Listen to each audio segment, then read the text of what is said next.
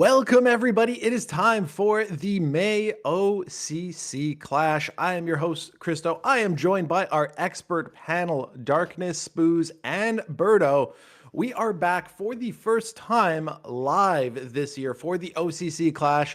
The casters are live, the commentators are live, the players are live. You are watching this live, and we're knocking it all out in one day, so you get all of the action with a pretty little bow tied on it at the end. And I'm excited to get into things. Now, this is the first OCC Clash that will earn you points for the second Ultimate of the year. We did see the first Ultimate go down just a couple of weeks ago. We actually have our second place finisher, Mr. Berto Burrito, right here with us today. So already slacking after finishing second in the first ever OCC Ultimate. Berto, what happened? Well, he top decked Enigma, you see. That was pretty rough. I'm glad you have that excuse top of mind. Let's dive into today's competitors and see who we will see going head to head to take home as many cards points as humanly possible to get ready for the OCC Ultimate. So there you see the top of the bracket. We've got J King taking on Bezio. J King continuing his streak of appearing in just about anything that has ever had OCC tied to it. That is going to be our first feature quarterfinals. Second up, we have Ziyang taking on Head in the third quarters, which is our second spotlight quarterfinals that we will be showing you here today. We have Yiling versus Ezum Tezum. I do believe that is Ezum's first appearance here in an OCC. Might be Yiling's first appearance as well. I will have to defer to the cards history experts about that one. And finally, we're going to have No5 taking on Azzy. No coming off the third place spot in the OCC Ultimate. So lots of great action here for you today. We're going to be showing you two of the quarterfinals, all the semis, the third place, and the finals, of course. Trying to see who will walk away with the most points to qualify for that Ultimate. Let's dive in with our expert panel here and take a quick peek at the decks. Of course, during the full broadcast coming at you at the top of the hour, we will dive into every single list that we have, everything every player is bringing. This will be a one-ban format up until the third place and the semifinals, where everybody's going to get to bring everything. All three of their decks will go through. So let's dive in. Let's start with No5. Darkness, you wanted to talk about Brit Commando deck specifically. Exactly, Chris. Because Commando is a very fun deck, and this one was always one of my favorite decks in cards history. I think 1.5 years ago, this actually turned into meta. Brit Commando with German ally. If you're not familiar with the Commando mechanic, you get those number 10 Commando units. They have 2 credit deployment cost, 2/1 stats, and smokescreen.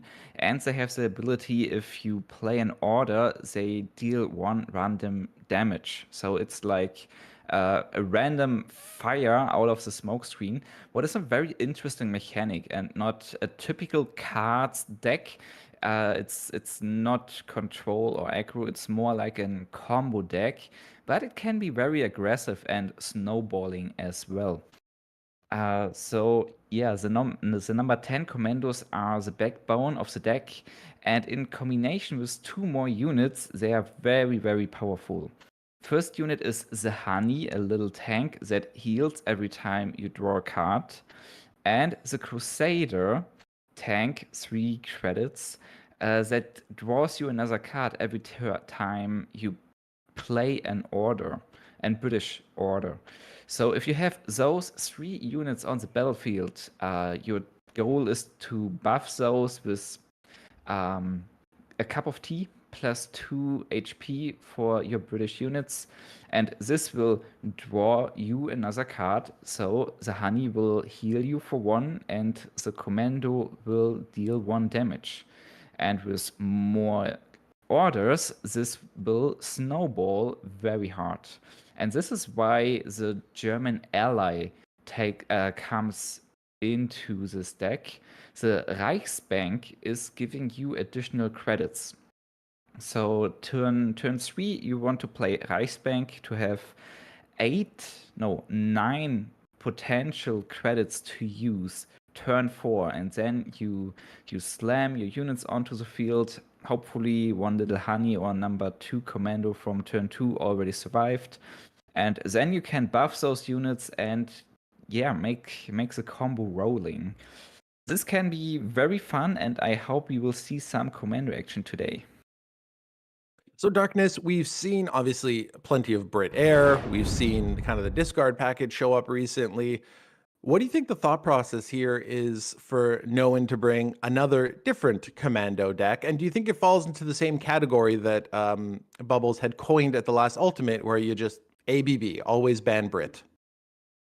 Well, for the first encounter where we have bans, I think always ban Brit is a good idea.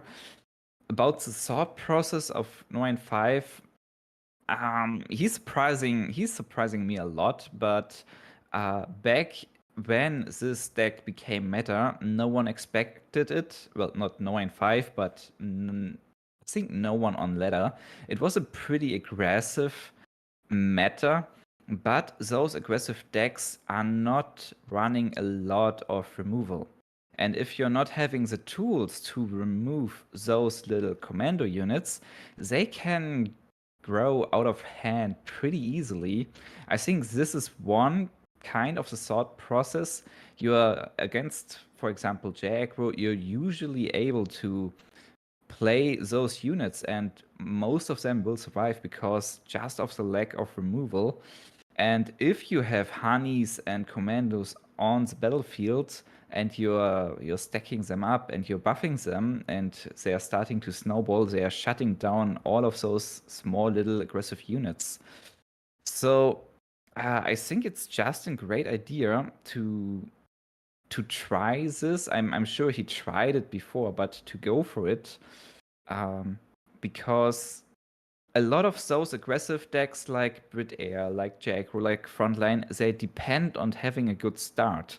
And if you're playing turn 3 Reichsbank follow-up after turn 2 Honey and slamming 4 or 5 cards onto the table, your opponent who's playing aggro can run out of steam pretty easily. So we'll have to see how that plays out. We'll have to see if we see the deck at all, or if it ends up getting banned every time through. Let's move on to Bezio's Japan-Brit Air list. Berto, you wanted to go through that? Yes, I sure did. So there's a lot of exciting choices in Bezio's Japan Air list, which is already a little bit different than what you normally see on ladder in Britain Air. Two of the most exciting cards, in my opinion, are this Admiral Yamamoto and Home Defense.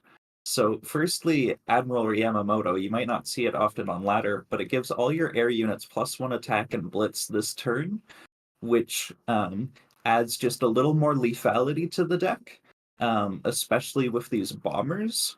Although with a lot of the fighters, they might already have blitz, so it might be a little less useful with things like Shiden, but still very useful with your Sonyas, with your Zeros even, which is another card you don't always see in this deck. And you have things like Naval Operation to hold back your opponent in the early game. But to get to the really spicy card, Home Defense, it's 8k, it summons an Aichi and a 4/5 tank with ambush and guard, and it only costs 4 credits if your HQ is at 10 or less defense. So the card is really inefficient to play at 8k, but really efficient to play for 4k. So I'm excited to see how it plays out, because if you can get into these situations where you're at 6 to 10 HQ defense in the mid game, then it's going to be huge in those kinds of games.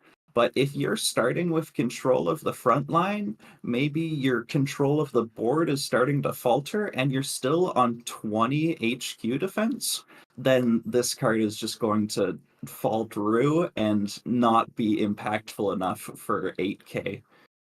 So it's really exciting to see. It is worth noting that the Aichi that it summons does have synergy with the Aichis in his deck, the Aichi D3 A1, and also the card Audacity, which summons an Aichi and deals damage equal to that summoned Aichi's attack, which is enhanced by all the other Aichis on the board, of course. I won't lie, Berto. When you said lethality, I had to Google it to see if it was actually a word, and it is. So I'm going to have to add that in as a regular part of my vocabulary. Thank you for that. I did want to check in with you and kind of get your 2 cents on, we've seen this kind of reverse air deck from time to time. People still tend to kind of go with the Japan, like the Jagro list, really.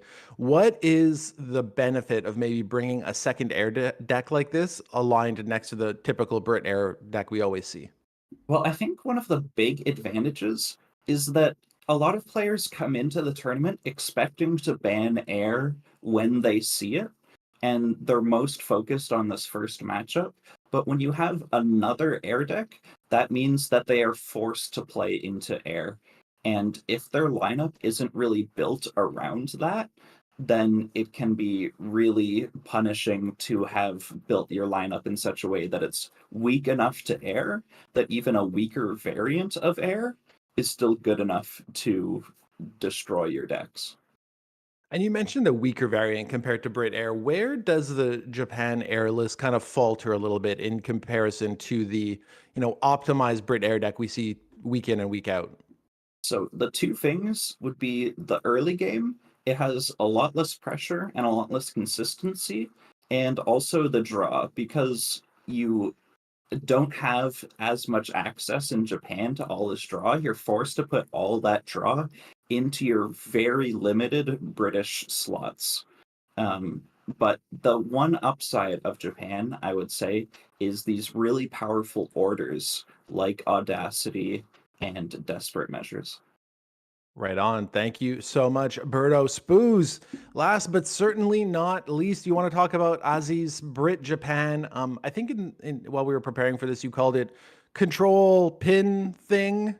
Yeah. So why don't you walk us through exactly what you wanted to cover here? Absolutely love to. One of the 4 Brit archetypes we are seeing today. So very interesting that just shows how versatile Brit at the moment is. Like we have the commandos that just Darkness talked about. Then we have Brit Air, and we also have like Brit German discard. And this one is, I think it's an evolution of the Brit Japan pin deck. We just added more pin cards that actually just pin, but not too much removal. Like some people used to play it with the Sonya that just whenever it attacks a pinned unit, it destroys a unit. So Ozzy just decided to not go too much into this pin destroy factor. He's just having 2 Type 94s in the deck that can give you a surprise attack. And those surprise attacks are there to just kill the big threats of your opponent. And the rest of the opponent's deck is just going to be pushed back into the support line with delaying tactics, pinned with naval operation, and pinned from the Suze. So much stuff here. Also the Churchill in the deck that is also there to push cards back, which has a pretty nice synergy with delaying tactics, because on turn 9, or if you have 9 credits, you can just drop a Churchill into delaying tactics and push your opponent's whole board back to their hand, as long as it's ground units. So that's one point that Berto just brought up. If you are facing an air deck, all these naval operations are kind of useless, delaying tactics kind of useless. So this deck is mostly there to target ground unit based decks, and might struggle against lists or lineups that have 2 air lists, just as Bezio is bringing today. But yeah, good for Ozzy. He's not facing Bezio in match number 1 here. He's up against Known, and Known is having, it's pretty decent against the Commando stack from Known.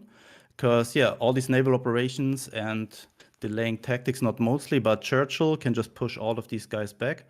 And it's an interesting archetype, and the Commonwealth's the big win condition here. I think it's almost the only win condition, because everything else is not really a threat. Sure, the Churchill has a 5 attack, 7 health body, but that alone is not really something that an opponent is really afraid of. So Ozzy mostly relying on the Commonwealth with this deck. But once it pops off, I think this deck can be very, very good. But it also has some downsides, I think. So, Spooz, I'm going to ask you a similar question that I asked Darkness when we were talking about the Commandos list. What would possess somebody to go, yeah, this Brit Air thing that's arguably the best, list in the game, I don't really want to play that. I'm going to do this other thing instead. What's kind of the thought process and the mentality there that Ozzy's bringing? I mean, Ozzy just looked probably at the last OCCs and just saw, oh, everyone is bringing Jaggro, everyone is bringing US Frontline. I think this pin deck could be great against Frontline because, as I said, it has all this pin stuff, the naval operation, delaying tactics pretty strong because this US list is playing a lot of infantry early on. And yeah, you can just push all this stuff back, delay, and then you drop a Commonwealth because yeah, there's not too much healing in that US frontline list, and neither in Jaggro. So I think he's mostly targeting those decks with it, and yeah, might have a good chance with that one. And if you're, one of Ozzy's opponents again, where we talked about always banning Brit, is that still the default here? Do you look at this pin deck and go, yeah, I've got Frontline, I've got Jaggro, I probably just wanna, push this one aside for the first matchup? Yeah, it mostly depends who he's facing. I think against Known, yeah, could be a good target for a ban, but for example, if he's facing Bezio later on with 2 air lists, I think Bezio's not caring too much about facing that deck.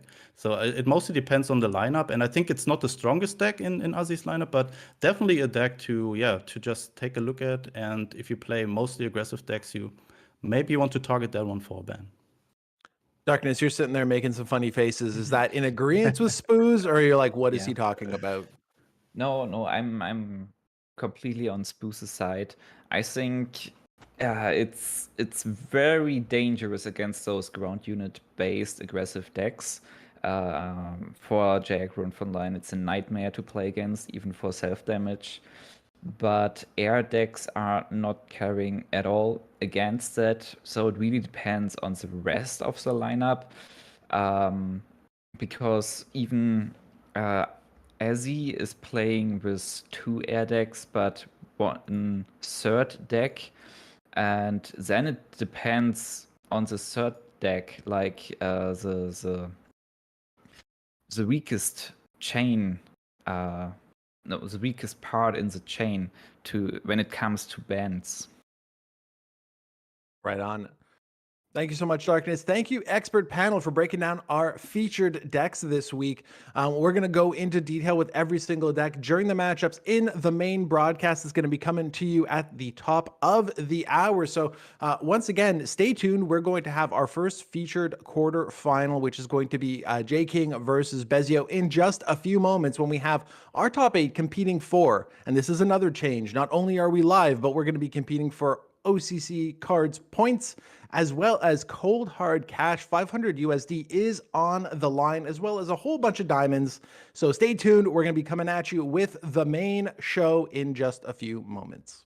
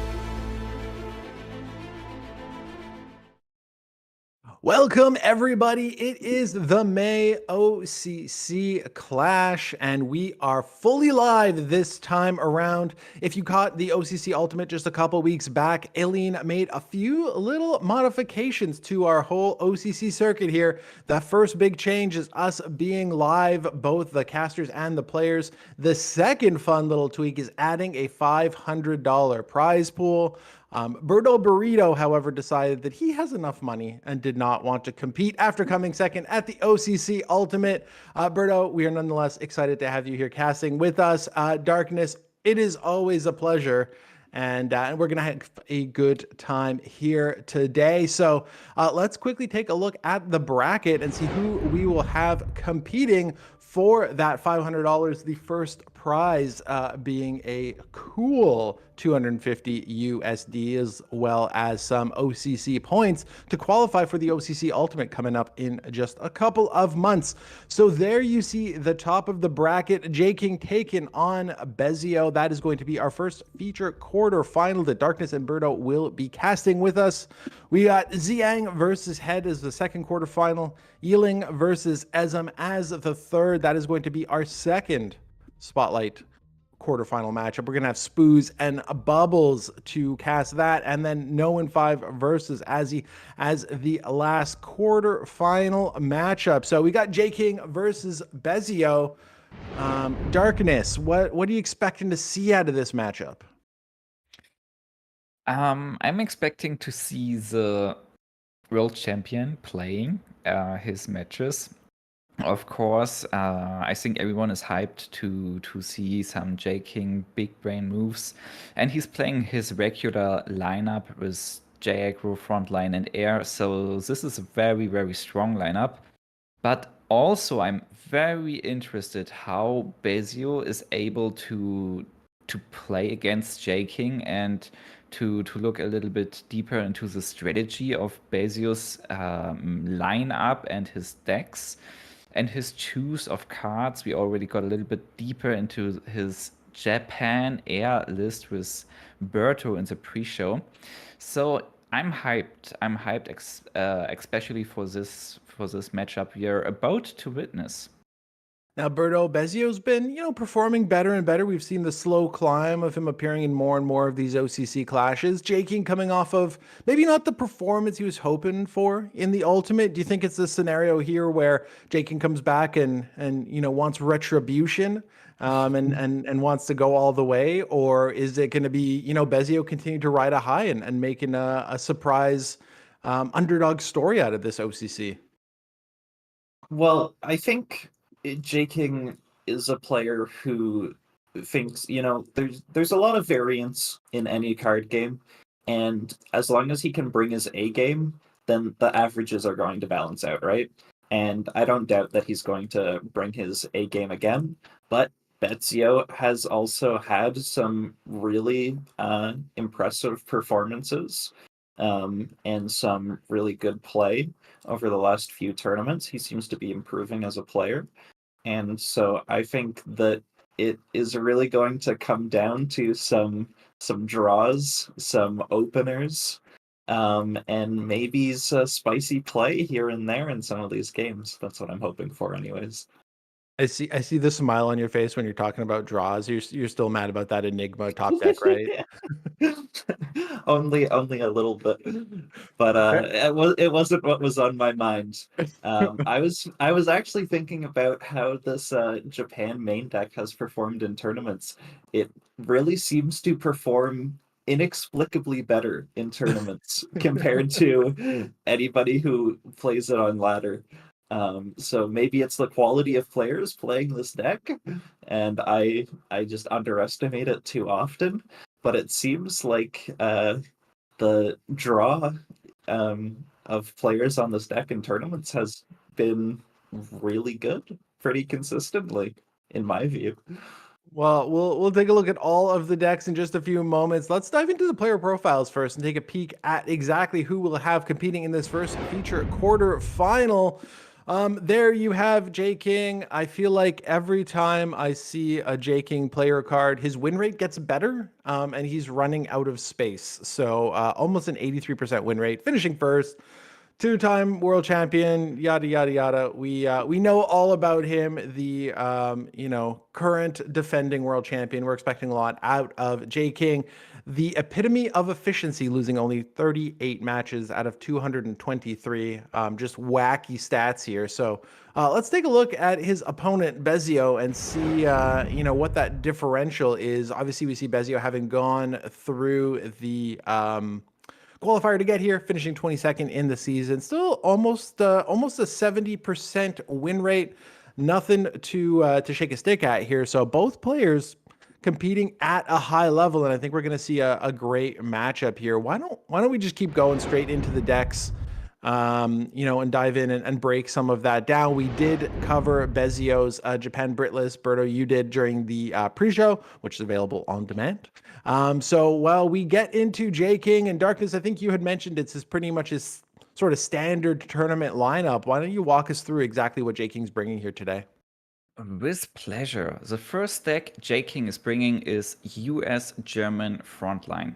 This is a fairly aggressive deck and very, very much depending on the frontline. This is why the name is Frontline. You have a lot of early units with 1 credits and 2 credits cost, and you want to flood the board as early as possible and move those units into the frontline. Your entire deck is depending on holding the front line and capitalizing on that with, for example, Blitzkrieg, a 3 credit order, giving all of the units in the front line -1 operation cost and +3 damage. So this is a way to overwhelm your opponent and get lethal damage. And of course, the M4 Sherman, 4 credits, and will draw you 2 cards on deployment if you have an US unit in the front line. So I think we all know this deck. And the second deck is another able to combo, able to snowball deck, very aggressive deck as well. This is Brit Japan Air, one of the best performing decks out there right now. And it's using the small British air units for 1 credit deployment cost, like the Gladiator and the Swordfish, in combination with close air support, very powerful bodies, able to attack from the support line across the entire board, and deploying a lot of pressure early on. And the third deck is the typical aggressive deck itself. This is J-Aggro, main nation Japan, side nation Germany. This deck depends mostly on ground units with low deployment cost, and a lot of them have 0 operation cost, like the Bicycle Regiment, 3rd Yokosuka, Type 94 TK, and 15th Cavalry Regiment. The goal is to send those units into the front line as early as possible and target directly the opponent's HQ and grind this down. Even the later units are able to follow this path, like Akita Regiment with random damage on destruction. Often you see Meteor Regiment. J King did not choose Meteor Regiment here, but he's using Shiden to have a Blitz Fighter, and of course Feint Retreat. What makes this deck, what gives this deck a very interesting mechanic to dump your hand as soon as possible. Find this order with Arado and then capitalize on this debuff. Feint Retreat gives your opponent HQ or your own HQ the mechanic whenever you drop a unit, you draw another card. So this really floods the board and often swings the game as soon as you play it. Right on. Thank you so much. Darkness, let's flip over to Bezio's decks here. Berto, you already took us through the Japan-Brit Air. Why don't you revisit that and walk us through the rest of what Bezio's bringing here today? Yeah, so of course, when you're bringing Japan, Britain Air, you also like to bring the classic, the Britain Japan Air. And this list is looking pretty standard, pretty low to the ground, not running things quite so heavy, like the Mosquito, opting for the Wellington instead. Um, and then again, you have the Japan Britain with I just can't get over it. The home defense. It's one of my favorite cards in the game, actually. Um, Although I don't know how effective it will be in this deck, that I'm excited to find out. And we also have the Soviet France deck running one copy of Phony War rather than two, which is fair because a lot of the time you don't need all that draw, but it does mean that you have less opportunities to kill your opponent with a KV into a Phony War once you have at least 11 credits to get a really fancy lethal. Um, and you also have things like the hammer in here, which says to me that he is ready to ban Brit Air, because that is not at all a card that you tend to want in that matchup. You can sometimes hit it on a Sexton, but it can be pretty awkward to try to find a target, and the Soviet guard strategy is pretty weak to bombers. So this deck that he's bringing, his Soviet France, actually pretty weak into his own lineup, so he definitely doesn't want to see somebody bringing 2 air against him either. I would have to assume that he's thinking people aren't going to do that. Let's take a look at the bans here. Based on what you just said, Berto, we're expecting Bezio to go ahead and ban J King's Brit Air, correct? I believe so, yes. And oh, it looks like we're still getting the ban screen ready. So in that case, if we're talking, about Bezio's options and wanting to ban Brit Air Darkness, are we on the same page? You're just always ban Brit, and that is the easiest way to get around that scenario of having to deal with the fighters and the bombers. I think banning Brit is the correct choice here for both player. Compared to Japan, Brit Japan is a stronger deck in my opinion, and it's more reliable. And yeah, partially correct.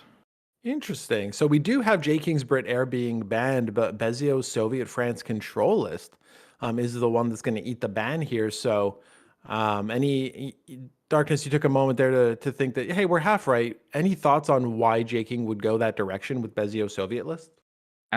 Yes. J King expected, like we did, Bezio to ban Brit. This leaves J King with J aggro and frontline. And these are ground unit based decks. And the Soviet France control list has so many big units and guards and tanks and options to deal with them. It's long and painful to play against, and as the longer this deck lasts, the worse are your options actually, because of the amount of healing. So J King figured out the way of beating Bezio is to give him the 2 air decks and trying to fight for the board, or with J aggro, maybe just target the HQ and grind the HQ down. Berto, that make a lot of sense to you there, where you're like, yeah, I would have done the same, or that's still a surprise to you? Yeah, it makes a lot of sense to me. I think that Britain Japan is generally the stronger deck, but it's never any fun playing Jagro and US Frontline into Soviet France control. And I totally understand that ban. It just needing to get through cards like First Rifles with all ground units that are each trading in, and you're going down in value with each trade you make. It's not a fun experience, and I don't blame J King for banning that deck out at all. I think it makes a lot of sense. I feel like it's that scenario where you're just throwing bodies at a wall and hoping eventually it will crumble. So here we have our first matchup in this best of 3, J-King versus Bezio. J-King starting with the frontline list, and it looks like Bezio's got that backwards air list going on in this first head-to-head. Very Interesting. strong. Very Sorry, strong. Yeah, I think it's also interesting choice from Bezio to not keep air superiority. I think that is what you Yes, that's referring to. exactly what I was going to say. I wanted to start from the left.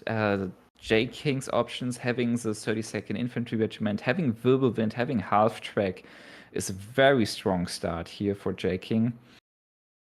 But yeah, not keeping air superiority, a very strong removal, especially against a frontline deck, is an interesting choice. But got rewarded. Look at Bezio's other options here. Yeah, and going first is really important here to really be able to curve out and keep control of these 30 seconds with the Albacore being able to trade him consistently. Another thing to mention on J King's side is that he's not finding the 35T, which can be really important in this matchup to have the pressure on the backline to deal with these bombers early before they rack up too much value. Not yet. He still has 1 or 2 top decks to make use of the T35T, Panzer 35T. So right here, I would expect just the Albacore to kill the 32nd Infantry Regiment and TK moving into the front line. Bezio having a very nice, lovely start here against J King. Although this is one of the games that I mentioned that home defense isn't really what you're looking for when you're starting the game in an ahead position. Because it's not like Bezio has any way to deal the damage to himself to make this home defense consistent. He is entirely relying on his opponent to do that for him. Yes, and against the frontline deck, J King is not going to rush into the front line and start grinding down the HQ. He wants to fill up his support line, then advance into the front line, and then get the lethal blow with Blitzkrieg. So we may see Bezio not even entering the space with 10 HP on the HQ or below to make use of home defense at all. Yeah, and a bit of an awkward decision here for Bezio. Of course, you want to be getting the value out of attacking with this bomber every turn because it doesn't receive any damage back to it, but you also don't have anything else to do with those remaining 2 credits. So it looks like he's just going to play the Dino. A little vulnerable to 35T, but there's not many things you can do to not be vulnerable around 35T this turn. And Ooh. top deck, Panzer 35T. Right on time. That was... I don't know if this was luck or skill. I mean, he has 3 Panzer 35Ts in his deck. Well, every game at this is a game of both, a game of luck and skill, and it's about maximizing your odds. It's simply that at such a high level, when both players are maximizing their odds so well, it can really come down to, do you find the pieces that are important here? Indeed. I do like the second rating we got. Clearing the front line and Sedina clearing the back line. Bezio does not has a lot of other options. I think the desperate measures is a little bit too bad in this scenario. Only killing 2 units and removing 1 credit slot is too expensive. Yeah, at this stage in the game, you really don't want to be losing the credit slots. You want to hold it generally for a fair bit longer in this deck. Then you might be willing to play it in Jagro. Although, of course, sometimes your hand can be forced. Moving up the D-Knot to deny the front line, which isn't too great in this situation, into the 5th Rangers. Of course, Bezio does not know J King's hand.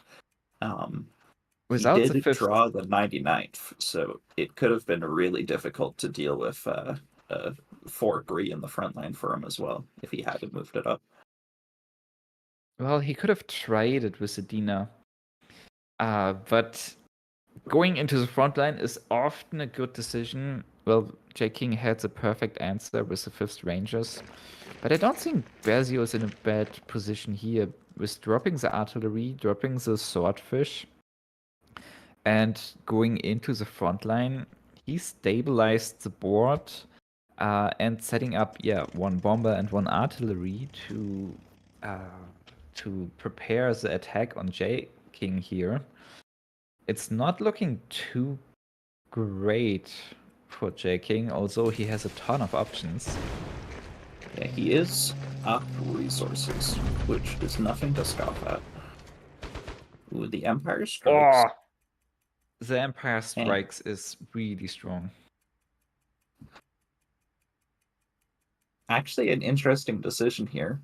Do you play the Sonya to get pinned and then play the Empire Strikes? Or do you or the Empire Strikes Strikes and trade and then play the Sonya? I would prefer I would prefer to not have my Sonya pinned because of the surprise attack. Yes, I totally agree. Even without the surprise attack, I think it would probably be better to actually, lose the damage. You can attack into the Wirbelwind first with the Swordfish, play Empire Strikes with the Sonya on board to maximize damage output. Well, like this, it is the most potential damage towards the HQ of J King, and we all know that 1 damage can matter. But yeah, like I said, the Sonya now is pinned. What makes the play surprise attack pin something and attack with Sonya not possible here. But I think desperate measures, it doesn't matter, because desperate measures killing those 2 units, maybe the key 83 and the known swordfish is a very good play.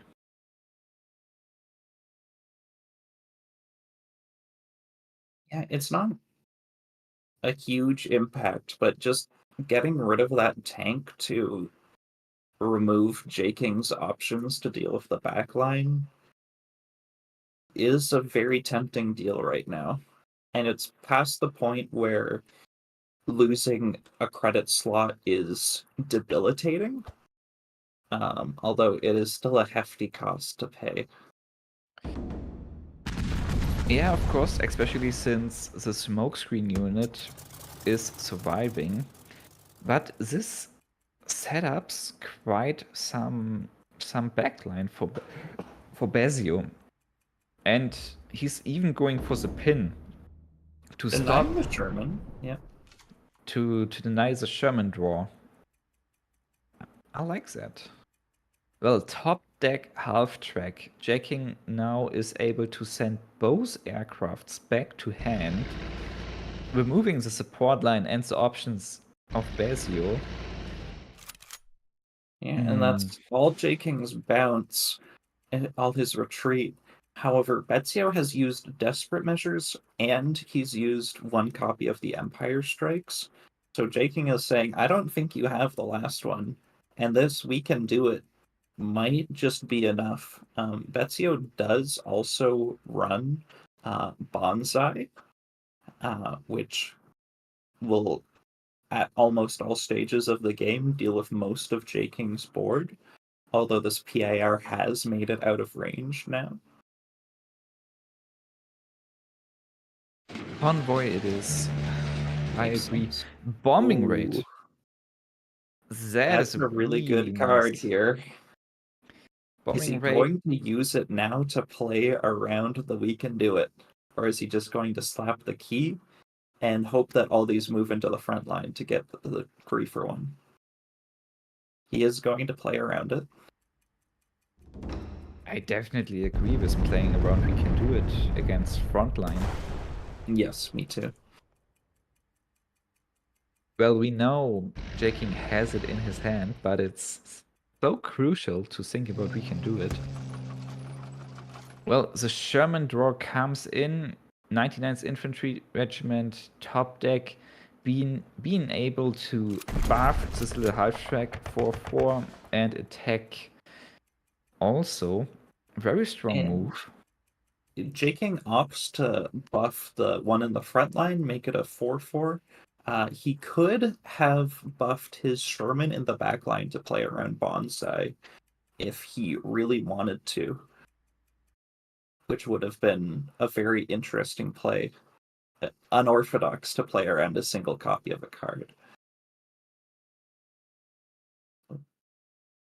There's a chance we might simply see a home defense here Yeah, for 8K.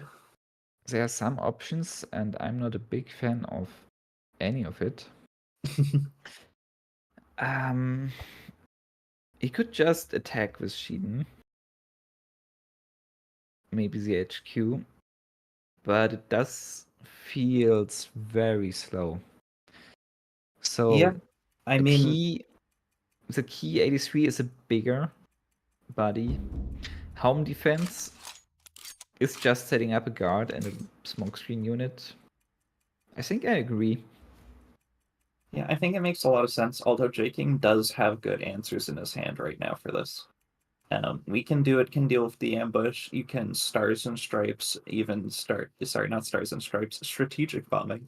You can strategic bombing and patrol to clear the board. You can just play patrol to get around. Yes, although I don't think think you're able to get lethal. No, you're just a 15. little bit short. With combat engineers buff, blitzkrieg, and patrol, getting rid of the guard, it's 15 damage, not 16. Yeah. Close. Close, but not quite.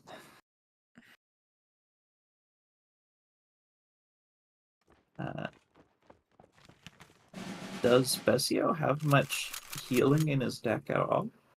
Because you could go for that play and with the strategic bombing left in hand, just to say, okay, as long as you don't kill me this turn, I'm just going to play strategic bombing for lethal on the next one. That might have been a way to play around Bonsai here. That would have been a very interesting option, but I don't know if J-King is calculating a potential lethal threat from Bezio's hand. Bezio has a lot of cards, and only some of them are known to J-King. We see them, but Yeah. there are not that many options here. It's not very often that US Frontline has Intel 3 on your opponent. It's solely from triple half track and your opponent not replaying any of the cards. This is true. Bezio chooses the Shiden attack and the Swordfish sacrifice. There's a second Blitzkrieg. That's gotta be lethal, doesn't it? I bet. Yeah, you just kill that out, and even you don't even need the enough. second one. And he's not showing the extreme lethal with 6 more damage. Alright, not a great showing for this Japan main air deck on its first game. Indeed, struggling with finding the right answers to fight for the board. Yeah, not being able to convert the early game control into late game success. Just a lot of units to slam down on the board at a lot of points. There was a lot of good removal, a lot of good board clears, but even still, it wasn't enough. And that really goes to show the resilience of this US frontline deck. Yes, of course. And the luck or skill of getting the exact cards, like the Panzer 35T, exactly on time, or the second half track exactly on time. In the end, I think Yeah. it was very close. And like you mentioned, it's about optimizing the odds and coming down to yeah, one card closer to the needed tool to be able to respond a little bit more value. Yeah, and I wonder if Bezio is thinking, do I want to just get this Japan main air deck out of the way, or do I want to switch? And he does opt to switch, which is what I would do. Try to get the win on this very powerful deck and try to, get a little mental momentum. Yeah. That's fun to say. Oh, mental momentum or positive mental attitude is very important in those kind of matches, in those kind of games, where it not only depends on your skill, but also on a little bit of RNG to not get affected by the things you can't control. You think Bezio might full keep this hand? I think I would. I think I would too. Looks really good. Air superiority really doesn't have to deal free damage a lot of the time in this matchup. Often just removing the one drop in the front line, denying things like 35 Ts, preventing the early damage that Jagro can be so reliant on is so Exactly. powerful. Exactly what I thought. I always like to keep in this matchup on air superiority. And Bezio definitely should kill those bicycle regiment with the buff of type 93. It is able to kill any bomber Bezio could play here. Jacking now dropping Wirbelwind. Very powerful card against air. Bezio now has two options. Playing the Archie or playing Sonya and the Swordfish. I'd definitely play Aichi. Jaking does get to trade into it, and the Aichi on the other end, the Britu, will get pinned, but that's still going to be an issue that Jaking will need to deal with for the Empire strikes. And there's not a lot of good ways to deal with it. We do see the Sendai in hand, which is likely what he'll be forced to do. But Yeah. of course, Bezio does not know that. If the answer had to be something like a desperate measures, which we now see, then that would be probably the worst option for Jaking. That still removes it. That still removes it. I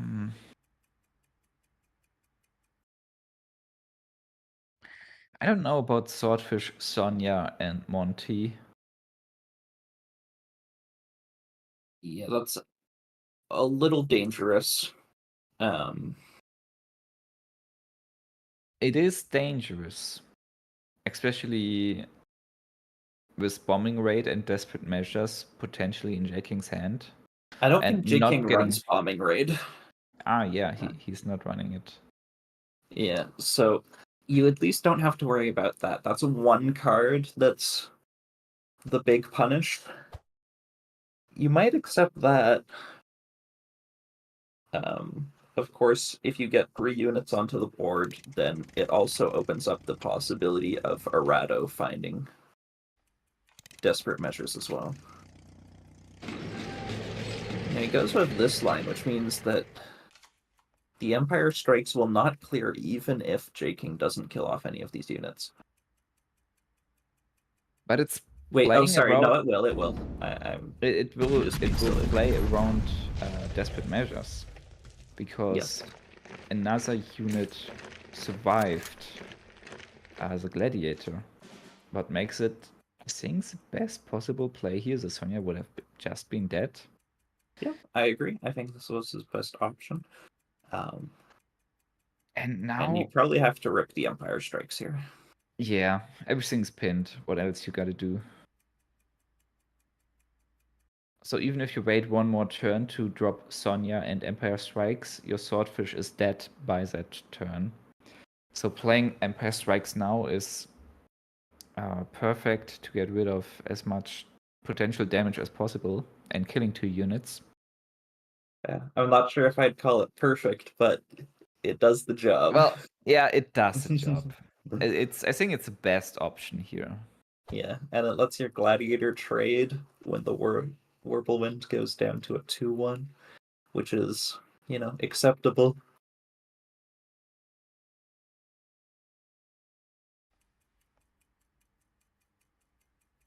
Really? Okay. I can't agree with that.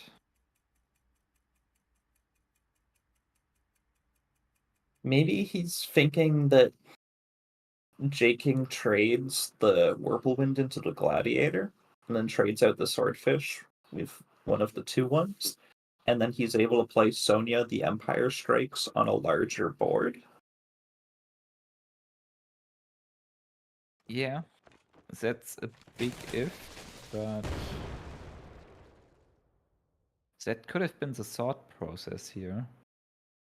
And if J King would have traded the Wirbelwind into the Gladiator, it would have worked. But And it did not. He's not taking damage here, so if he's able to find another 1k bomber, which he's used a lot already. Well, he's seen a lot already, anyways. But convoy it is. Finding 2 land leases. That is not good. Not what you want to see at all. This is not discard. You do not have the time to play these. Although he has soaked up a lot of pressure by playing out these units. Ooh. First Signal Regiment is adding a lot of pressures. Even if Yes. Bezio is responding next turn with Empire Strikes, this is a ton of damage coming in. Even the Type 93 adds a lot of damage. So this is 9 that turn going towards Bezio's HQ. With even more caused by the first Signal Regiment. And I don't understand why he hasn't attacked with Whirlwind yet. Bezio maybe has an argument to start making a post and roping report. There we go. Maybe this depends on the connection, and he lagged a little bit. Yes, it could. Really awkward situation for Bezio. Bezio already played Monty, and Yeah. there's lethal ready waiting in the front line. He has no choice. He has to play the Sonya and the Empire Strikes. Yeah, I agree. To clear some of the units. And he still has the chance of winning this game is quite low now at this point. But that is what you are forced to do to not die this turn.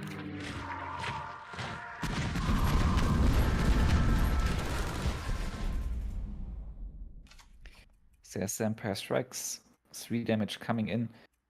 Second Raiding Brigade able to take out the Sonya, allowing J King to freely attack with Wirbelwind, sending more units into the front line. Again, lethal is on the battlefield. There's no. another bomber 1 turn too late. 1 turn too late. Bezio has to draw But I don't think he's able to find something. No, that's not enough. Not enough, that's it. Brit Air and Japan Air weren't able to succeed against the current world champion. Finally, the Whirlwind. Maybe the Sender Regiment is taking out. So we do see the Spitfire again. But it only takes 2 more attacks for J King to finish this. An honorable fight, thanks for the game. Still great sportsmanship here from Bezio. Yeah, and I think well played by both. There were that outs was- that Bezio could have found. There were outs that he played for, and he just didn't quite find them on time.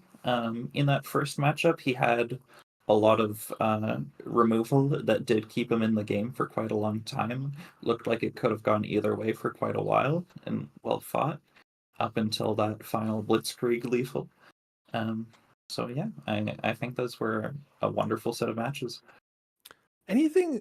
Any thoughts around starting that first matchup with the Japan-Brit air list instead of the Brit-Japan list? I feel like a lot of times your mentality is, let me come in with my strongest deck, win, kind of get some of that momentum you both were talking about. Instead, Bezio goes with potentially the slightly weaker deck to start off that matchup. So I think that a lot of it comes down to that is what a lot of people think. So I'm going to play the other deck because my opponent doesn't expect it. Maybe throw them off their footing a little bit. Maybe they are playing the matchup they think has a slightly better win rate into British Japan Air compared to Japan Britain Air, which I think actually did work out for Bezio, because I would say that the US frontline deck struggles a little more so than Japan into that Japan Brit deck, just a little bit, mainly because of the bonsai. Fair enough, but we didn't see J King struggle all that much, taking the 2-0 victory in our first quarterfinal. So J King moving on to the semis. We're going to take a quick break before we get into our second quarterfinal matchup where Ezem's taking on Yiling, and we will be joined by Spooz and Bubble. So stay tuned. We'll be back in just a moment.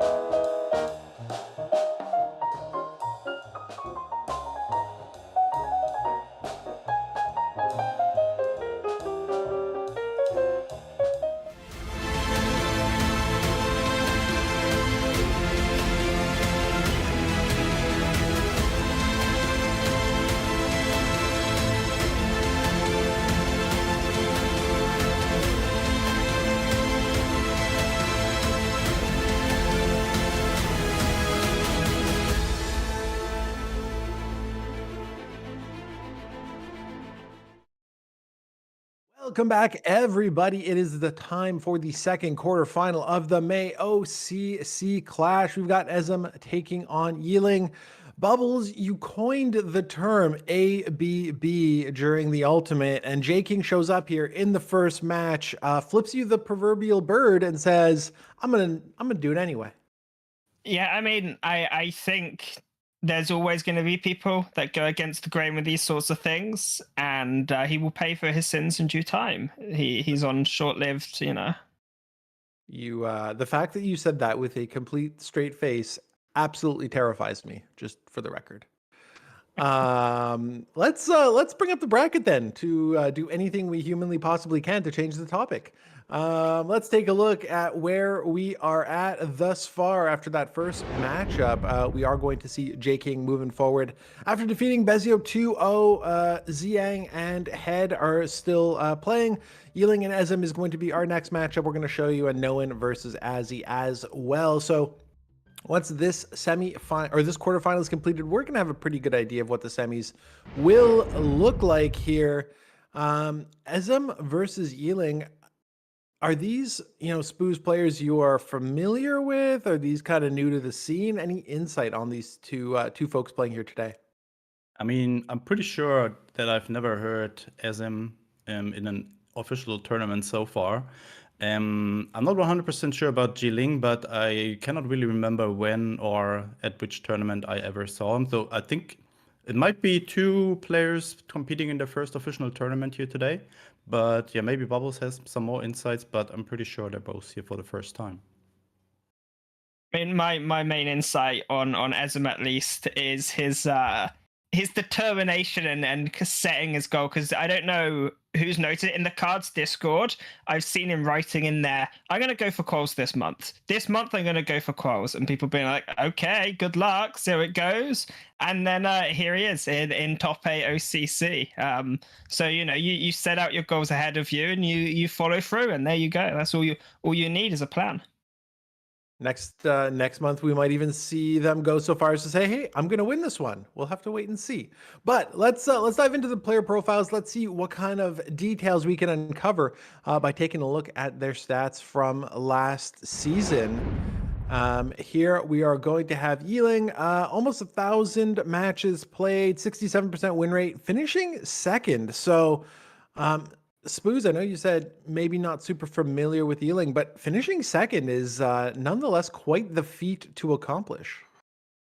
Yeah, I mean, it's close finish behind J King last season, and we've never heard this name before, but pretty impressive to just finish as second as first appearance on the stage of cards competitive play. And I'm also impressed by almost 1,000 games in a season.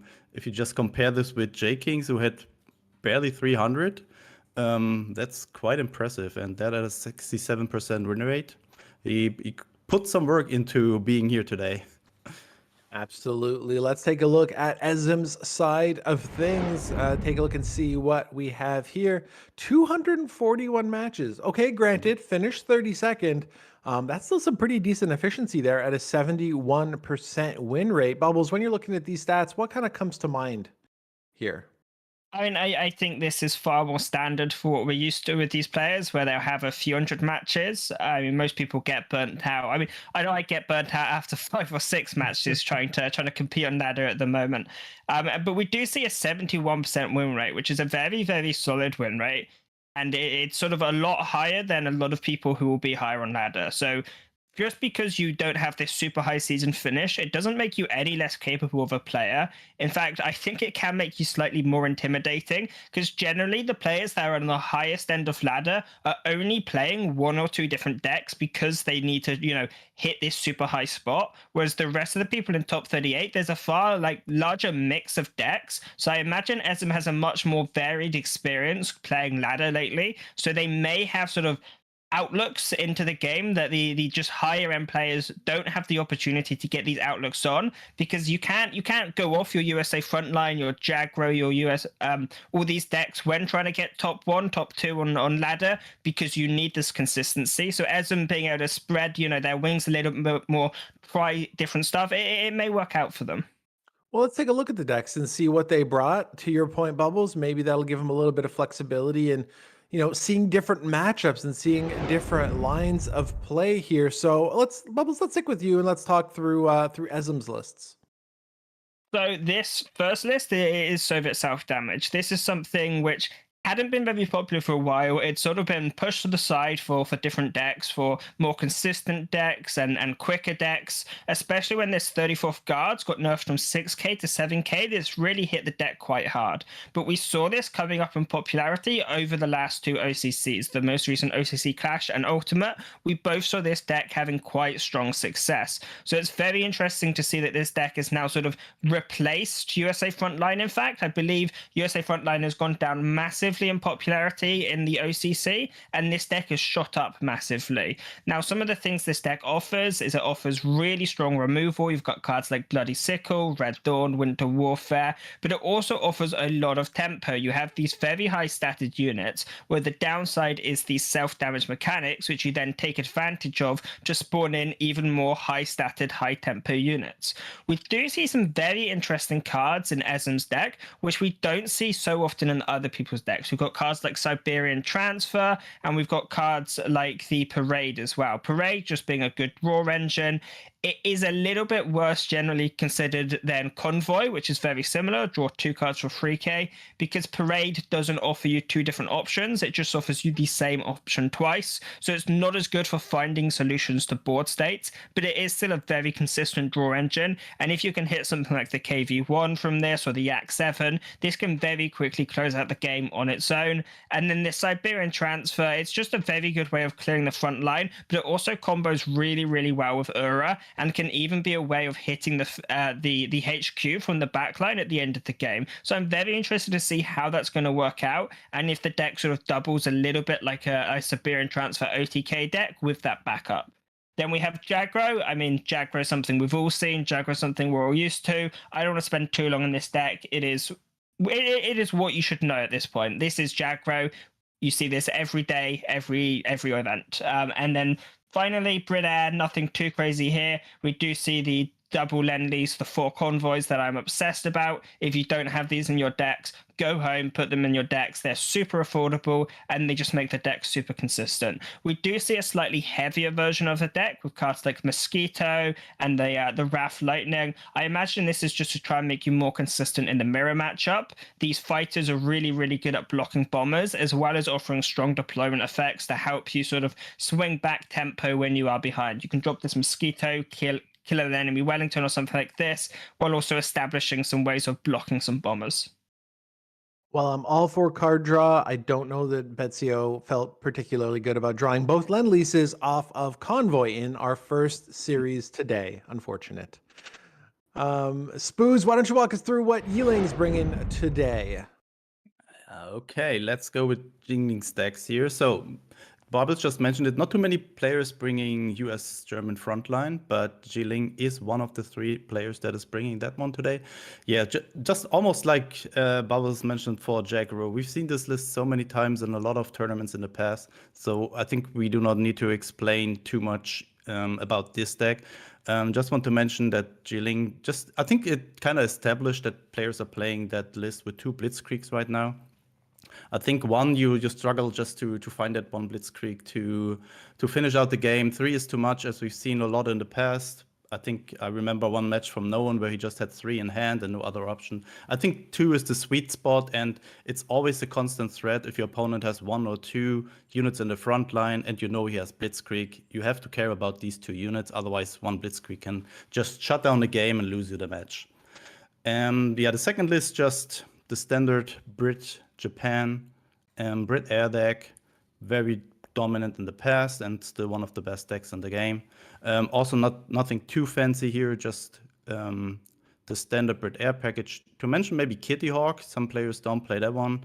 Jiling bringing Kitty Hawk here, and also the 2 copies of the Wrath Lightning.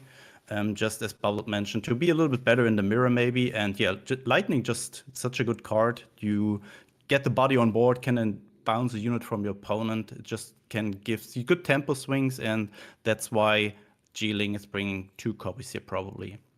And then we just have that Soviet France control list. Yeah, the fear of all the aggressive lists, nobody wants to play into that. Just the pure amount of guards and healing in that deck is just so painful to play against this with an aggressive list. And I think it's a good ban target here for Azatem or Azem, who's bringing, 3 aggressive lists, and this deck is what you don't want to run into.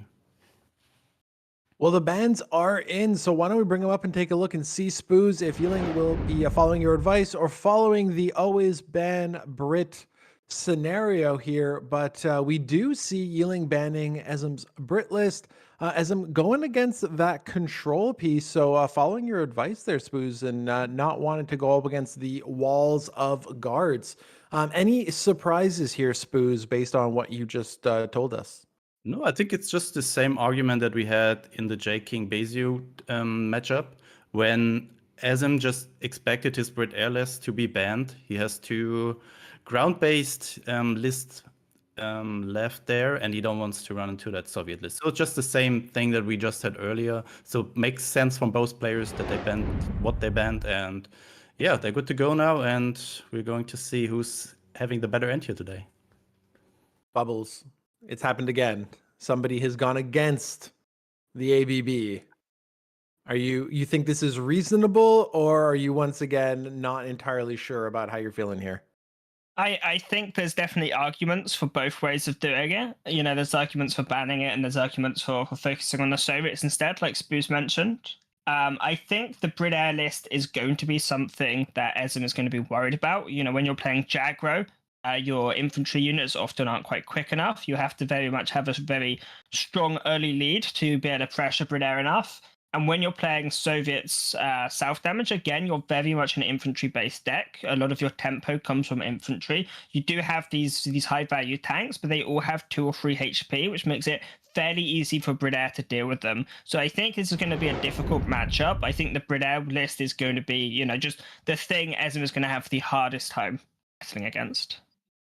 Well, let's find out as we get into the second quarterfinal if they made the right decisions with the bans as we get game 1 underway. I will say, when Christo said bubbles, it's happened again. I did think to myself, what have I done? What did I do? That was my default reaction. Always guilty, Bubbles. Always guilty. So we see here very nice start here for Ezem with the removal piece as well as the follow-up next turn. You've got these infantry to put down as soon as, and you also have this Su-76.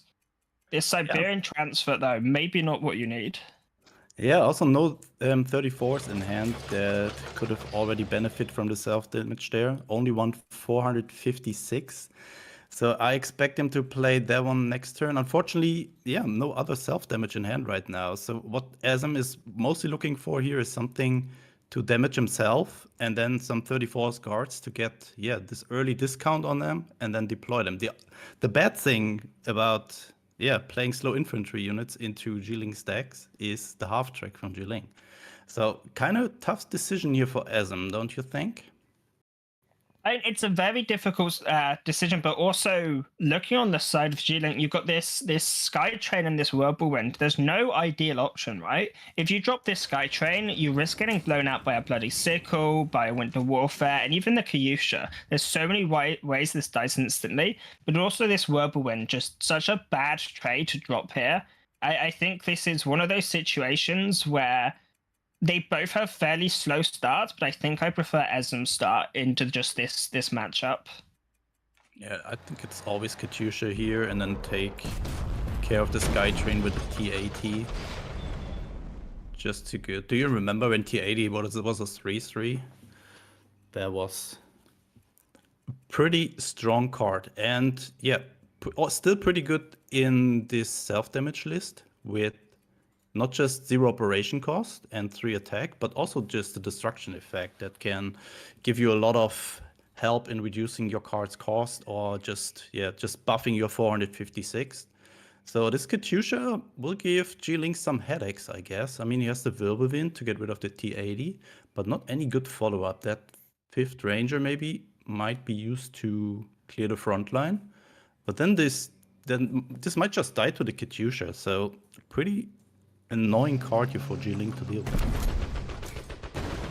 And we Cool. see, I believe this is trying to set up the Sherman play, because this puts something in the front line for Ezem to have to deal with, as well as saying I have a backup unit. So I'd quite like to see Ezem figure out a way of just clearing both of these and stopping the Sherman come up, which just puts Yiling in a very difficult position.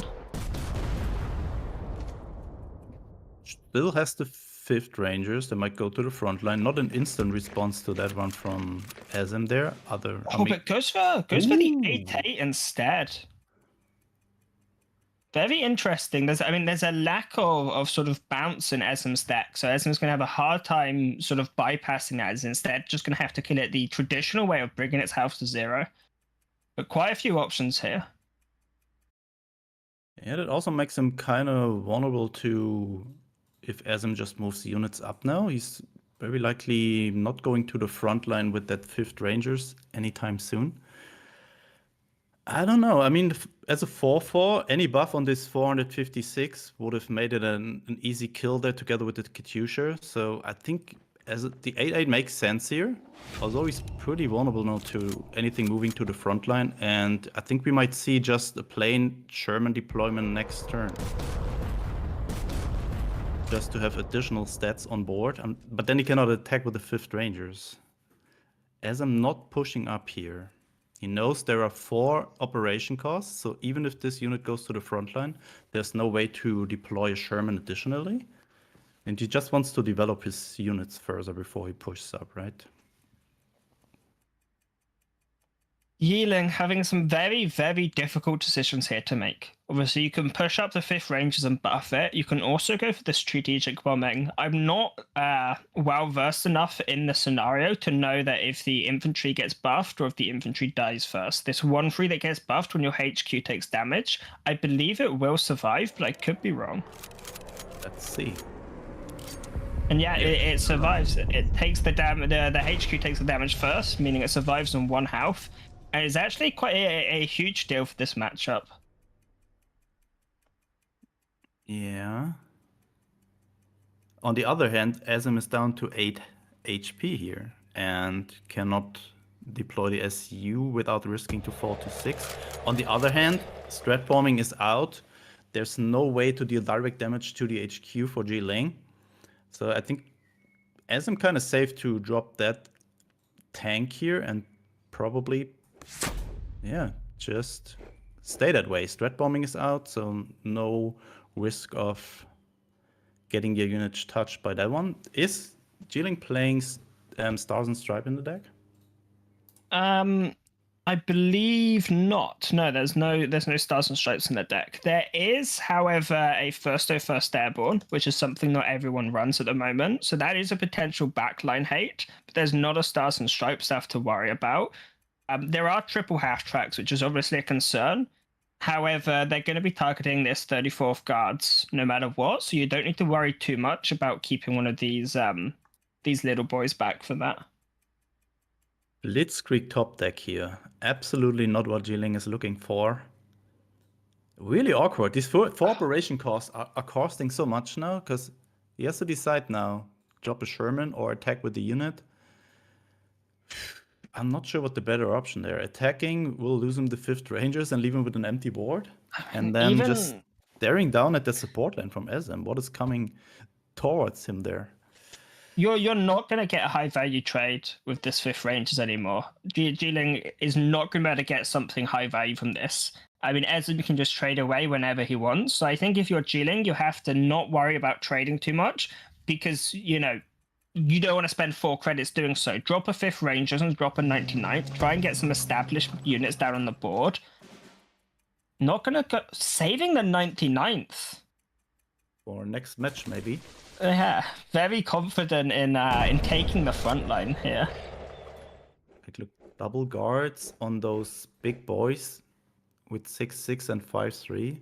I'd like to see this second guard go into the middle here from Ezem.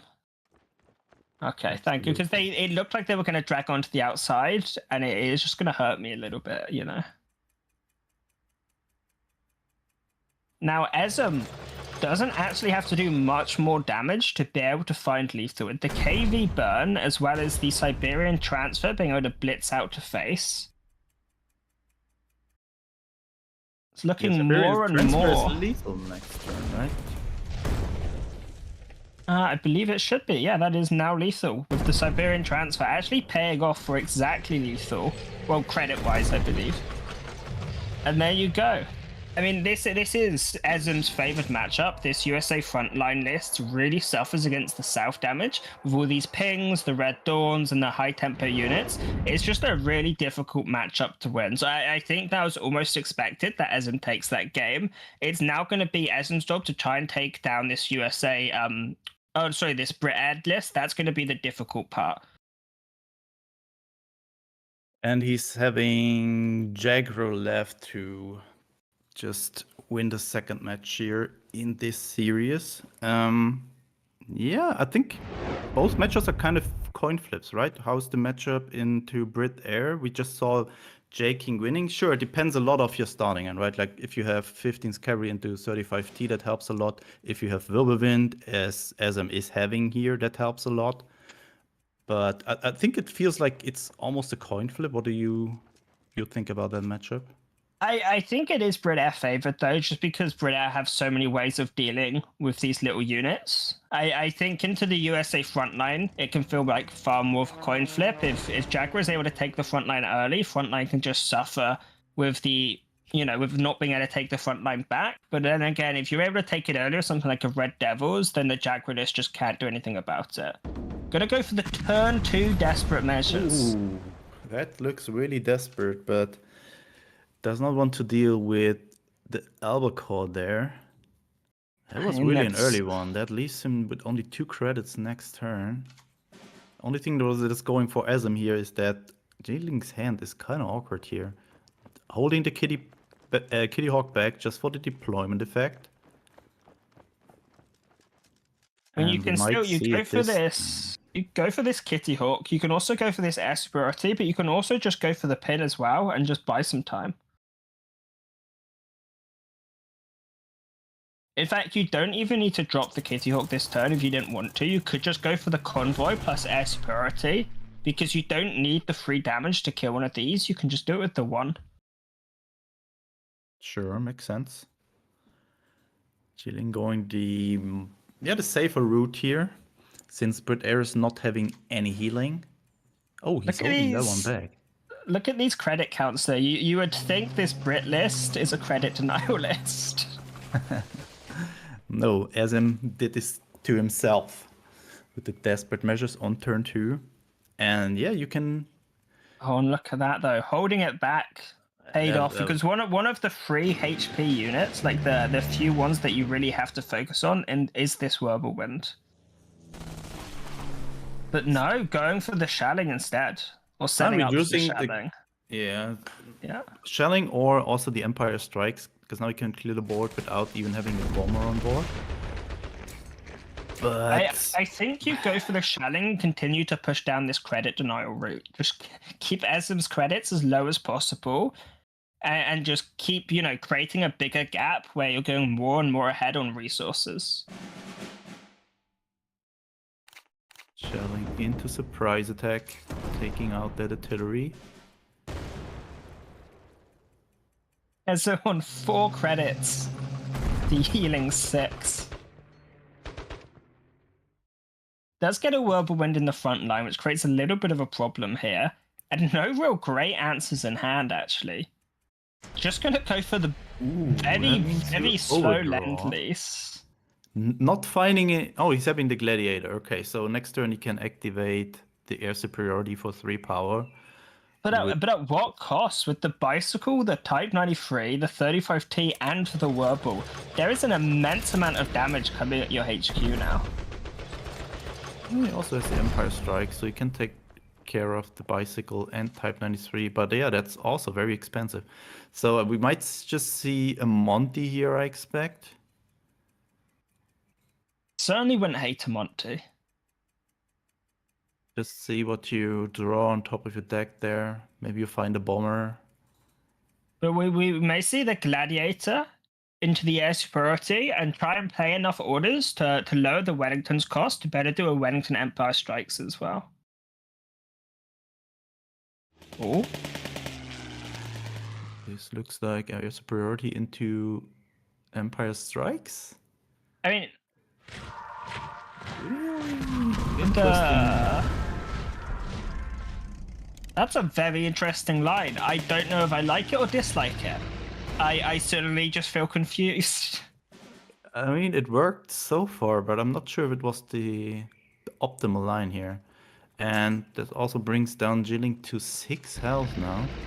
But with the pin on this gladiator already set up, it does mean Ezem can just kill the gladiator. But maybe, yeah, actually, maybe you don't go for the gladiator kill. And you say, instead of going for destroying your units, I'm just going to buy as much time as possible because I just need to do a little bit extra damage to the HQ. Look at those close air supports there. Oh my god. 3 in hand, but now it's their time to shine. Look at the Buffing. size of this welly. This will be a huge unit. Everything pinned on Ezem's side. So this also kind of sets up a clock for Ezem now. Look, next turn. However, with Sendai and Pin in hand, Sure. this could potentially turn backwards very quickly. There goes the Wellington. Gladiator will be pinned. And Type 93 in Ezem's hand, so I'm pretty sure he's holding that one back. You know, it's not very often where I'm looking at one of these games and I genuinely don't know who's winning. Depending on what Jilling finds here now, Oh, this is this- not really. He needs to. Oh no! Oh no, this key to his face. He needs that pin. Without that pin, he would have lost. But You could wake up the Sendai here, go for the Sendai, trade it away, and hit face for 2 if you wanted. I don't know if it's worth giving back that Wellington yet. I think you hold on to it for now, right? I mean, yeah, Desperate Measures was already played. Exactly. This is not how you can finish off the game. And that key is also the Oh. lightning top deck. Oh no. Are you serious? But It there's still Shiden available for Ezem. If Ezem finds Shiden, that's just game on the spot.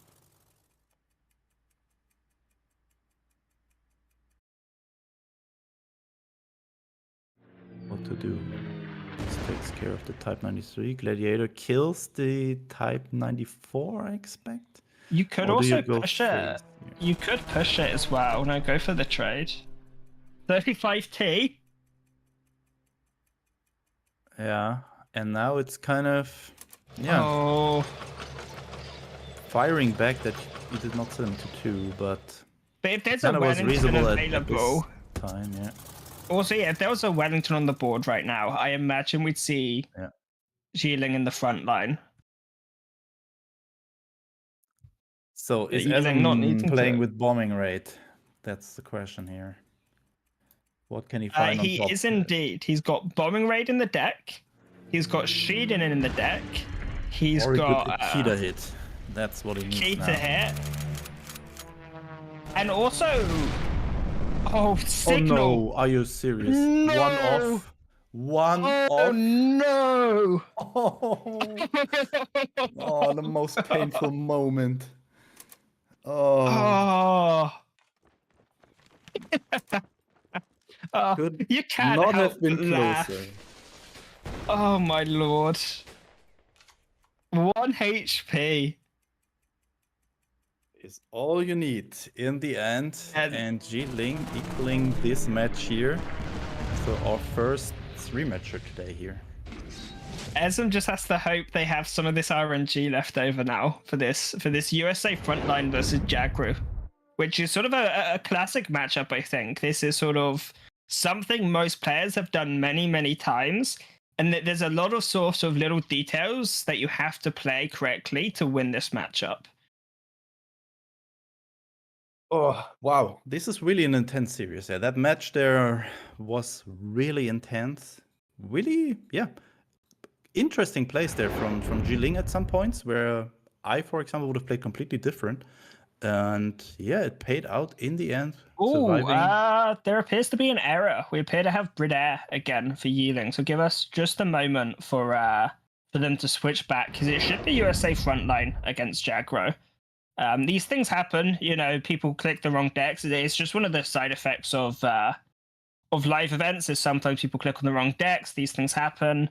We should be right back with the correct decks. So the matchup, right? What are you looking for Jagro here, and what are you looking for USA frontline? Obviously, Red Devils can be a really, really big find here.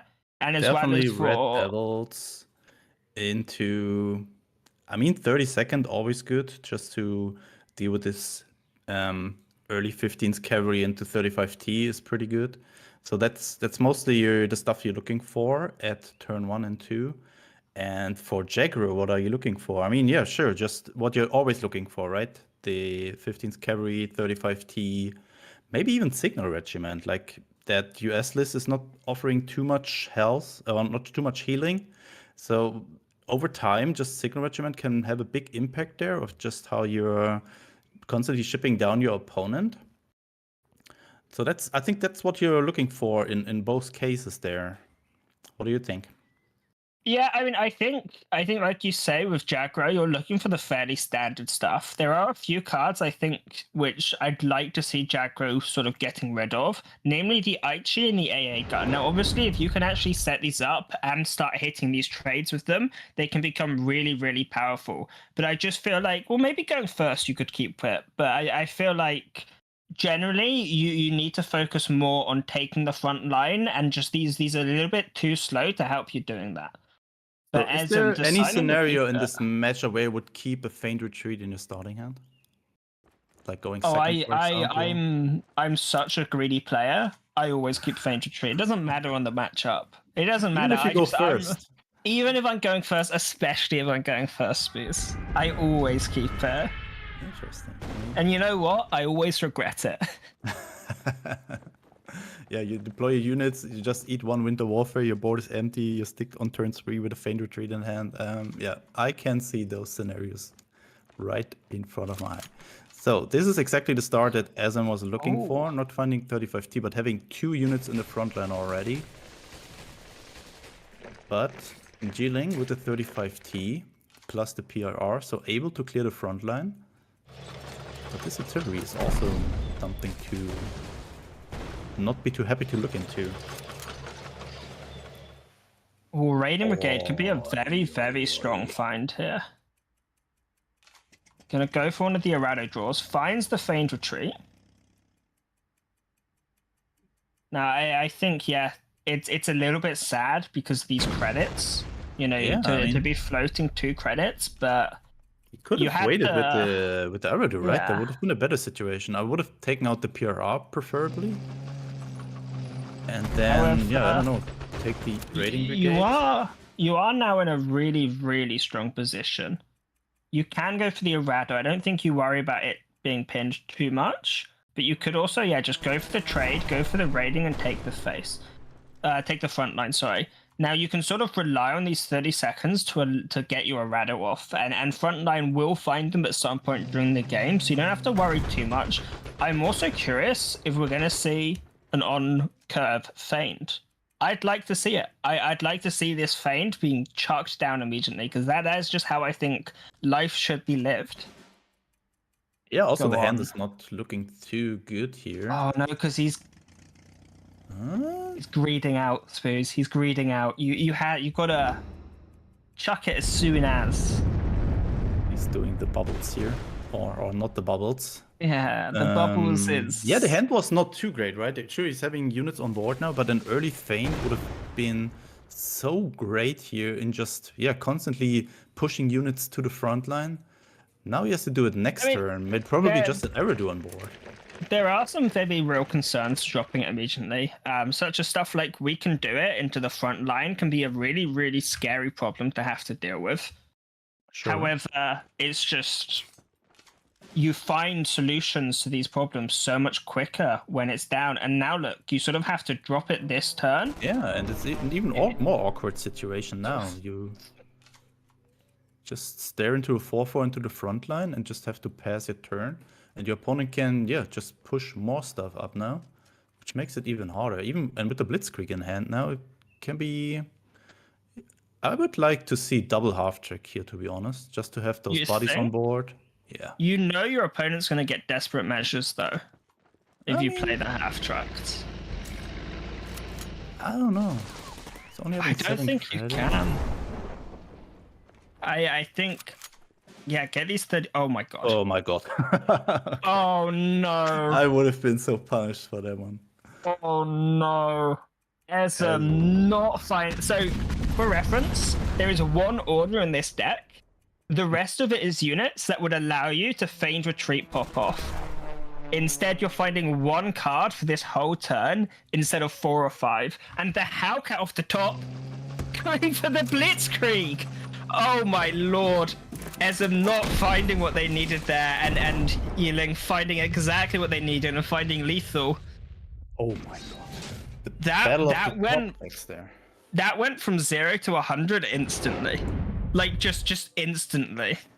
Yeah, you just called the desperate measures, and it just was the first top deck, and then the Hellcat into Blitzkrieg. Oh my god. Insane series. That was pretty funny when you're like, yeah, if I do that, my opponent draws desperate measures for sure. Oh, there it is. Just not exactly where Esm wanted it. Do you think there was an aspect of playing Feigned one turn later that was a bit of a game changer here? Obviously, the Desperate Measures was a poor draw, but we saw the difference in scenario, right? Playing it when the board was fairly empty versus, I think, Spooz, you had brought it up perfectly, playing it when you're just staring down a 4-4 in the front line, and now you're essentially a turn behind.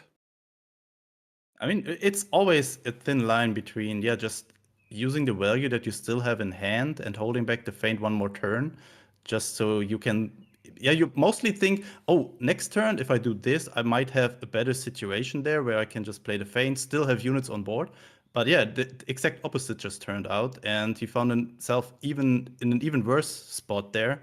And I think in the end, this might have been the difference in, yeah, just winning that match or losing it. So, Bubbles, if I've learned anything from you, it's always ban Brit and always play Feigned on curve and hold it in your opening hand as well, right? These are all the lessons we teach at the Bubbles Academy. Our starting prices are very low at $2.99 USD. Do sign up.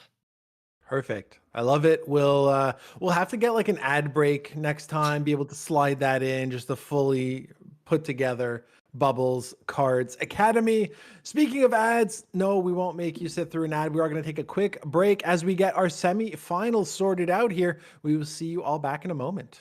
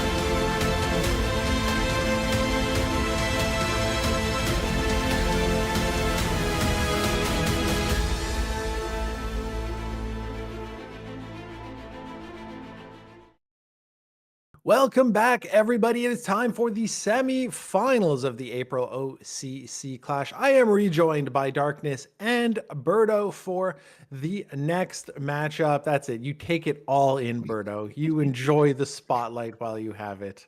I can appreciate that.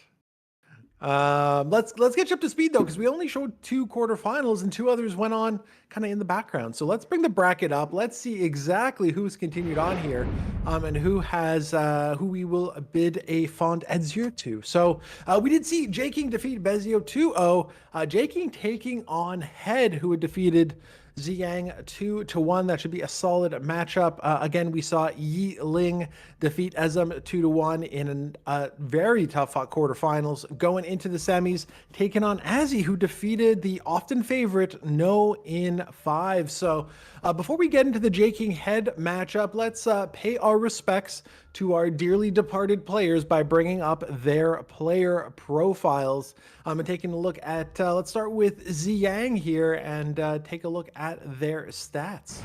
So please do keep in mind that anybody competing here and finishing between 5th and 8th, therefore being eliminated in the quarters, does take home 500 diamonds. Unfortunately, Ziyang was not able to shine bright like a diamond, unlike Berto today. Despite the fact that they finished second in the season. I feel like these stats are wrong. I feel like we already saw a second finisher in the season. Or am I seeing things, friends? No? I do all right. remember seeing 2 second places as well. Okay, good. Thank you, Berto. It's not just me. So we'll double check some of these stats before we get back around. But we do have Ziyang here. The Empire Strike's their favorite card. Just under 1,000 matches played.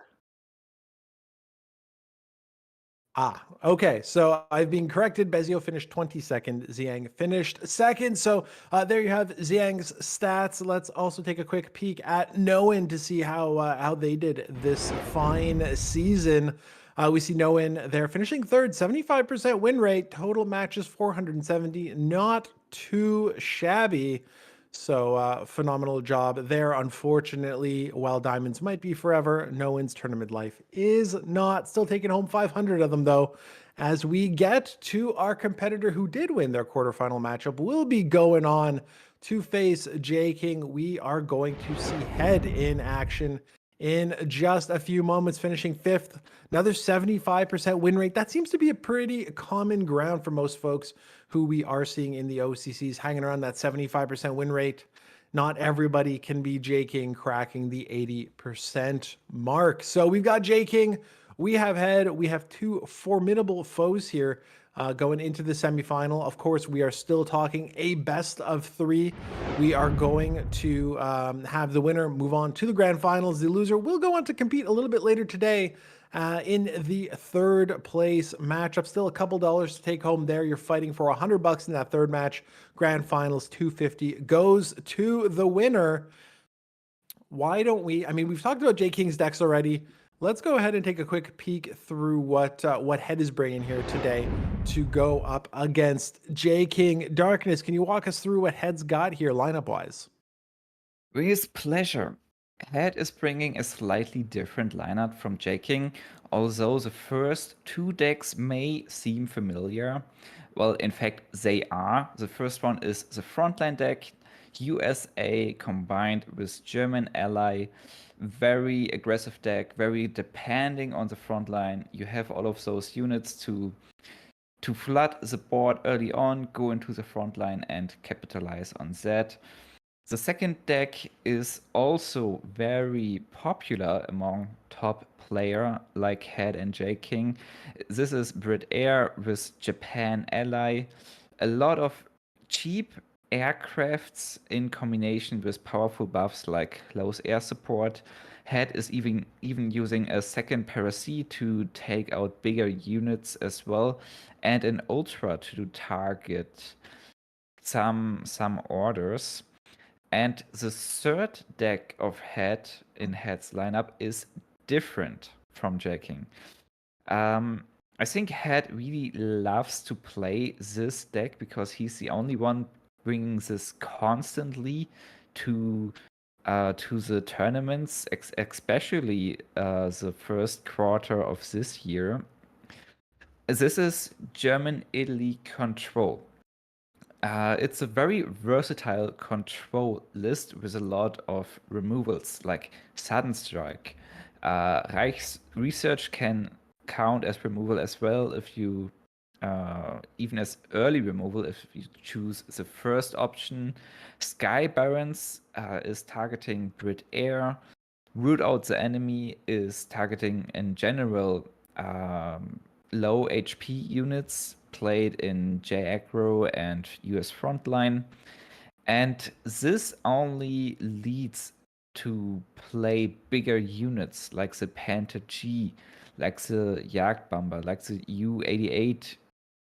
And in combination with Mare Nostrum, those big units will produce a lot of HP.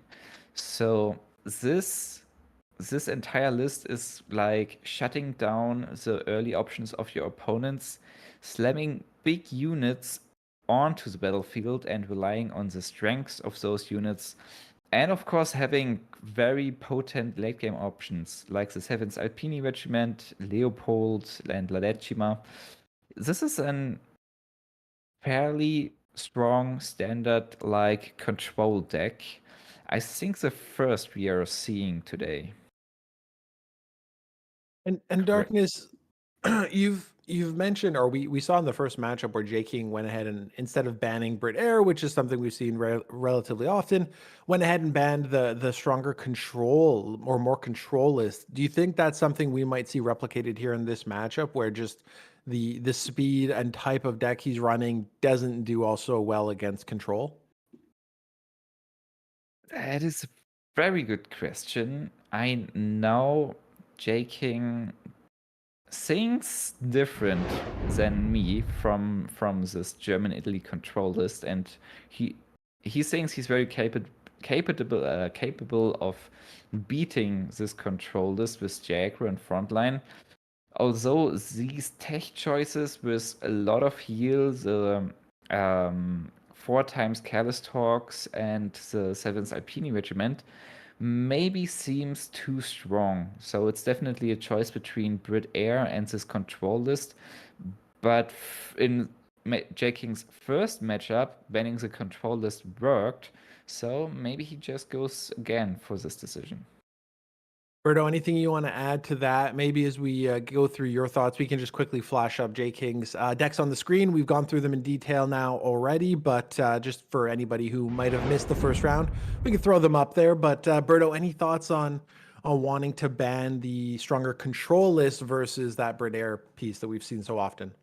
Well, the one slight difference between the two decisions here is that US frontline does tend to be pretty good against German control, pretty good against a discard, with how efficient the M4 Shermans are and how valuable half tracks can be, especially into the 7th Alpini.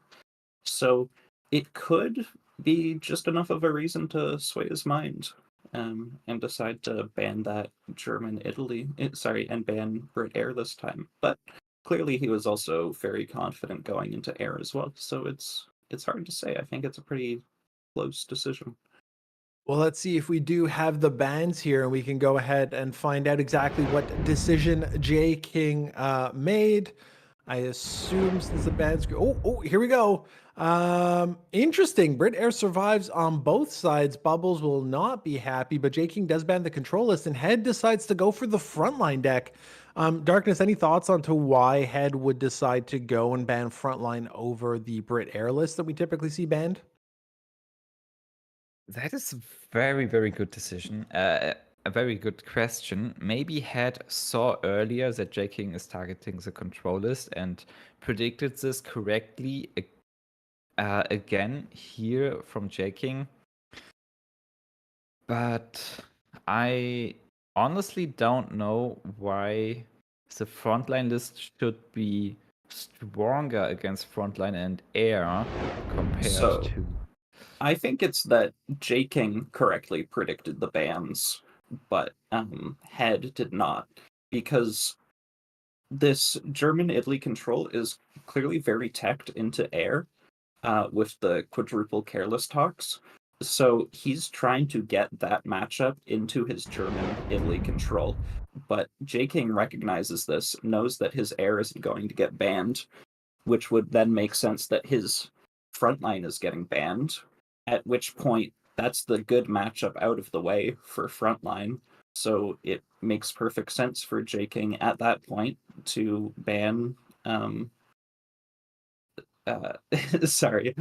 Head's German-Italy control to protect his air. That made perfect sense, but I'm still not sure I fully understand it. Nonetheless, we're going to get into this first matchup. J King going up against Head. J King bringing that Brit air list, and we've got Head on the sorry, am I backwards here? No, J King bringing Brit air, Head. Okay, so J King is bringing the Jaguar list. Head is on the Brit air list.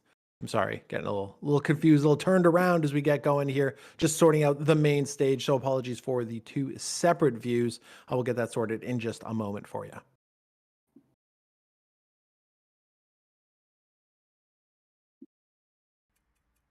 And for J King here, no one drop and going second as Jagro. Really slow against a really powerful opener from Head. This is already a brutal position to find yourself in. The second raiding brigade helps. The Whirlwind might be able to help at some point. But it's not what you want to see. The close air support onto 3 units is making them so powerful, so hard to remove. The second raiding brigade was able to clear 1, but how do you deal with the second and the third after killing the first Archie? Even with Whirlwind, it's not a good... It's not a good turn. The Whirlwind can only damage the Archie and will get killed. And another close air support. Yeah, it's So not the a great Archie- situation. Although No, at least J King is up resources, especially with this Dina and this Shiden are very powerful to use these bombs.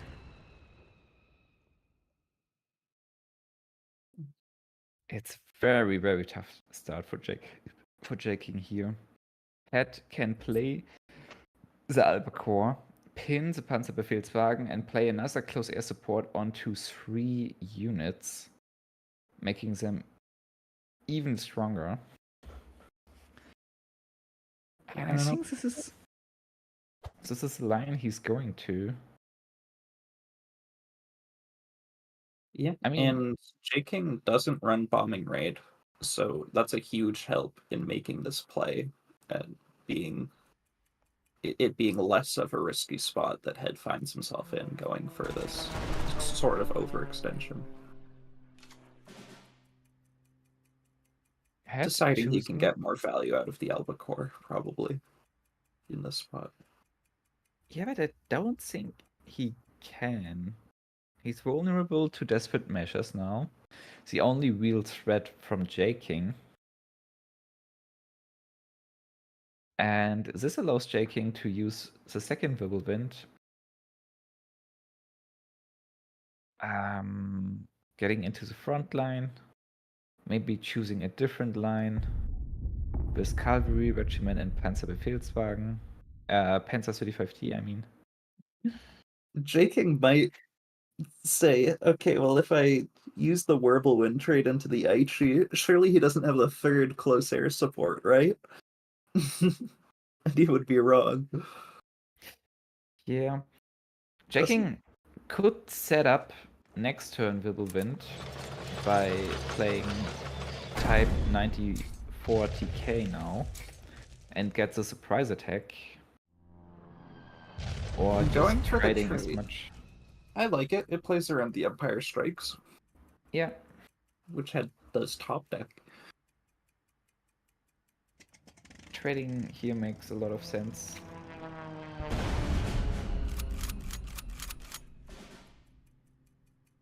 Albacore close air support. And I think And Shiden makes sense to play here, but it will get punished by this Wrath. Head is one of the few players in this tournament who is still running Wrath Lightning in Brit Air. Will be able to retreat this Shiden. It's not a very good card in the matchup, but it's sure a good card in this situation. very good card in this situation here. Well, the second type, 9040k, allows J King to pin and kill a unit of his choice. Ooh, and the Arado. Arado. If this finds desperate measures in these, then Head's probably going to be forced to use the Empire Strike so these bombers don't take 1 damage each to die to desperate. Even if J King doesn't find the desperate, because of course Head doesn't know which card it is between Desperate Measures and Feigned Retreat, the 2 orders in J King's deck. Head having to use the Empire Strikes. Yeah, You say it but- like it's a bad choice for Head. I think it's a great choice for Head, dealing a ton yeah, of damage. it's a lot of damage. Yeah, no, it's not a bad choice, but it is forcing his hand.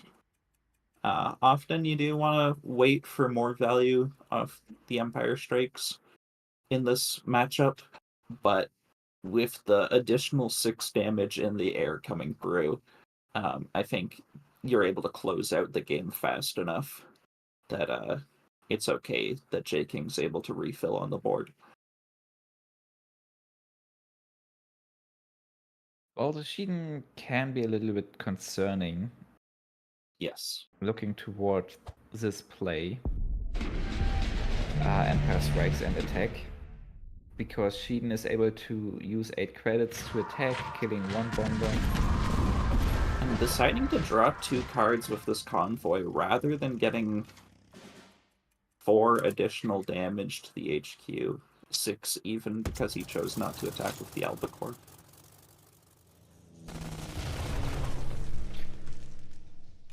This will hurt Head a lot, losing his biggest bomber here. It makes this a really difficult game for Head. I feel like his best chance was to push the damage there. But he's locked into this line. He has the Spitfire, which it should be a pain for J King to deal with. But Head does not have a good way to remove this Shiden. He can Mosquito and double trade and lose both bombers. Of course, you have to use both because of this ambush effect, making sure that the Shiden deals its damage first.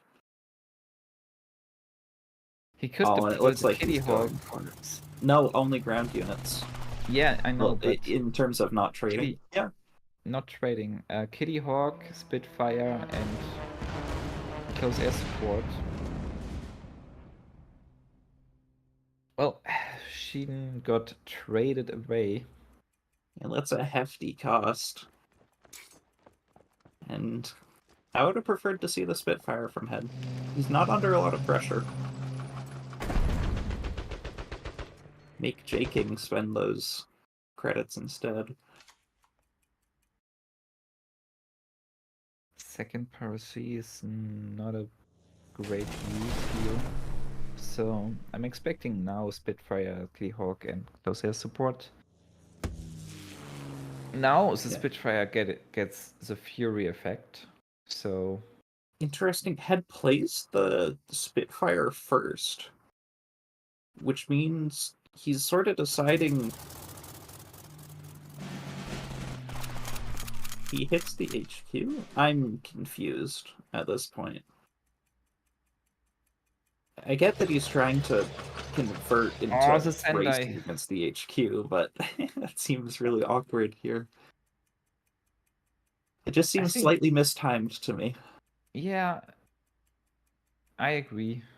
The swing towards targeting the HQ could have come a little bit earlier.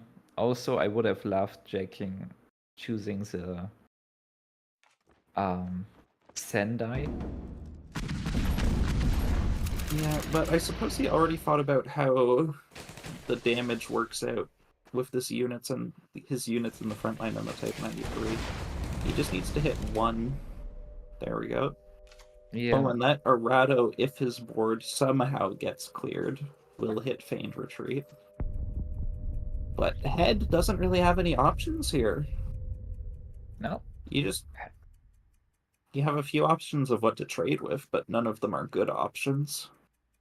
You can hit the Type 93 to get the value trade. You can hit the Bicycle to remove the most damage, or you can hit the 22nd to remove J-King's draw engine. But with this Swordfish top deck, I think it's very close to the end. Well, he needs to find Lend-Lease, the second Empire Strikes right now. Yeah, maybe a Monty, maybe a Shelling. That could also work. Well, he kept his Swordfish, so... and he's running Ultra, I believe. Is he running Ultra? Let me take a look for you while you keep talking about the game. Okay. So, with this Ultra, he prevents, or would prevent, the potential... Wait. Yes, so Head does run Ultra. Does run Ultra.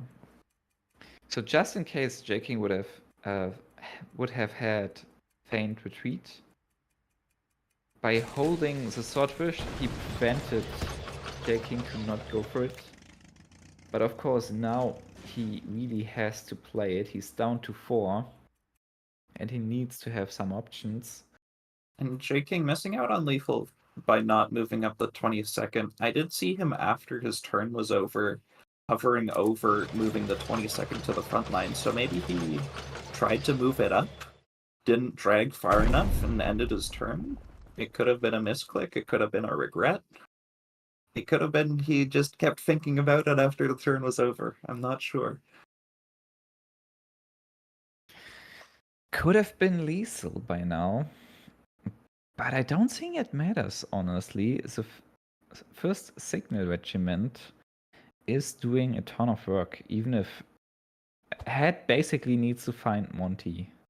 Yeah, he needs to find Monty, and he needs to find damage to end the game very fast. And J-King probably regretting not playing errata when he just finds the last order in his deck anyways. Although this draw is not enough for Head. No, the one pin won't do something here, the surprise attack. Head agrees and is surrendering to J-King here. J-King leading 1-0. Being successful against Brit Air. Bubble's prediction was yet incorrect. Well, yeah, The- part of the reason why US Frontline and Jagro are such mainstays in the meta on ladder and in tournament is because they are able to fare decently well into air. Particularly Frontline, but Jagro, it has so much speed that nothing can ever be super consistent against it. Well, we are going into game number 2. And now we will see J-King using his air and Head going for the front line.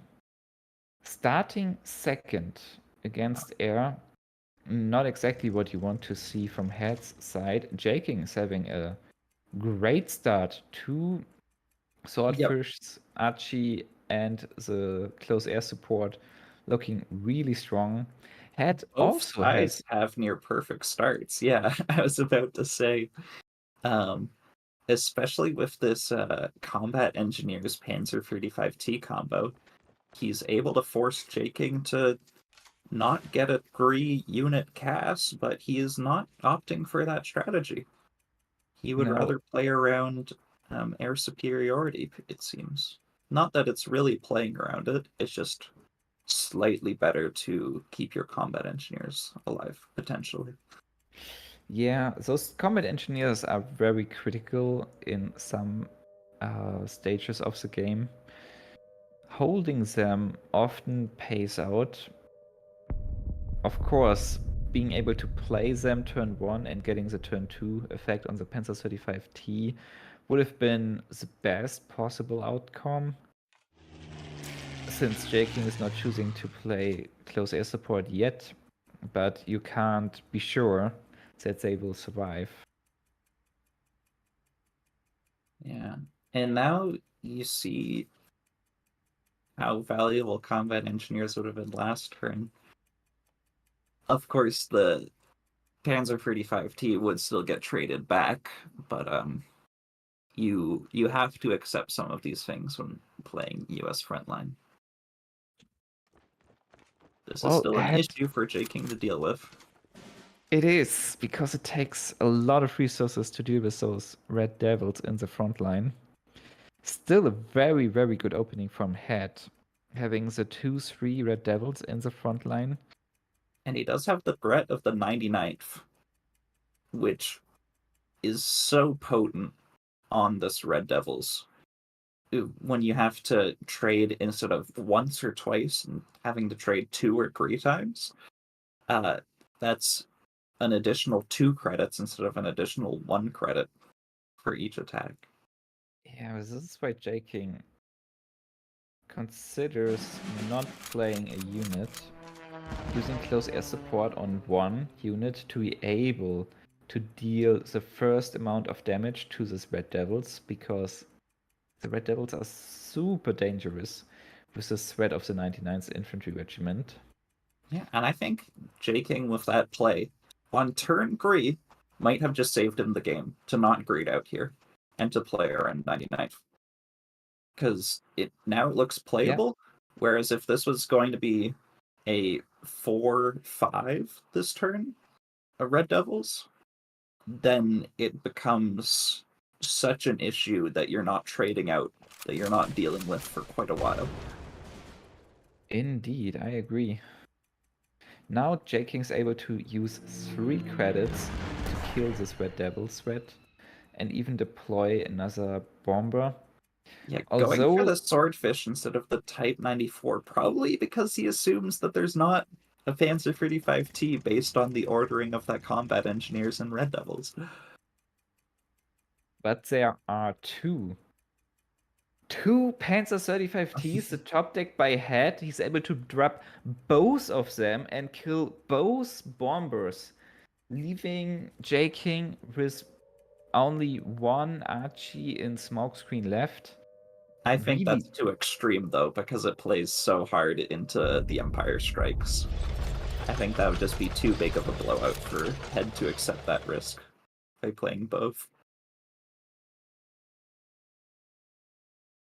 I don't know. I would play both. J-King has not a lot of cards, and being able to kill both would have been nice. Well, it's Head not agrees always with about you.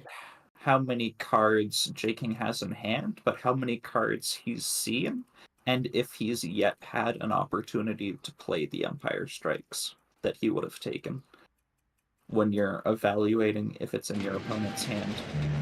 Because if your opponent only has 1 card in hand, but they've seen 15 cards, and they never would have played the Empire Strikes this game, then that's 15 cards that had the chance to be Empire Strikes.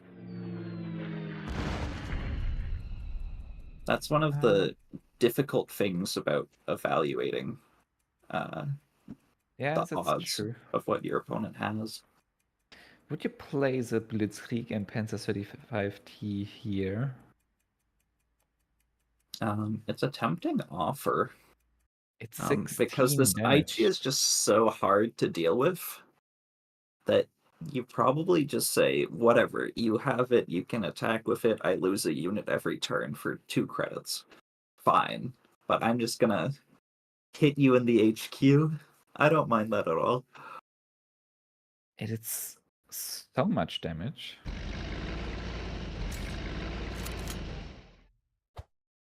Well, it doesn't even have to be the Panzer 35T. The Greyhound's operation cost is getting reduced as well. He's But not choosing going not- for it. Interesting.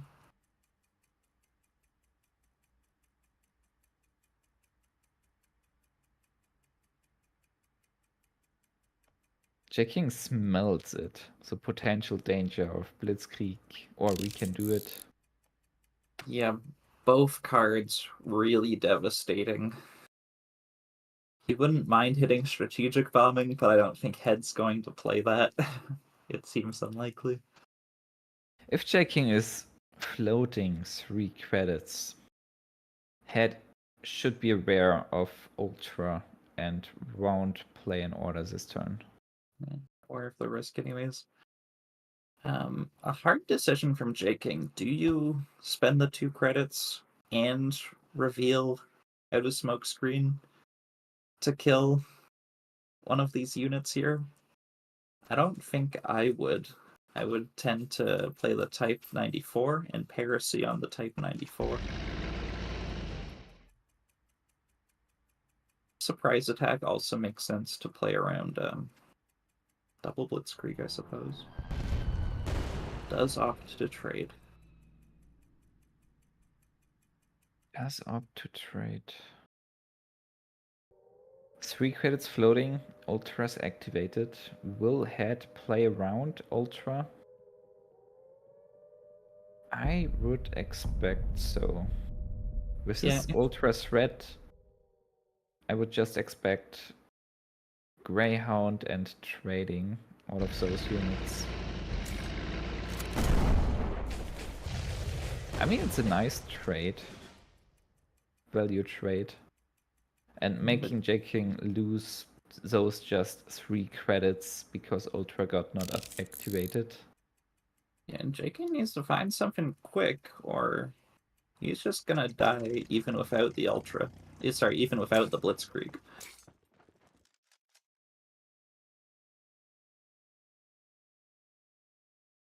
You really don't like to be using these surprise attacks just to stall, just to prevent damage.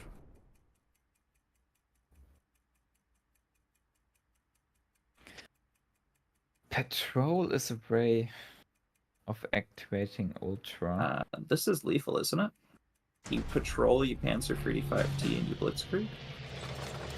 This is 9, 10. Yeah, that's enough damage.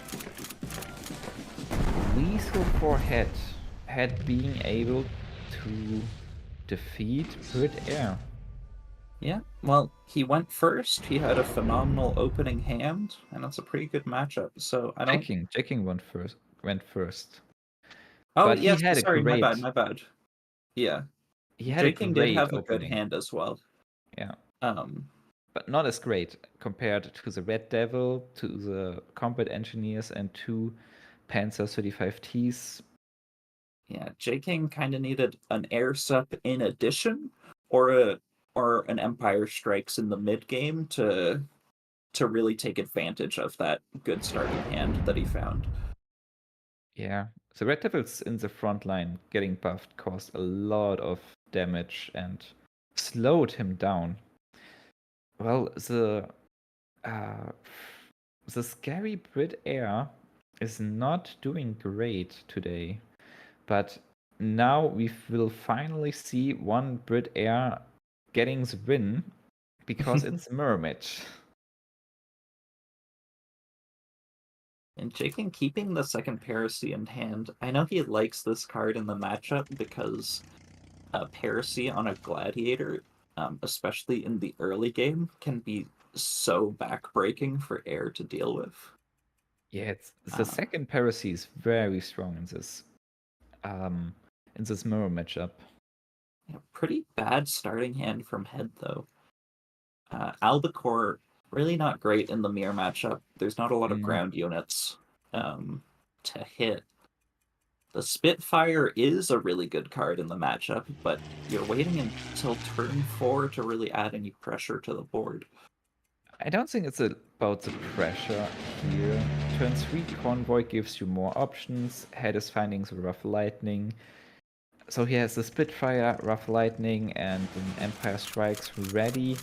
Of course, it's much slower than J King's option here, but Spitfire is getting buffed. 6/6 body, and J King needs to have a good answer to that. But this is where the second Paracy is coming in. Second Paracy is able to trade equally against this big unit, so J King is able to keep up the pressure. And Head now looking still fine after this trade. He has all the tools to come back in this game. Exactly. And this is why Head's start was fine from my point of view. The Spitfire was able to kill one buffed bomber and removed the pincer effect of the second Paracy. So this was a fine trade for 4 credits. Now the Saxon could be a little problem, but the Rough Lightning is still a fighter blocking those bombers, and with Albacore and air superiority, Head is able to deal with that as well. And Head is collecting bombers like HMS, 2 Swordfishes, and Empire Strikes. Wait till turn 9, and this will be so much damage, potentially. Yep, and Head pretending to hold up Ultra. I'm not sure J King much wanted to play an order this turn anyways, but it's a good habit to do. It's a nice habit. Well, J King can't really trade efficiently, just dropping the Spitfire. Oh, and this is gonna be huge as a turn for Head. I'd imagine he's going to play double Swordfish, or even just one Swordfish, and an air superiority, the Empire Strikes, to clear all but... You can either clear everything but a 6/3 fighter, or everything but a 3/2 bomber. I would kill the Spitfire, definitely.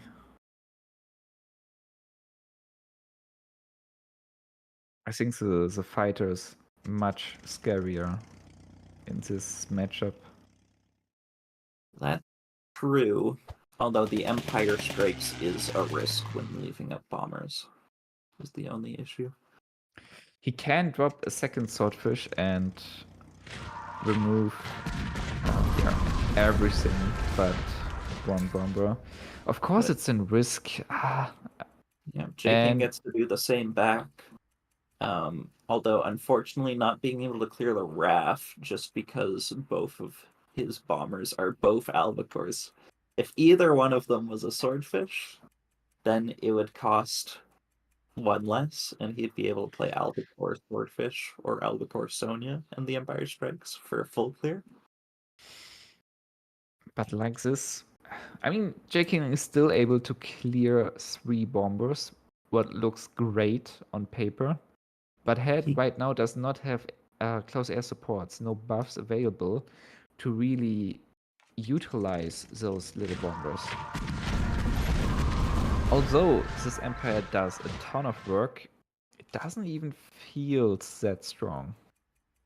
Well, it's still definitely Head favored because of this Lend-Lease in hand, this Ultra, this HMS, all exceedingly high value cards on essentially an even board state.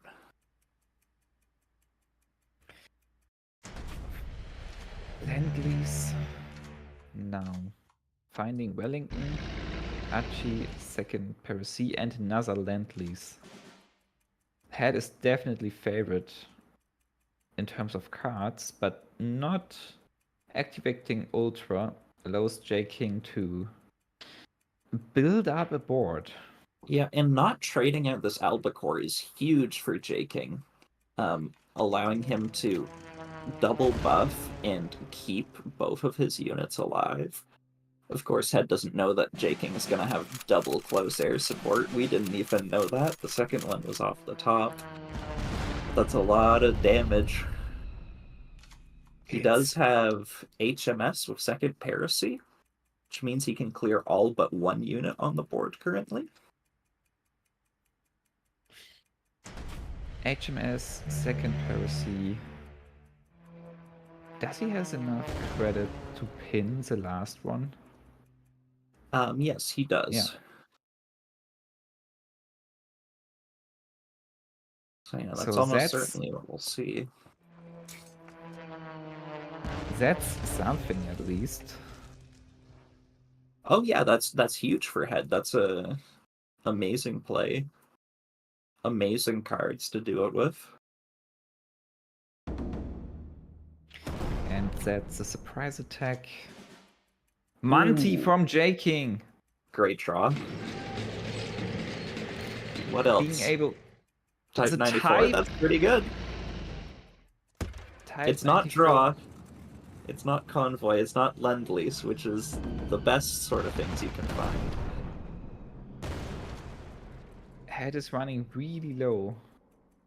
Wellington is only able to clear the Wellington, but he can't push something into the front line. He can't clear the Type or the Albacore. Ultra is doing nothing. He's forced to lend-lease this turn, He's with the forced to ideal draw Lend-Lease. being Monty. He's forced to go for Lend-Lease and find Monty.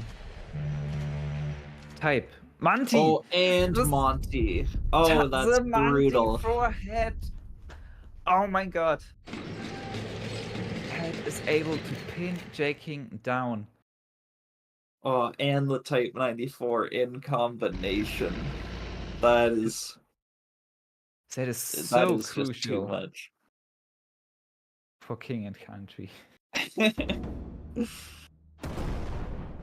Jake What is needs to Jake find doing? draw here if he's to keep playing the game. It's And that's not it. Sonya.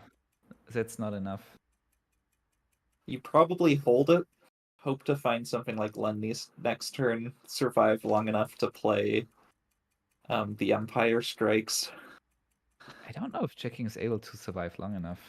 Probably not. And Head also has the ability to keep holding up this Ultra to prevent J-King from even finding draw as an out.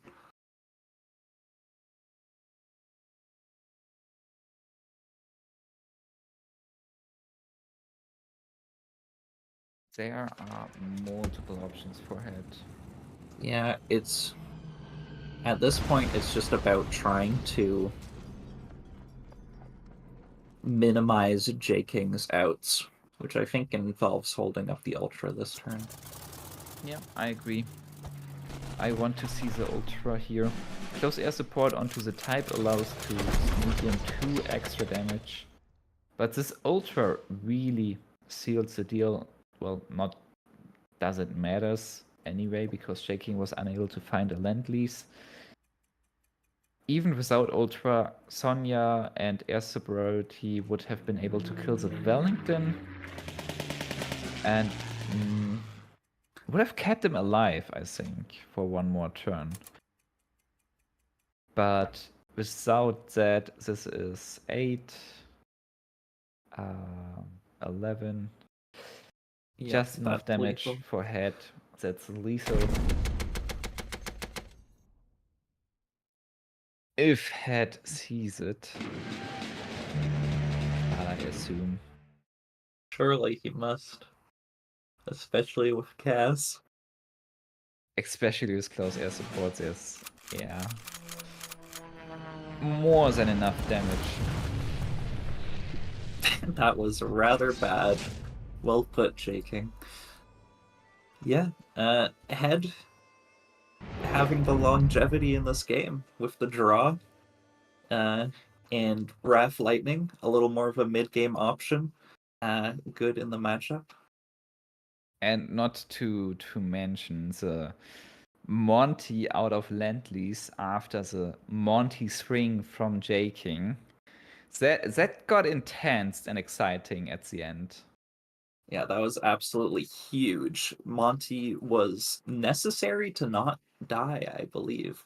Yeah. I suppose double gladiator could have kept him alive, or something along those lines from the bombers, or maybe a gladiator and a Type 94 to pin a unit and get a fighter on the battlefield. But those would have been a lot worse options than what Head found to stay alive. That's sometimes what it comes down to when you're playing the mirror matchup, right? Who's going to find their cards and what order are you going to find them in? And I don't think we expected a lot of Brit Air mirror matchups because we probably expected more bans than anything else. But this tournament has been far from predictable. And we're going to see Head going on to the grand finals and J King dropping down to the bronze match. But before we get there, we have one more semifinal to take care of. So bear with us. We're going to head to another quick break and get things set up for our second semifinal when I am joined with Bubbles and Spooz.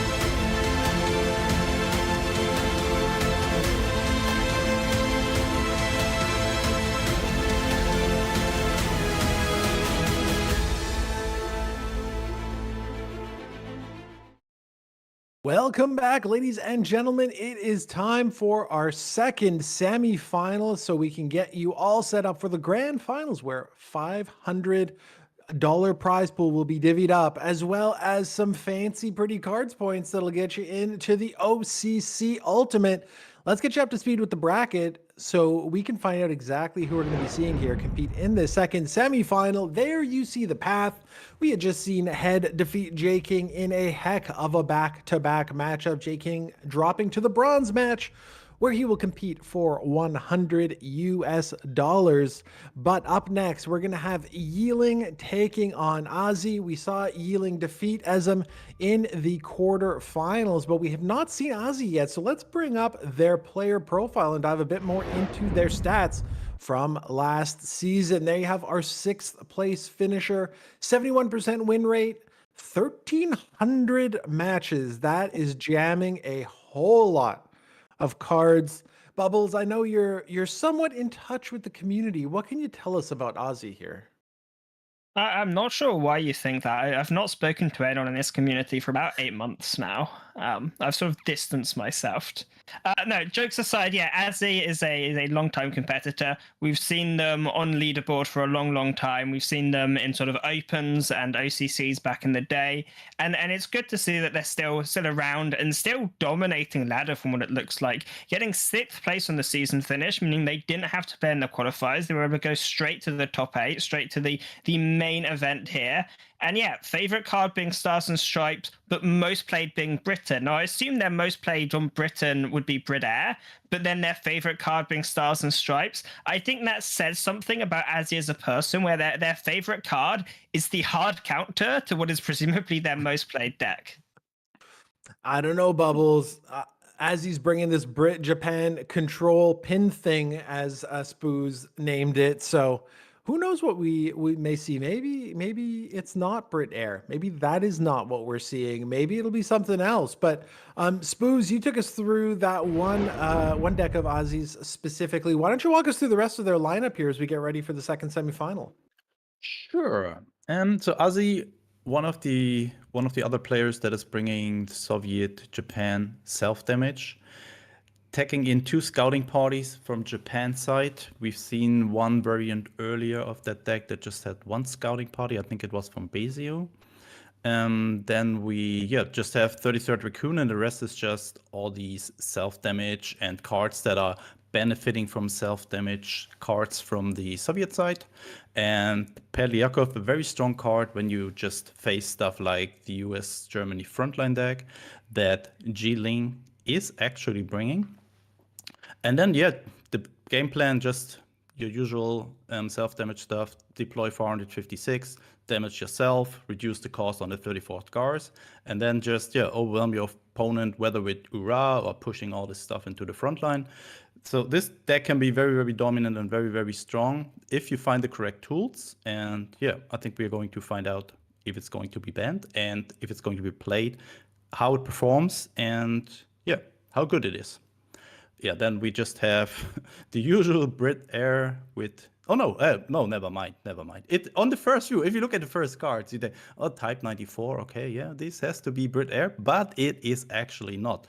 It is the Brit Japan pin deck, delay deck with delaying tactics, Churchill. So we have a lot of cool combos against ground-based decks that can just push back your opponent's stuff from the front line, hold them back in their support line, while you just deploy your Honeys, your Crusaders, cycles through your deck, heal yourself up to 30, and then finish up with the Commonwealth.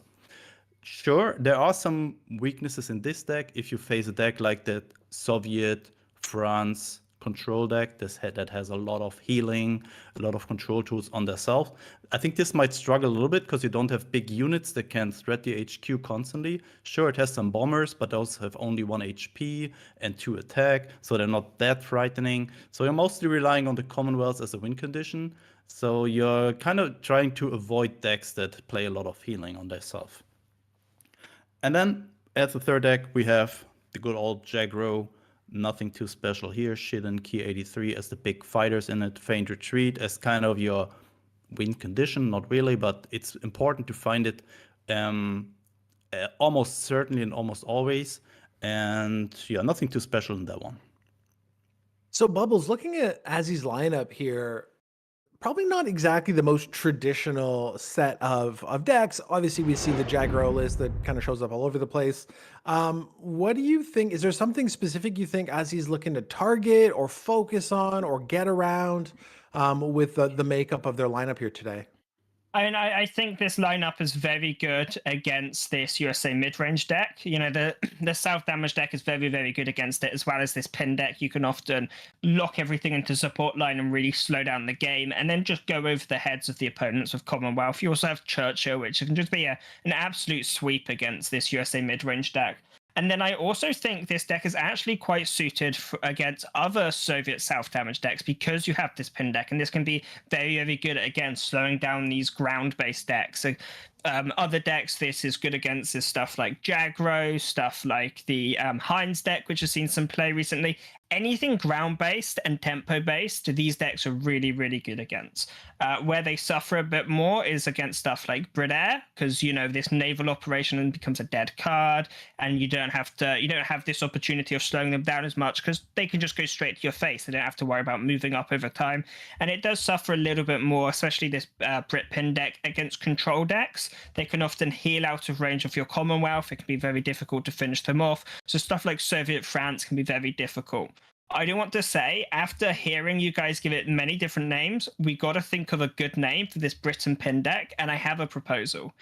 Britain pin, Pinton. Anyway, we've I'll take that under advisement, Bubbles. We'll see. We'll see. There's a nice little broken pun going on there. You gotta, hey, you can call it something else when you think of a better name.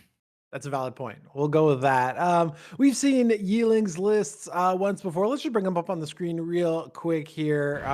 Bubbles, in an effort to get you to change topics. Anything notable in what Yeeling's bringing here today? We see the front line. We see the Brit Air. Feels pretty standard upon first glance. Yeah, it does feel pretty standard.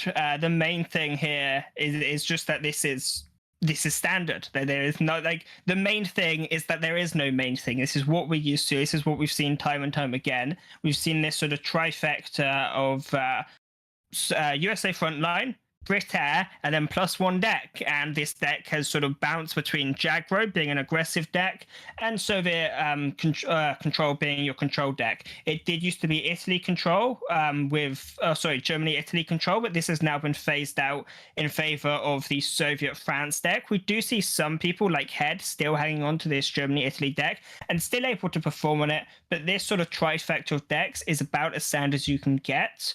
And the only thing sort of missing from making this more standard is the Jagro as well. Right on. Let's bring up the bands. Let's take a look at what's going to be making it through. This is the last round where we will see a ban, where we will see a best of 3. We're moving on to best of 5, and Brit gets banned on both sides. Bubbles, you love to see it. You love to see it. And that's not even Brit Air on both sides, right? That's Brit Air on Yeeling's side, but on Azzy's side, that's that. What did you call it again, Bubbles? Pinton, like Britain, but with pin in front. Pinton. Yeah, that's. I mean, it doesn't quite. I'm getting there. I'm working. It's a workshop thing. I'm working on it. We're figuring it out. But I mean, as a general rule, if it drinks tea and dunks biscuits, you should ban it. Why would you ever want to ban biscuits? I don't know that I agree with that. Spooz, any surprises there when it comes to the bans? We're just defaulting to ABB, always ban Brit, or was there something more in there that you would have liked to have seen kind of sussed out? I mean, I think Ozzy had a tough decision here, because, whether to expect what gets banned on his end, because, the Brit Japan Air is obviously not good into Brit Air, but the rest of his decks are not good against that Soviet control deck. So I think it was a very tough decision what's going to ban, and I think, at the end, he just did go with Bubbles' theme here and banned Brit.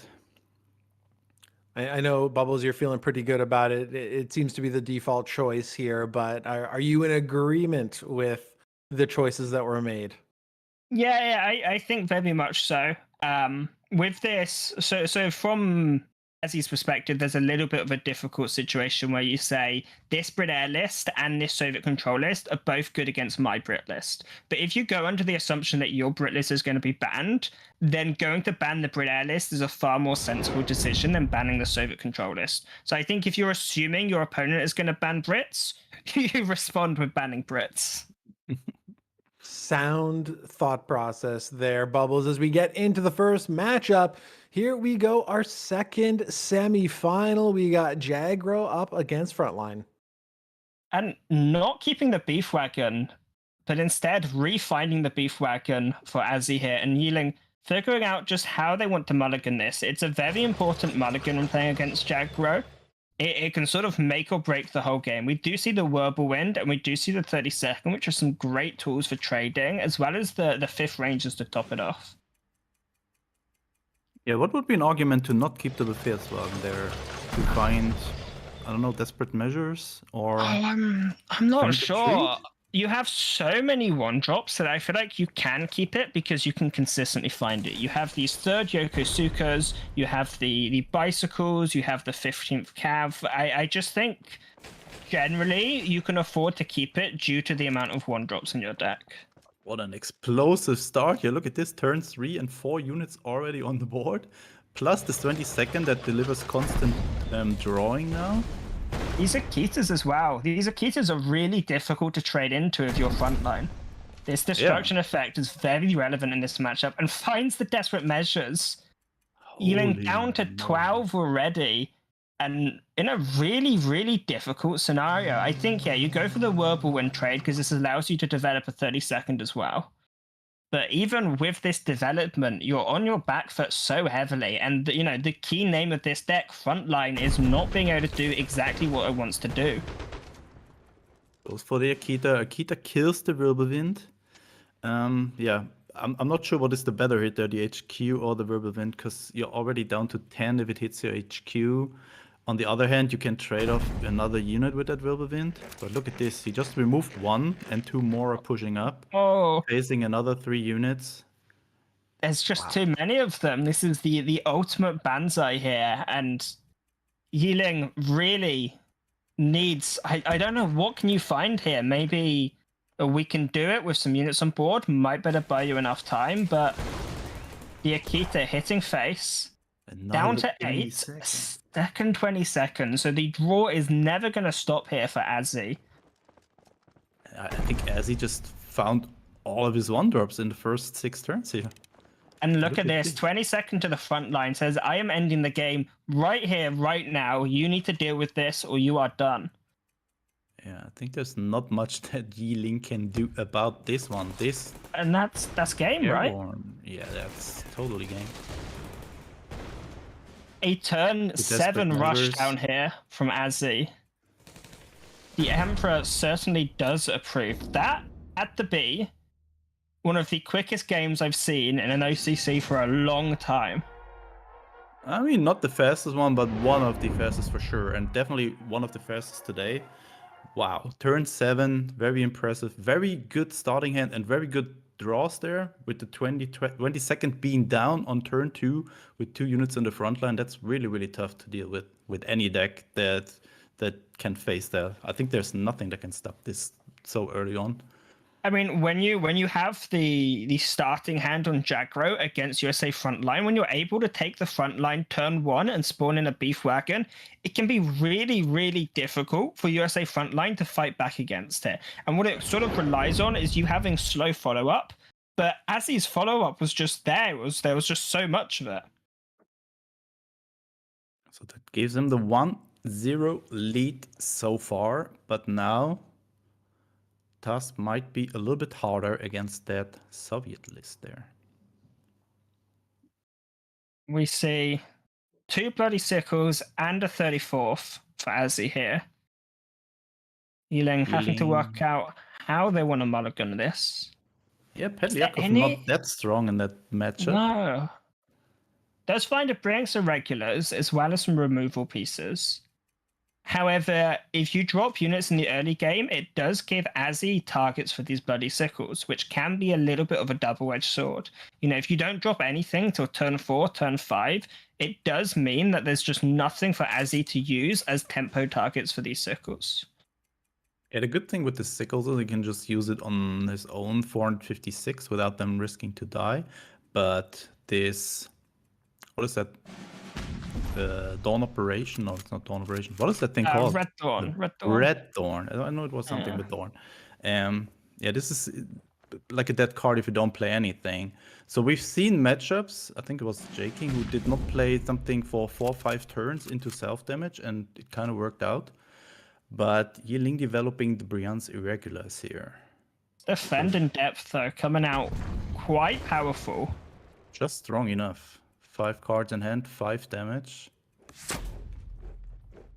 And there's the first 34th guard develop on the board. Turn 4, a 6/6. But yeah, that second defend in death is no longer strong enough there. It would only deal 4 damage. But yeah, so far there's not any risk. The Brigands Regulars are chilling in the support line there. Another T60 guarding the HQ. Kind of comfortable situation for Yiling so far.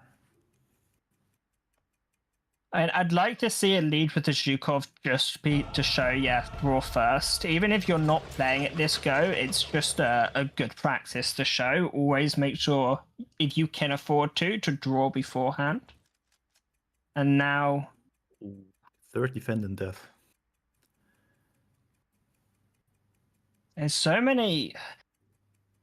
Like, what I'd really like to better do here, if I'm Yiling, is trade into the recon to generate this draw to enable the defend in depths. But it's not going to be enough. You can make 1 card draw. Gonna go for the Brilliance trade, though. Set up with the defend. This is quite a strong hand here for Azzy. I mean, look at this. Yeah, I mean, but...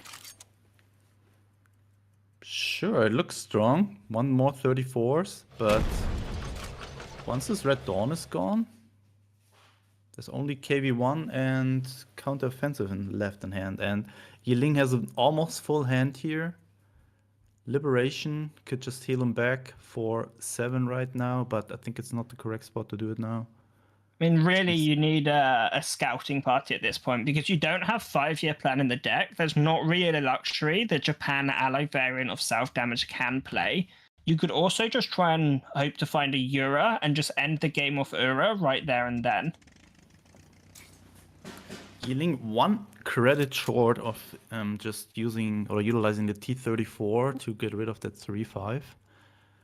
This And there's the counter-offensive. warfare. Yeah, this could be pretty huge. The KV1 here. No answer so far from Yiling in hand. Now comes the T34. I think here you just want to drop the Winter Warfare combo, surely. You can do so much damage this turn. Do you drop this Rifle Regiment first as well? Depending on if you want to keep the KV back or not. Obviously, if you move up the KV, then that changes your options. But I feel like you could keep the KV back, play the Rifle Regiment, play the Winter Warfare. Oh my lord.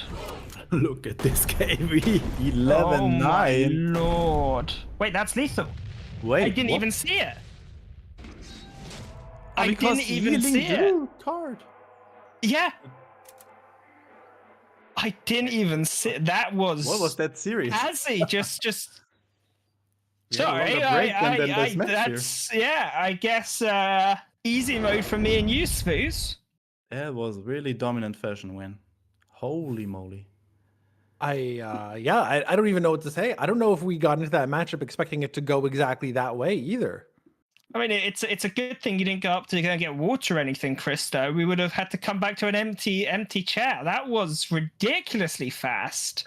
And I had just said in game 1, oh, this is the quickest match I've seen in a long time. And then this comes along.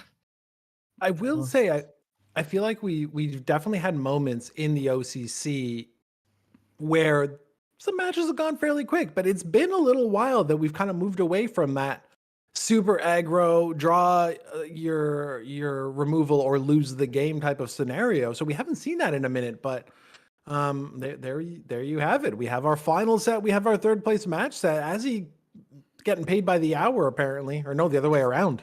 Yeah. Jeez, got somewhere to go. I do enjoy though when I'm here going, well, they could do this option, they could do that option, and then there's just lethal on board that I've completely missed. It does make you feel a little bit like you think, thank God I'm not the one in the player seat at the moment. Could do this, they could do that. They could just win the game. That's an option too. It's kind of a fan of that. Kind of a big fan of just going through and winning that game. So we're gonna have the third place matchup for you in just a few moments. We're gonna head to a quick break so that Mark Theus can press all the buttons in the back and make things look pretty. So we're gonna have J King against Ealing in just a minute. So stay tuned and find out who will take home 100 USD in third place and get ramped up for the grand finals.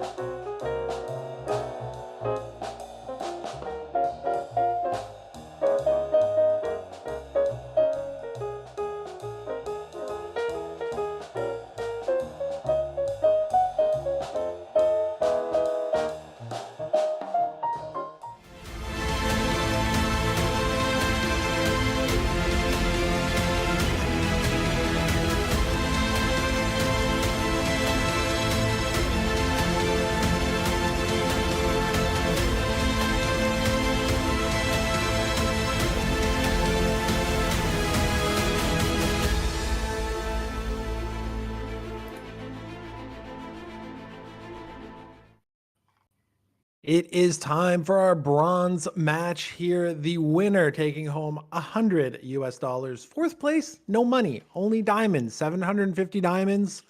In the grand scheme of things, probably worth more than $100 on the diamond exchange. But, we'll leave that up to the players to decide how they want to spend them. Why don't we take a look at our bracket? Let's see exactly who we have competing and how they have gotten here today.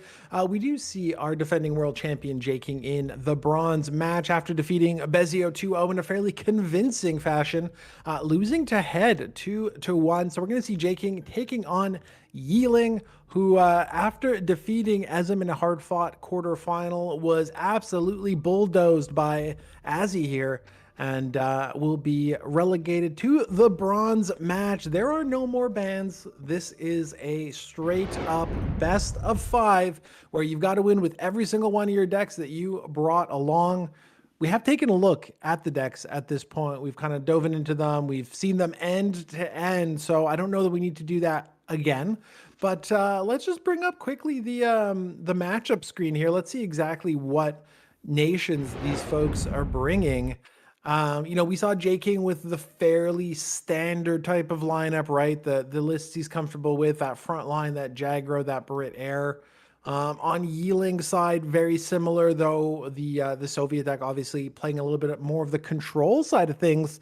Spooz, just looking at the matchups here, anything you're thinking or any player you're thinking might be, a little bit more advantaged just based on the lineups? I mean, not really. I mean, most of all, it depends a lot, first of all, of the bands that are not taking place here since we are at the Bronx match. But yeah, I mean, Jilling maybe having an advantage with that Soviet France control deck. If he can just dodge Brit Air with it, maybe, and then just queue into the other two decks from J King and take the win there. That both play US frontline and both play Brit Air on themselves. So maybe this deck makes the slight difference there, since it's just very good against the frontline deck and the Jagro deck with all these guards and healings.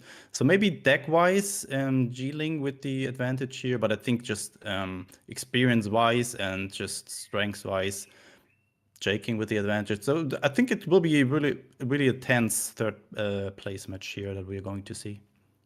You agree with that, Bubbles, that while the control list is going to be solid against the two ground decks that J King is bringing, the air piece might be that kind of defining factor here?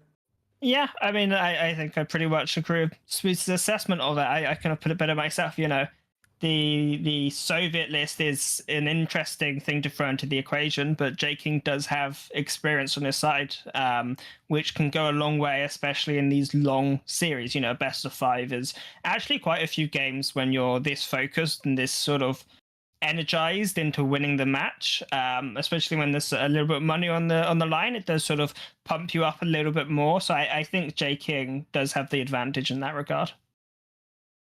And we're talking about not having a ban, and like Spooz, you mentioned having the control list hopefully dodge the air list, because that would probably be its weakest matchup. But at the end of the day, you have to defeat all of your opponent's lists. You have to win with everything you got. So even if you do end up queuing up, let's say your control list against Brit Air and Brit Air goes through, and you're like, yeah, well, Brit Air is probably going to go through anyway because it's Brit Air.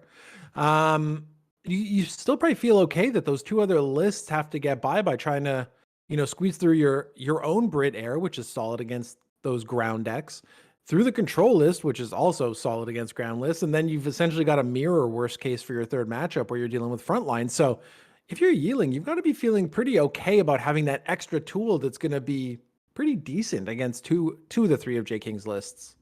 Yeah, absolutely. That's what might just make the difference here in the end. But we should also not forget that J King's loss against Head is a little bit time has gone by since then. He could just get into himself. He knows his strengths. But if you're Yeeling here and finding yourself, he just lost 5 minutes ago in a very dominant fashion, and even with that Soviet list that just got crushed, where he should maybe be at least in a 50-50 matchup, but that looked very, very dominant there from Ozzy. maybe also not in the best mental state to go into a bronze match here. So these are all slight and little factors that can make a difference here. And yeah, we're going to see how it pays out. If he can just take some minutes off here, maybe take a little walk, just take some fresh air, open the window, focus on that match, and yeah, just try to beat J King, which is not too easy. Just try to beat J King. That's all. Just beat J King. No problem. But we are waiting for the players to get into it. I would imagine that that's probably a little bit of what we're waiting on. J King's had a moment, even though it was a short series, still had a moment to compose himself and get himself ready. And Yiling probably went pretty quickly from that, hey, I just got stomped on, to I have to play again. Crap.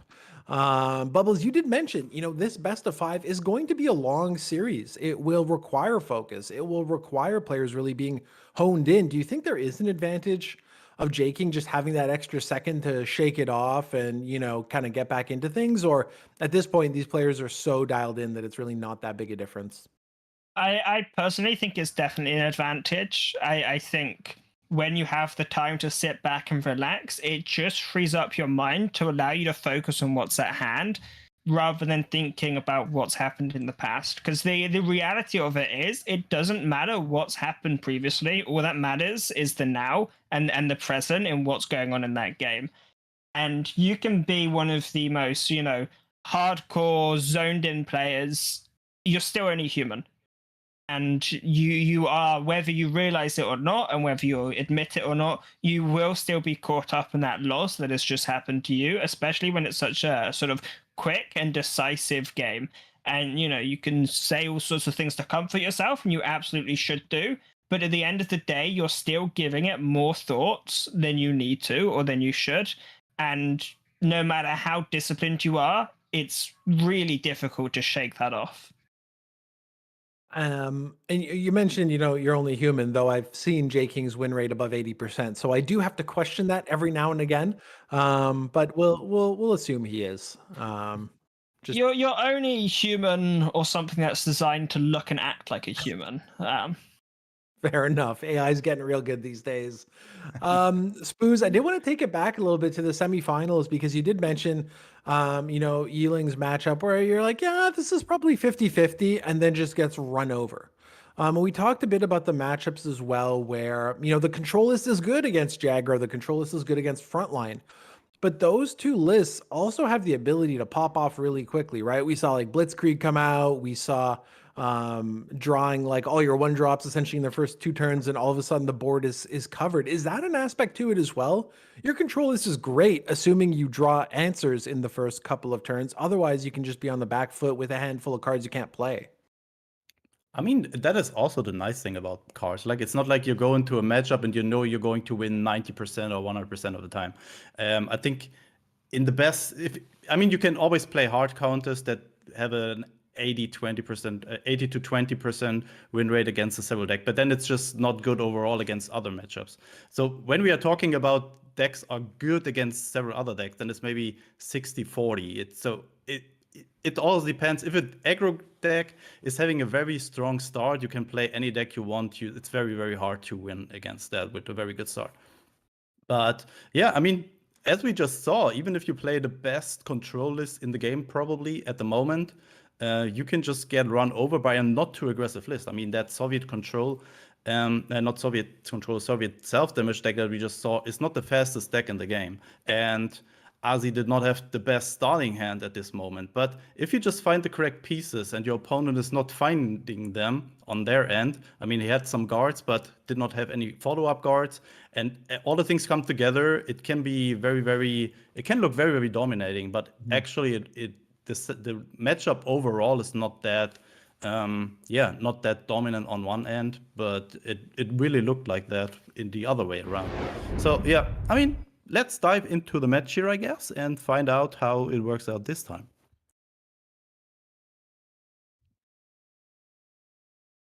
Double 32nd here on J King starting hand. Definitely not what you want to have, so I expect... Oh, he's not even keeping one of them. Why would that be, Bubbles? Because there are 4 copies in the deck? It's also Or just quite slow against Brit. By the time it, is put down, put into the front line, your opponent's just going to have killed it with like a swordfish, or this Type 94 is also really good at trading with it. There's so you're just looking like for too many 35 ways. Ts, probably. Yeah, 35 Ts, these half tracks are quite good. Patrol can be quite good if the Aichi comes out. Okay, I see. Yeah, Jaking with a really awkward starting hand here. Patrol, double half track, sure. I think the mid game could be strong here for Jaking. 5th Rangers, but yeah, Yi Ling already developing a board with a bomber and a 2-2 in the front line, and this is not looking too good here for Jaking. Half track has to come down, bounce the swordfish.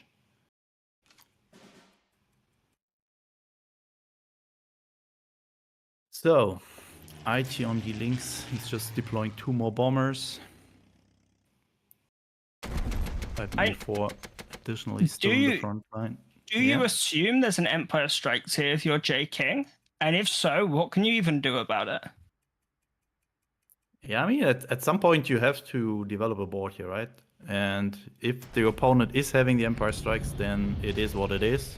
But even if he's not having it and you're not deploying a lot of units here, you're losing anyway. So I think you have to take the risk at some point and just hope for the best. And there it is. Speak of the devil, there he is. Yeah, you're really good in calling the devil here today out of the opponent's or of the players' decks. Really good at it today. Let's see how far we can push it. J King is going to need to find this Stars and Stripes. That's what J King needs to find his way out of this. You do have some tools. Oh, I thought it was gonna. I was very looking forward to it. Imagine. I mean, that would have been too obvious, but I think we'd have had to fire the script writer, get someone new in to write the scripts for these OCCs, because that would have just been too obvious. Yeah, absolutely. Yeah, this is not really a board you want to look at when you're J-King. Not any good answer. The 5th Ranger as a 4/4 is just getting eaten by 2 of these swordfish. Greyhound is not good enough. What can he do here? Nothing. I think you have to half track. Yeah, drop out the 32nd just to try and make sure you're not clogging up your deck with more of them. Maybe you can find like a Sherman or something and get some big draw off that. Try and find these Stars and Stripes and Strap Bomb to clear the back line. But to be honest, you're playing from the back foot at this point. If you're Yi Ling, are you going for the Empire Strikes here or not? Well, I think you have to. It completely disables the Sherman play, as well as burning face down to 12. It puts J King on such a heavy clock. Yeah, that looks really, really comfortable for Yi Ling here. At least the Greyhound can take out one of those and would also survive 2 attacks of these swordfish. Albacore giving Yi Ling an even better option, able to take out the Greyhound completely. And I like this, not greeding out, going for the trade and just playing around this M4 Sherman draw. Very high APM from Yi Ling here. Just playing it really fast. There is the Stars and Stripes. Unfortunately not able to kill them. So do you hold it back just wait for your opponent to do the mistake and play a 4th unit? Perhaps, but also will Yi Ling do that? It's not a crazy thing for Yi Ling to play around here. Even holding back the 5th Rangers. Oh, he's going for it. He's going for it. Just because PIR has the smoke screen. Oh, but he goes frontline. Oh, you love to see it. You love to see it. It does make it vulnerable to 5th Rangers. Look. The half track. Half track top deck. Now J-King is able to clear it. Oh, this is beautiful. Oh my god, this was the last remaining half track, wasn't it? No, it was the second one. No, I think this is the second one, yeah. Some options still here for Yi Ling. Does have, the Sexton as well as the Lendies here, able to play into the long game. Just going to ping down the half track, probably thinking about the M4 Sherman. Here comes the 8/8 5th Rangers. Another draw tool here for Yi Ling. I think you've just got to go for the Lendies, because you can always use this Monty to pin down the board. going to go for the convoy. But now what do you do when you're in this scenario? Yeah, you can albacore, but I sort of feel like you're setting yourself up for a far less efficient turn when you go for that convoy play. And Yeeling has a couple options here, can start trying to trade out the board, or can just start trying to face race and just end the game before James can, or before J-King can reestablish himself. So what need the J-King needing here? A Sherman maybe?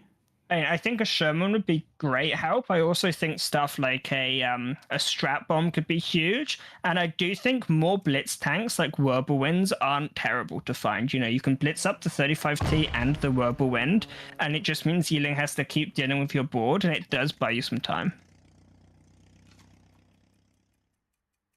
Hellcat. Hellcat is also not too bad. It's a very good blitz tank as they go. Allows you to take out that Sexton, which could free up your half track. It also kind of protects the 8-3 5th Rangers, because the Swordfish and the Look at Gladiator is this. not able to deal 3 damage right now. Going all in on the board. Basically saying, if you find the second Empire Strikes, you find it. You have to play at some point. You have to be as proactive as possible at a certain point. And I think it's reached the point in the game where J-King can't afford to play around the second Empire Strikes. But Yeeling shutting down the Sherman play by disabling any US units in the front line and pinning the ones that are, you know, caught back there in the support line. And Ooh. Blitzkrieg, Well, that's not what what you're we're looking for, no. And I think this, okay, Okay, that's... that seals Wellington in J-King's hand. doom, yeah. I believe Wait, that's is that going to even be... lethal? Wait, No, I don't believe so, but it's looking for the lethal to try and find like a cast or something to find the lethal. it was 9 damage, yeah. And this is the thing, if you're going to draw, you may as well draw first. And I like this, Yeeling saying, how can I lose this game? I can lose this game by somehow losing the front line. I'm just going to clog the front line. And the second Blitzkrieg for J-King. no. Just taunting him at this point. And it's unfortunate that these things happen. And Yeeling able to take the game 1 with the Brit Air list. It is out the way now, so J-King doesn't have to worry about Brit Air anymore. The main upside of losing this matchup is that you don't have to think about it anymore. It was really... I mean, this just shows how strong Brit Air is, right? Even with this half-deck, top-deck into Stars and Stripes, clearing the whole board, Yeeling could just redevelop the board so fast and in such a dominant fashion that it was, yeah. I mean, I it's think this, from the beginning it was really an uphill battle there for J-King. these draw engines combined with this mega efficient AoE, you have really, really efficient AoE tools with the Monty, the Empire Strikes, and even the Shelling is very, very efficient. So it's so difficult to deal with these draw engines followed up with this AoE. And now J-King with the Brit Air into that Soviet list. Oh, So look I at think Yeeling's hand, though. Scorched Earth, Chiker, the 39th to steal a buffed up unit, and 2 opportunities on the Spy Rings. That's very, very good. Especially the Chiker is so annoying for Brit Air to just get rid of it. And it will also just, slow down the Aichi there on J-King's end. Second Scorched Earth is a little bit redundant here.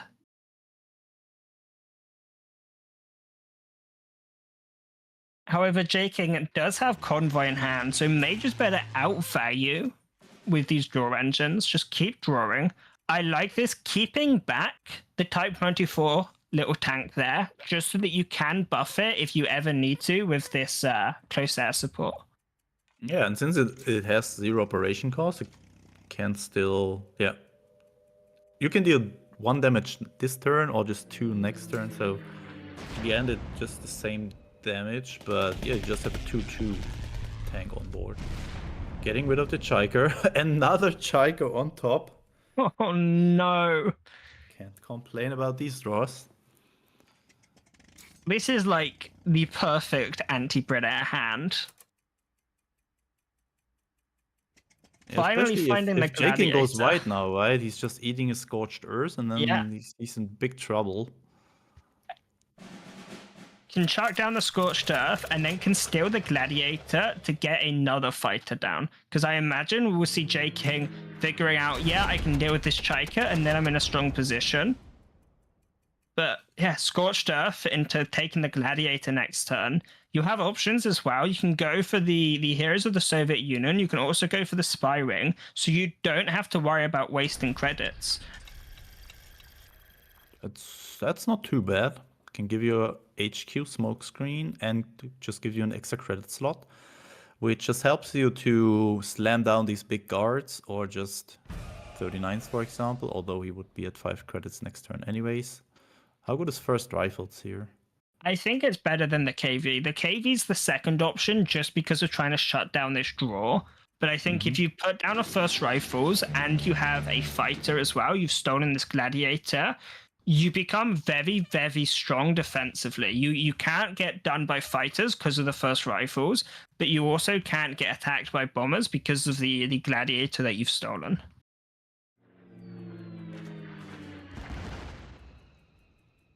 There comes the 39s. And there's My the gladiator. now.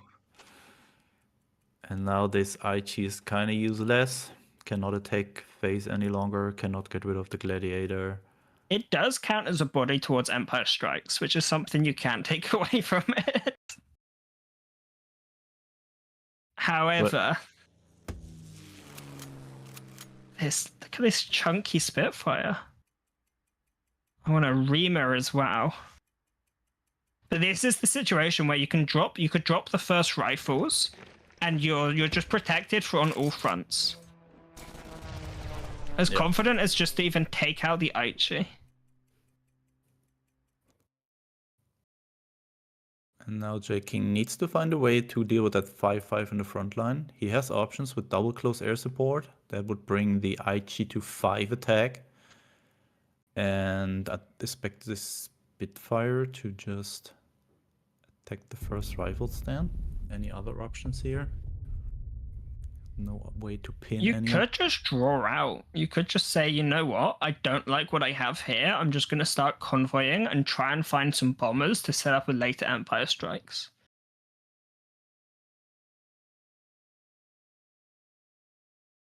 Yeah, looks like it's a tough decision here that has to be made. Just going for the Cass.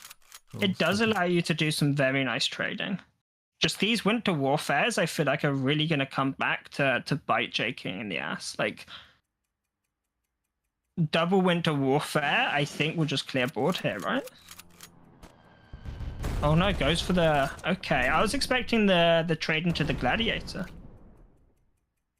But I think this makes a lot more sense. Yeah, he would have lost his IG otherwise. Yeah. Oh, you mean the Spitfire trades the 39s away? Yeah. Was my first reaction, but I think J King's route is just a lot more consistent and a lot stronger. There comes the Scorch Earth. Everything on J King's end is having 4 operation costs now. Good for him, he's at 8 credits, so theoretically he could operate both of them next turn. Could get rid of the guard and the gladiator if he wants to. And Yi-Ling advancing into, several options. If he needs draw and healing, I mean draw probably at the moment not the problem, but with both Winter Warfares and the second Scorched Earth is played, and it's kind of awkward. So Penicillin could be good, right? On the other hand, nukes are also great. The double Winter Warfare is so tempting there. I understand why holding it back is an option, is because J King is spending 4 credits to operate these units. You can let J King deplete his own resources because you have this guard. You can also go for the V1 flying bomb and take out the bomber. And then it's an 8-2 and you have plenty of guards. It's not actually much threat to you.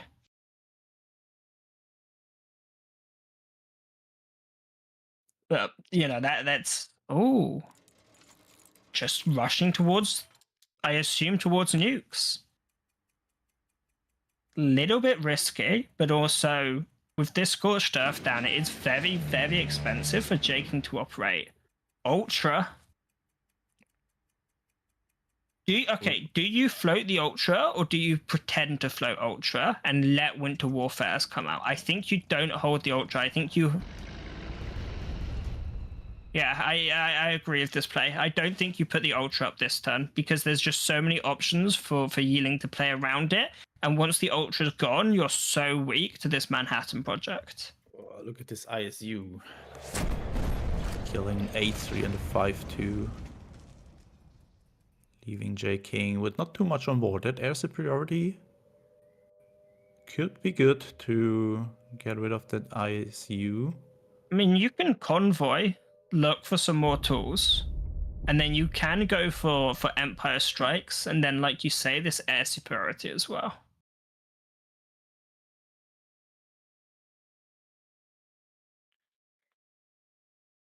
Is there any world in which you lean towards penicillin? Yeah, that's what I was trying to figure out earlier. Like, if you play both Winter Warfares, you're stuck with a Scorched Earth, a Rima, and an Armored Train. So you don't have too much stuff left to hold up the pressure there on J King's end. And I'm not sure how much 2 nukes are helping you here. Like, look what you're getting rid of. All this small and tiny stuff. I think that it could make sense to go for penicillin, develop a little bit of board, and then just slam that down. Gives you +6 HQ health additionally, and it draws you 4 cards. Let's see. Well, we're gonna see. This going for it's the nukes. Goes for the nukes. They are very tempting, and Yeah, they do sort of offer a threat to any board that J King can ever establish. Yeah, it's really an awkward situation for J King now. Like, he cannot go wide and play 3-4 bombers followed up by close air support. He needs to play a little bit slower now. But yeah, Yeeling also needs to find some of his healing tools. Like, he's getting really low. I think Yeeling is really going to need to play around this Ultra. I think if you whiff yourself into this Ultra, that could just be game on the spot. You can go for the Scorched Earth, but you can also go for the Winter Warfare as well. And then what you can do, you can go for the Manhattan project. Oh no, don't V1 first. Go for the Winter. Come on. I mean, Winter is also dealing 1 damage to himself. I'm not sure how much he wants that one. Bring himself down. You can also go for the more. Scorch. Just you need this V1 flying bomb left over. And it's going to get hit by the Ultra, which means even if you go for these nukes, there is an Aichi left on board.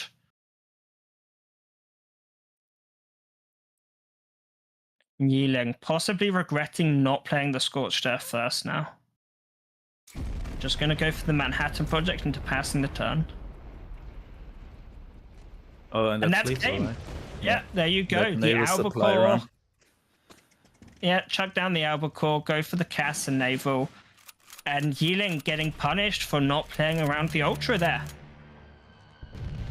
And bringing it up to 1-1. Would he have had enough credits? Yeah, he had 2 credits left over when he passed. He passed the game with passed the turn with 2k. And there you go, Brit Air taking its lead, being unbannable in this best of 5.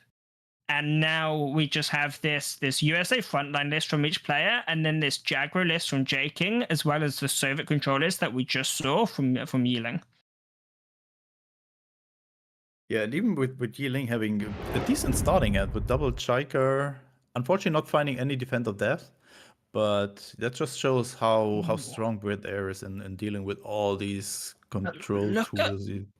Look at the potential here in J King's hand. USA frontline cannot take the frontline on turn 1. So yeah, you go for the signal and you have a guaranteed Panzer 35T and Beef Wagon the next go.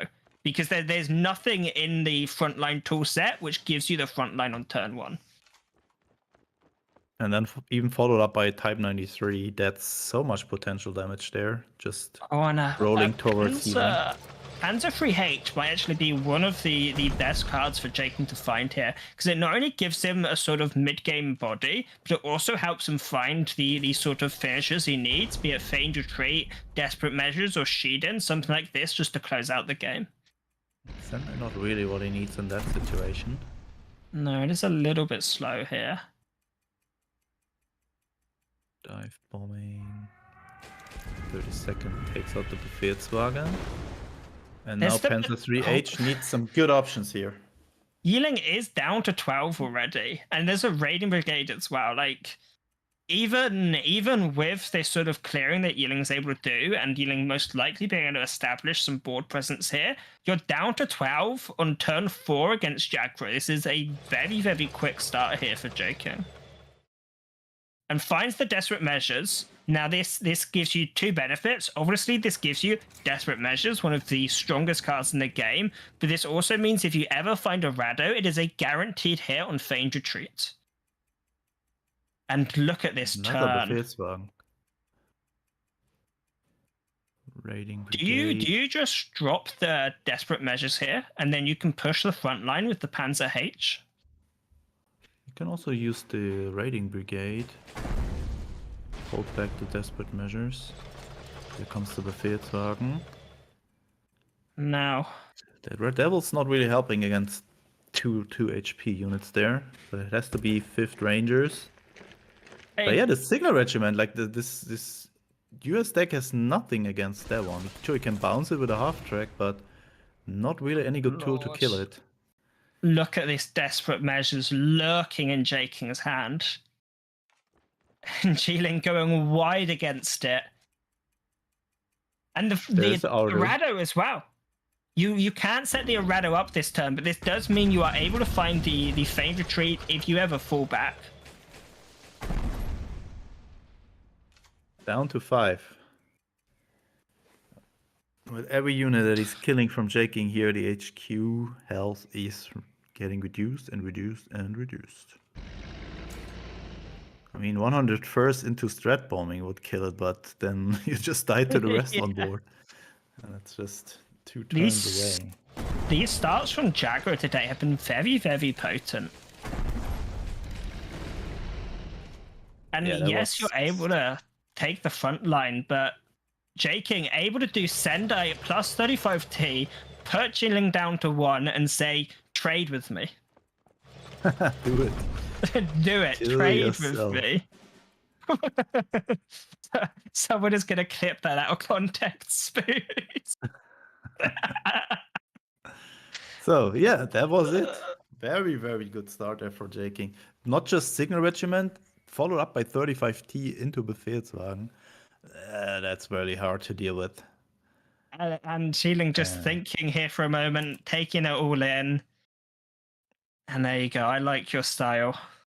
No way. And that's going to be a 2-1 lead to J-King, but not this series yet because this is a best of 5.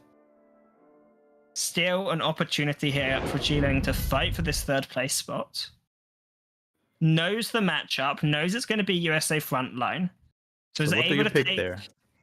I Soviet? think it's down to preference. I think it's really down to personal preference. If you feel comfortable in the mirror, then go for the mirror and take the mirror right now. But if you're not, go with the one you're most comfortable with. I personally, I really enjoy playing the USA frontline mirror. I don't want to say I'm better than people on it because that wouldn't be true, but I certainly have a good time. And Yiling decides to go for... Yeah, which I think is fair Soviet enough. list. If you're not fully comfortable on winning the matchup, then the mirror match, then just go for the Soviet list. You know, these Scorched Earths, that can really slow J-King down. You still are vulnerable to sort of blitzkriegs, because these units just do so much damage. You only need 2 or 3 attacks with a blitzkrieg, but it is going to slow J-King down a lot. We do see the patrol as well and the half track, which are both really, really good options for J-King. I think you don't play Patrol here on that Chaika, right? You just hold it in hand for the upcoming Wall of Guards. Even if you did want to kill the Chaika with it, there's no need to do it this turn. You can wait a little bit. 2 KVs here. I think they're a little bit slow for this matchup. And this is, again, comparing Patrol to Convoy. Convoy generally gives you 2 different options and 2 different answers, whereas Patrol, it just gives you the same answer twice. And when that answer isn't what you need, like a KV, it's just a little bit slow. Look at this 6-1 peer in the front line. That's very frightening. Even the Scorched Earth would still mean that's 6 damage next turn. I like this, setting it up to 2 HP, meaning you can trade with it moving forward. But it's still so much potential here for J King. Could just go double 35T. Could go two Red more Devils. 35Ts. He just found all 3 in the first 4 turns. Do you go for the... Yeah, you go for both. Look at this speed. Oh, they Ignoring are... the PRR there, not protecting it, just goes face. And let, Yi Ling pay 4 credits to get rid of the PRR. I really like that play. Like a lot of players, I think, would have attacked into the Shaika there, or the Ishak, just to protect the PRR. But no, makes no sense. Yi Ling also has to pay 4 credits to operate at Ishak. And if it dies, you can also you can hit face for so much damage. You've got the Whirlwind, the Howcat. There's so much potential here. And yeah, like you say, Yi Ling having to go for the trade, and I think realizing that it's up.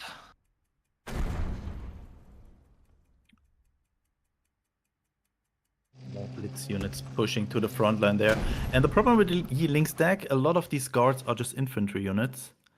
And they can easily be pushed up by the half track. And J King is having 1 in hand, so I don't see any out here. I mean, sure, 38 has ambush. Maybe a better option than Phony Ward, because I don't think there's any 1 credit option that denies lethal here. So maybe the Naval Brigade is your only valid choice, but we know there's There patrol, you go. there's half track. And yeah, another very dominant. Look at this. Patrol and half track. Was that a BM? What was that? But yeah, that very cracks me dominant up. win there against Yi Ling. Yeah, and J King taking Not- 3rd place. And taking home $100. Nice. $100. He's also getting what is it? 15? Yes, 15 OCC points. Which Does is he not bad at get all. any diamonds still, or is he out of the diamonds still? No diamonds. diamonds. Only cash. I would have surrendered these 2 games personally, gone for the diamonds instead. Trying to finish up that collection, Bubbles. Is that what it is? Missing a couple cards. And their new shop coming soon as well, right? They're updating the shop, so got some new things to buy in there. Right Have on. you seen that tropical hat there on J King's site? Is this new? I've never seen that before. That looked awesome. No, that's been around for a little bit. Okay, I've never seen it before. So yeah, once again, go spend all your hard-earned money in the shop. Well, if that's not an advertisement for 1939, I don't know what is. So, I get a little bit on the side for their shop sale, you know, a little cut. I don't blame you. Some of the stuff they put out there, I'm like, man, this is quality goods right here. You know, I bugged them a while ago for I was doing like there's a 3D printer place near me and I was doing some hobby printing there. I was like, can you send me the table prop files so I can print them off in person? And it was difficult, I'll say that much. I wouldn't have called it a success, but they're appealing enough where I'm like, I want them in person. I want them in real life. That's awesome. So how did that go? Were they like, yeah, here you go, no problem? It took a bit of hoop jumping. It wasn't so much resistance, but more, somewhat. Person A goes, well, go talk to person B. Person B sends me to person C, and then person C sends me back to person A, and they're just sort of sending me in a big loop. I like to think they sat around in the office and planned it. We'll send him to this person and then to this person, and only once he completes the loop 2 or 3 times will we give it to him. I think that's what they want you to tell everybody to discourage the rest of the cards community from asking them for exactly what you did. Thank you, Spooz. Thank you, Bubbles. Huge congrats to J King for winning that 3rd place bronze match. Stay tuned because in a few moments, we're going to have the grand finals for you. We're going to find out who is taking home the $250 grand prize and all 25 of those first place points to qualify for the OCC Ultimate.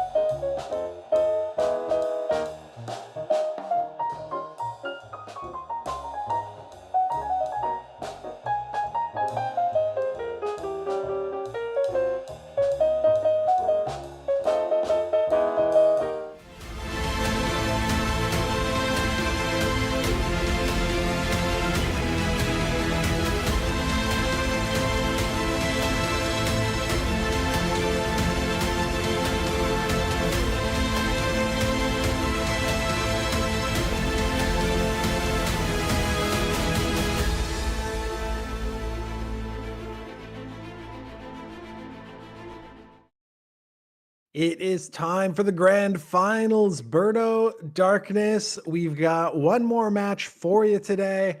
First place gets $250 and 25 points towards the next OCC Ultimate. Second place, 18 points, $150.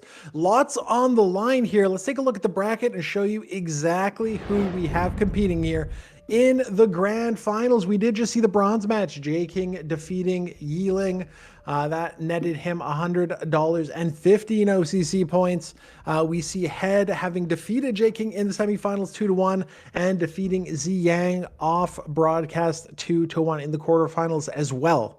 The other side of the bracket, Ozzy defeating No in 5, no easy task there, and defeating Yeeling in quite possibly the fastest series we have seen in memory, coming here into the finals. So we've got a formidable matchup here. With Head going up against Ozzy. We have seen the decks. We've seen both sides from these players. Darkness, any specific predictions or expectations in this finals here, best of 5 with no bans? I really wonder how fast Ozzy will play this one. But on the other side is Head, and he tends to be a control player and take his time. So I'm expecting this to last a little bit longer. Absolutely. Berto, any expectations, any thoughts going into this grand finals? I think this Britain-Japan pin deck might force Ozzy to play a little slower in some crucial turns, I'd imagine. Because that deck, it always feels like you're right on the brink of losing on every turn. in a lot of games, anyways. But then you're still able to clutch it out. Did we see this deck in the semifinals, or was this was banned in the semis, correct? I believe so, yeah. So could be the first opportunity to see that. As he bringing the Japan, Germany, pretty standard, aggressive Jaguar list there. The Soviet Japan list that we have seen before, and then Britain, Japan. There you have the nice graphics. So I don't have to read these all out to you. But on the other side, Head's going to be bringing the U.S., Germany front line. We've got the Brit, Japan, Brit Air List, and German Italy controllers. And we're getting right into things, not wasting any time here as he and Head in the grand finals of our May OCC clash. Ozzy starting with the Cavalry Regiment and Panzerbefehlswagen in hand, going first as J-Aggro. Looking quite decent. Head on the other side, finding after Mulligan and Gladiator and keeping the Albacore. Another quite strong start. The Albacore is a big, like, quite big. It might not be clear how large it is. Just having something to play on turn 1, it's not getting immediate value. But it is a threat that is going to start doing work as this game progresses. I do like the trading option with Gladiator and deploying Swordfish over the Albacore here.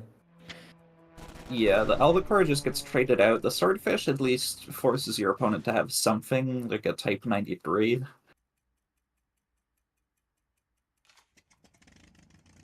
Desperate Measures is able to clear everything, but I don't know if Ozzy wants to risk the downside, the loss of the credit slot already.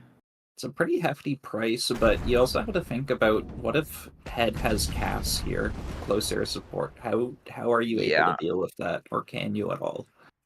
Close air support would be crucial and almost and almost nothing could really deal with that. So Desperate Measures is a reasonable option here, and really puts some pressure on Head. He has the option to draw or use Albacore plus air superiority. And the second option it is Ozzy on the other side only has Dina to go for some card draw here. Not finding a lot of immediate response. But Type 93 is good. It helps to deal with the bombers in the back line. Yep. With the Very G-Mod solid. itself. So Convoy is better than plain Spitfire or Empire Strikes. Albacore can trade and had already found the second Empire Strikes. What is fairly strong. Even with no bomber here, Empire Strikes is able to kill 3 units. And I think Sometimes a 4K Tora Tora is all you need. Yes, 4K. Very expensive Tora Tora. Indeed, but just enough against the current board. Well, Ozzy has feigned retreat.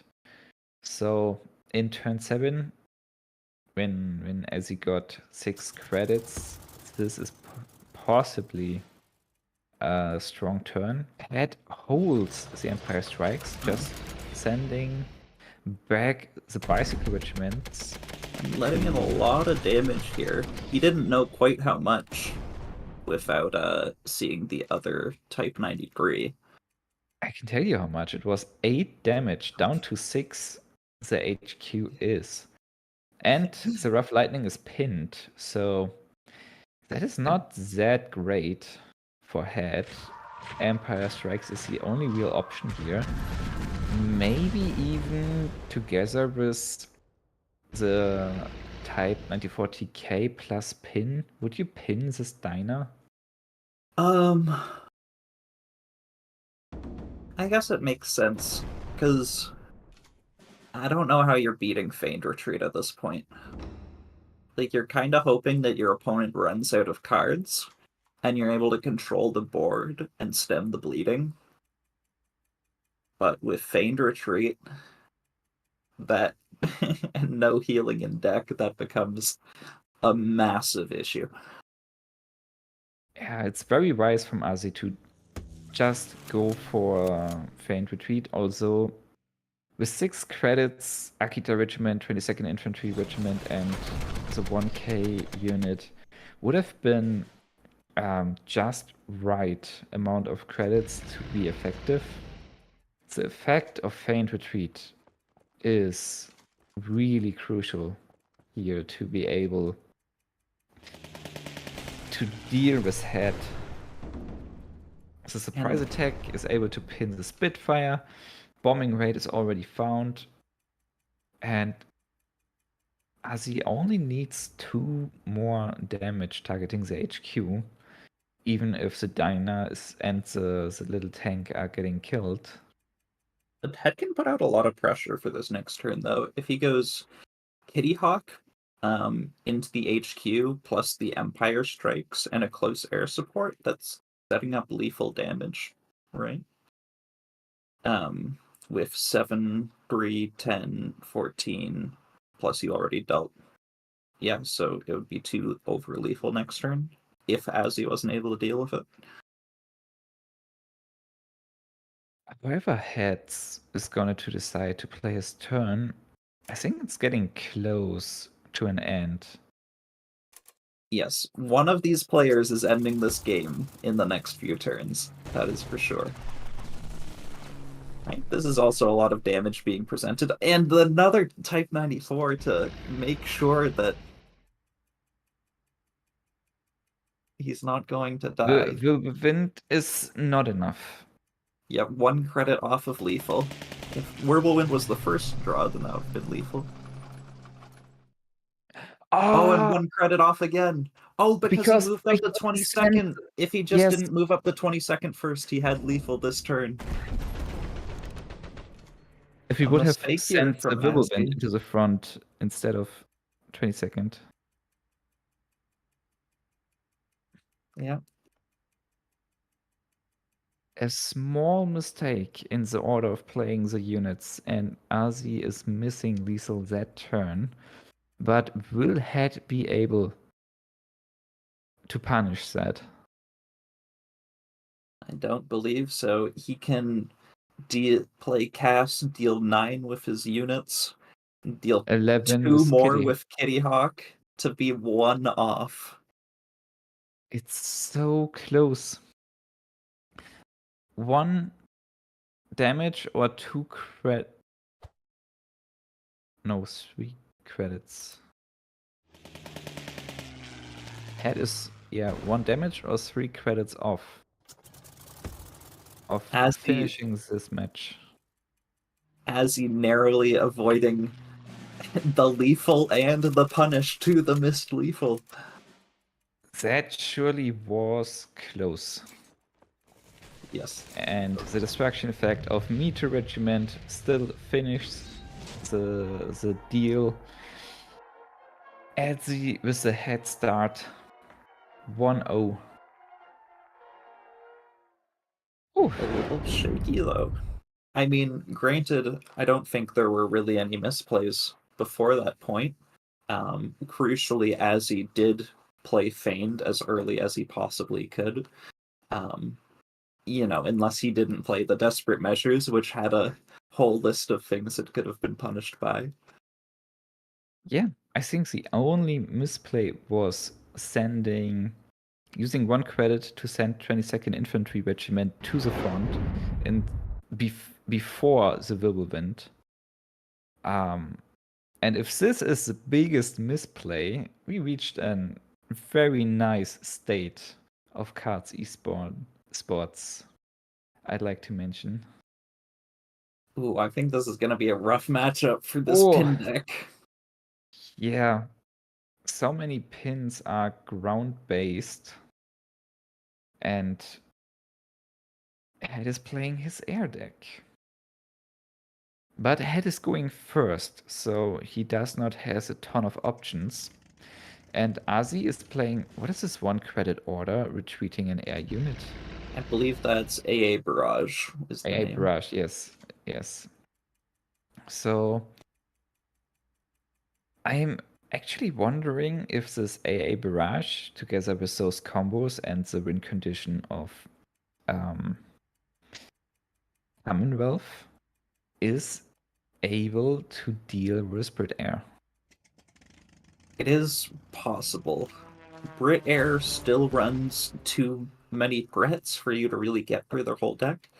But if you're able to heal early, get a Commonwealth before taking too many punches, you're absolutely still able to succeed in the matchup. It's just very hard to do so.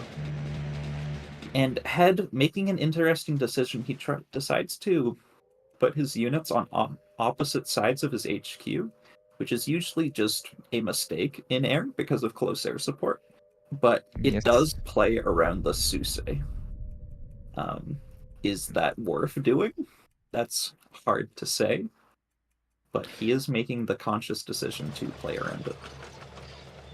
Well, Suse is currently in the hand of Ozzy and had just top deck close air support. So now I bet he wants to have those units close to each other. Yeah, surely regretting it at this point, seeing how the draws worked out.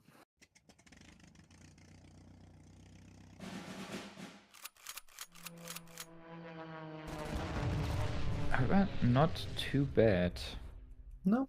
Killing the Churchill, getting 2 units buffed.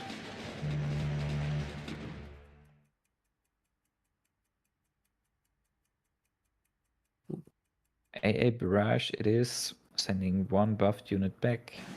The Swordfish without deployment effect. And this is not what Ozzy is running AA Barrage for. It's so that he can send his own Suseis back to his own hand to keep the pin going. But in this matchup, it is pretty nice to have just 1k, I gain 2, and retreat one of your units. And removing the buffs of those bombers. Yes, absolutely. Pretty strong. Ooh, Pioneer Company plus shelling looks juicy. Not only killing the gladiator, but stealing a credit slot, pinning and dealing 1 damage to the remaining 2 bombers. Missing another credit to use surprise attack to actually kill one of those.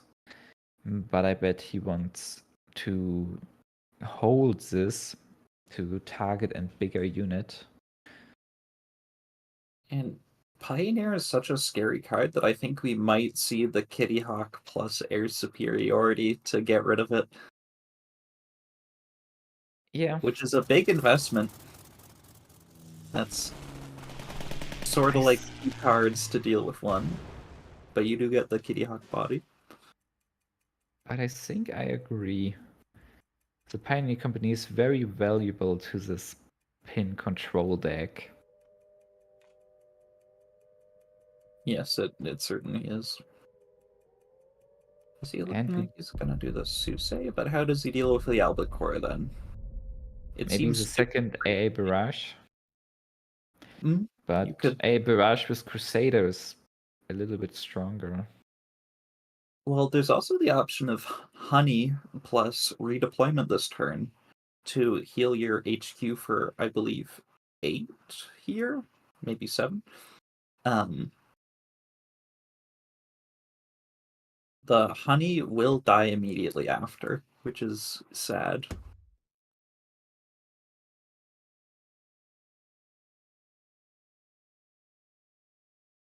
Saxton is another option, plus surprise attack.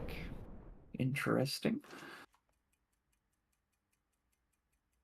Pinning down both bombers, but Head has Wellington in hand. Deployment reduced to 1 credit cost, so Head is able to blitz Wellington out and kill the Saxton. Yeah, a little sad that he's 1k off of holding up Ultra at the same time, but still pretty good. Can never complain about freely trading out a Sexton. Oh, Ooh. naval operation. And this is one of Completely. the reasons that Azzy's deck really struggles in the matchup. Yeah. Because it's completely useless against air units, and the support line is full of those. So maybe Honey plus redeployment it is. Into Monty. Into Monty. That He would be almost forgot huge. the most crucial part. AA Barrage retreats the Susei. So in the end, everything is pinned.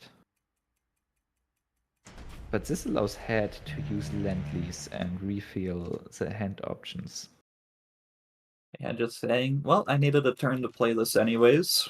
You know, I don't need to attack my units. I think that's very reasonable from Head here.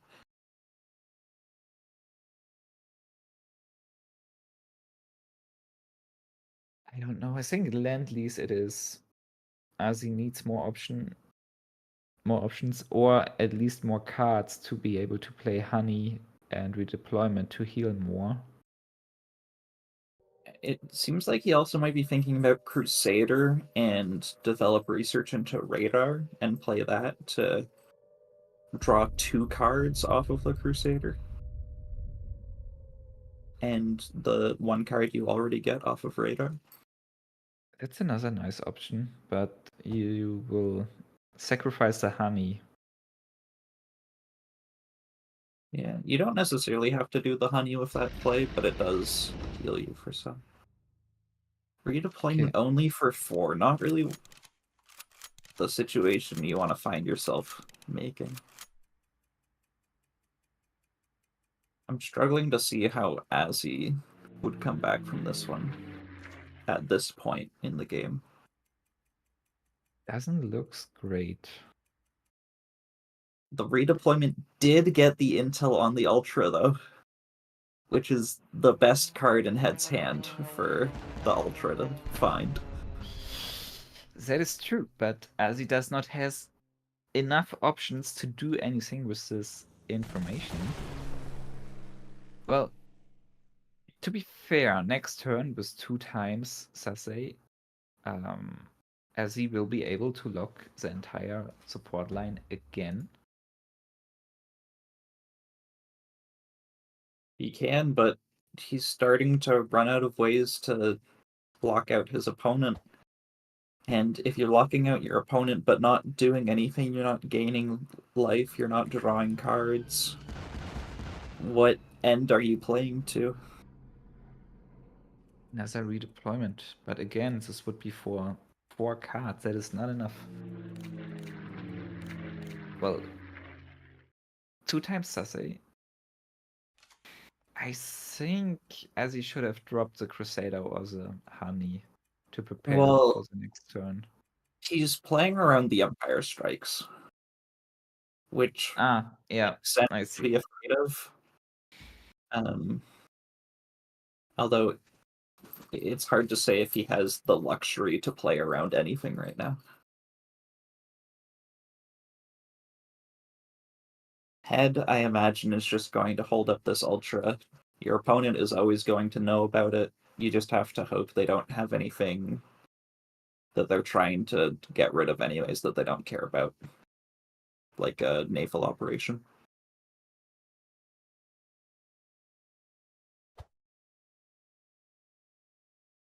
It is taking a lot of time for his limited options.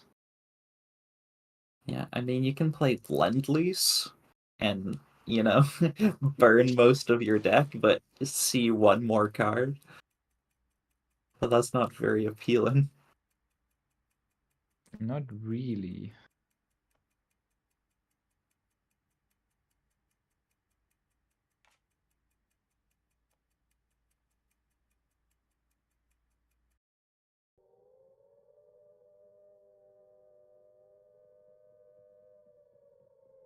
Again, Sase able to pin. The remaining 2 are able to trade into the Kitty Hawk. But he Oh, doesn't, he heck. just ends turn. Wait, what? Wait. Did you just see that card burn as well? Yeah, I saw a card burn. I thought that meant as he ended his turn. I think Ozzy did. Okay. That's interesting. Yes, he did. I mean, I can't fault him for any plays here, because I have no idea what he can do to stay in this game. Yeah. Commonwealth is not exactly what he needs here. Monty. This is something useful. This Giving him Monty's the very Royal good. Research. Oh, that's good too. Oh, and it But- puts him to 30. And it's turn 12 next turn. Oh my goodness, if he top decks Commonwealth here, well, surely Head's going to hold up Ultra, but Head is going to hold up Ultra. He has to. There's no way of not doing that. and that's probably the decision point he was thinking about before is, am I going to hold up this Ultra for turn 12 to make sure Commonwealth can't come down? And I didn't think Ozzy was going to be able to get into a position where he could threaten it, but he can. Naval operation triggers Ultra Lend-Lease, drawing 4 more cards, and Honey is able to heal a little bit, but Head's units are unpinned, and this is a ton of damage. Yeah, he can just kill the Honey, get all this damage through, and then Ozzy is just about back where he started. Even using air severity because the hand is full. Yep, lets you get more damage to the HQ. I like it. Yeah.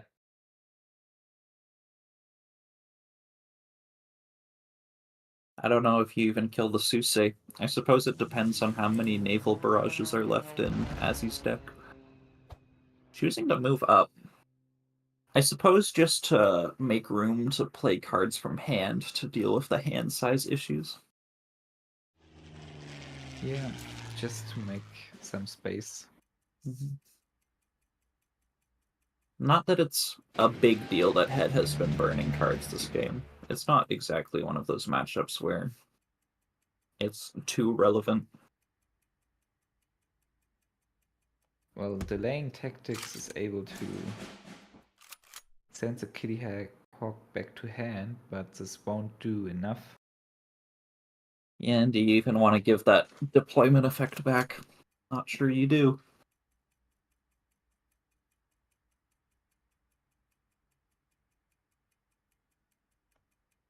Well, Head can't freely operate his bombers and fighters. So Wellington and Achi will just kill the Highlanders. A small trade will kill the Sasei. 7 more damage into the HQ just with the units on board. Well, he can't really deploy much more or play something different. Yep, that's one of the options. You can also just ignore the C4 and hit your opponent's HQ with all your bombers.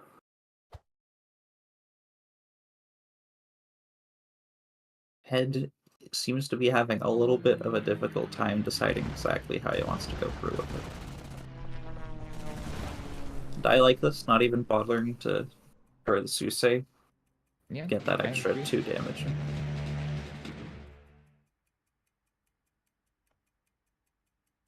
What were you going to say, Darkness? I just agreed to you. Oh, Well, this will be a little bit of HP.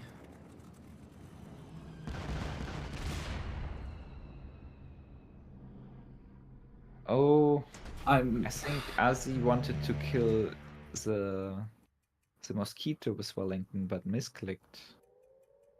Maybe. Yeah, that's what I thought he would have gone for, certainly.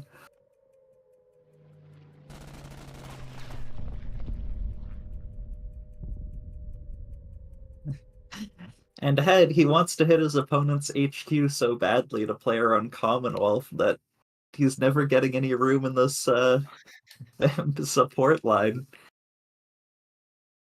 The support line is full, but that's not bad. Yeah, we might see him just trade into Wellington with the Aichi, go face with the... Okay, no, we don't, but it would have been funny to me if he had essentially attacked everything to the HQ and passed the turn. There's Kamerov again, but that's not enough. I think Ozzy's just surrendering. I think so too. He may not have even had enough Healing left. healing. Yeah. He did have the honey, which could have represented some healing, but you know that's just never going to stick. You're pretty much all out of pin. You use shelling, you use Monty. Your 2 most effective ways of pinning the whole board. Yeah, indeed. He just made it quick in the end, and I can't blame him. At that point, he was just out of options to come back even against the board, not even to mention the rest of the deck of Head. I'm just disappointed he didn't target his own HQ, because I always find it funny that that's one of the options with Commonwealth. You can target your own HQ, and if you're not dealing the damage, it doesn't matter which one you target. But well, if you deal damage, it matters a lot. Yeah, quite a bit. That would be a funny challenge, trying to win a game where you Commonwealth yourself for the damage. It sounds like a very hard challenge. Now, But this possible. is looking more like the matchup that Ozzy was thinking about when he submitted this deck. Yeah, I agree. I think I you don't can know what keep. Ozzy is looking for in his mulligan though. He got rid of Of- honey, he got rid of convoy, research, and shelling. Yeah, Those are all cards that I would have thought are high up on the priority list. I would have kept those as well. Got me confused, but maybe it's delaying tactics. He's looking for. He has 2 of those. They can be fairly strong in this matchup. Yeah, they're not bad. I don't know that you're looking to use them this early in the game though. That's true. My personal favorite is in this matchup would be Honey turn 2. It's quite hard to kill. Even Combat Engineer's Panzer 35T has to trade into it, and if it's not getting killed immediately, it can stack a lot of health early on. Well, I like moving this tank into the front line and attacking the HQ, making head, trade, and using credits. Head actually trading away one of those 30 seconds infantries, not even using Panzer 35T. And delaying tactics sends those back into the support line. Only buying sometimes to get to the shelling point, I guess. And this Oh, deck this is all about buying time, but how long can you buy time for? And will you be able to heal I s- while buying time? No, don't use surprise attack! Please, Ozzy! Yeah. You're able to play shellings and surprise kill something next turn. Yeah, that seems surprising to me. Even if you're not planning on killing the 5th Rangers, I don't think you really mind whether or not it's in the front line. Because, well, okay, I suppose what Azzy's thinking about is next turn I shelling, and then the turn after that I want to have room to lend-lease, and the credits to lend-lease. Yeah, maybe. So defensively it does work okay.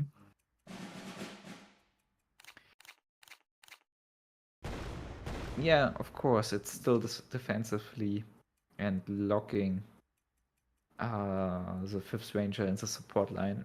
What is not a bad thing playing against frontline. Oh, but Patrol and Panzer 35T is able to kill the 85th Pioneer Company before Azzy is able to get the shelling draw. That's That was spicy. yes, indeed. Very nice play here. Oh, From if Azzy does this play, it's hilarious that Wellington and AA Barrage are out Wellington to make it cost 7 again. I don't know if that's what he'll do, Yeah, but I'm it not would be funny. expecting. I'm not No, I expecting don't that. think so. But it's just funny that that's a consideration, you know? I wonder if it would come back to hand and be reduced cost to 5 from the AA Barrage or not. I've never tested I anything like think that. so. I don't know, but if you draw convoy or lend-lease and getting the Wellington from that, it's already reduced to 5. Yes. So he's able to kill. And is he sending back the Wellington? Come on, as you do it. Do it. It's for science. Well, if he's playing For naval science. power first, then he's not playing AA Barrage. With AA Barrage now, then naval power, and next turn lend-lease could have been down to 1 credit again.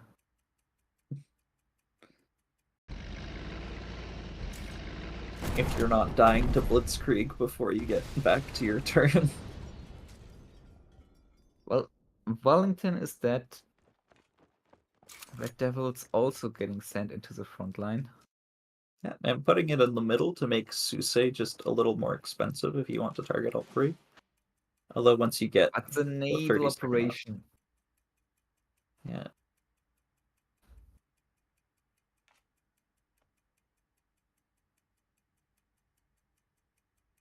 Maybe saying this naval operation pins all of your guys. Why not use something a little less flexible? Why not use the Susei here and just let 2 damage through? I think that's reasonable. Whoa, he plays it back again? The pins I the don't think entire that's front reasonable. line. He pins the entire front line.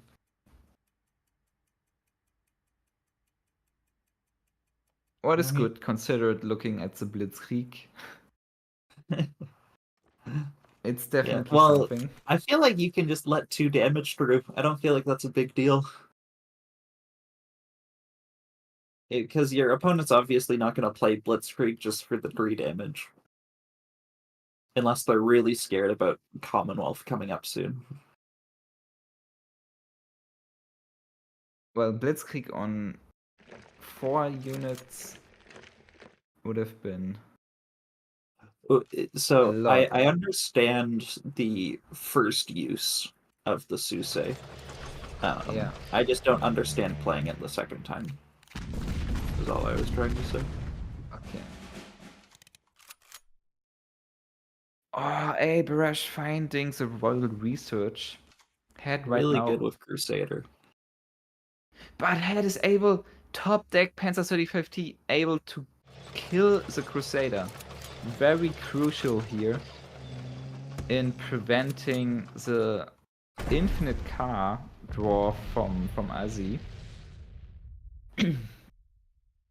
And likely holding back this 35T because you also have these tanks in your backline that are already threatening to move up and deal a lot of damage. Yeah, they're able to deal a lot of damage with the combat engineers and the Blitzkrieg and the 4-4 buddies themselves. And giving up a little bit of damage now for potentially more damage later. Redeployment is not good enough. Land-lease alone, probably not. Car draw, another Susei. Able to pin down quite a lot here. Yeah, and here Head being rewarded for not playing and moving up that Panzer 35T. So very well done from Head there. With the Panzer 35T, the entire front line would have been pinned. Which is essentially the same as the backline being pinned as well.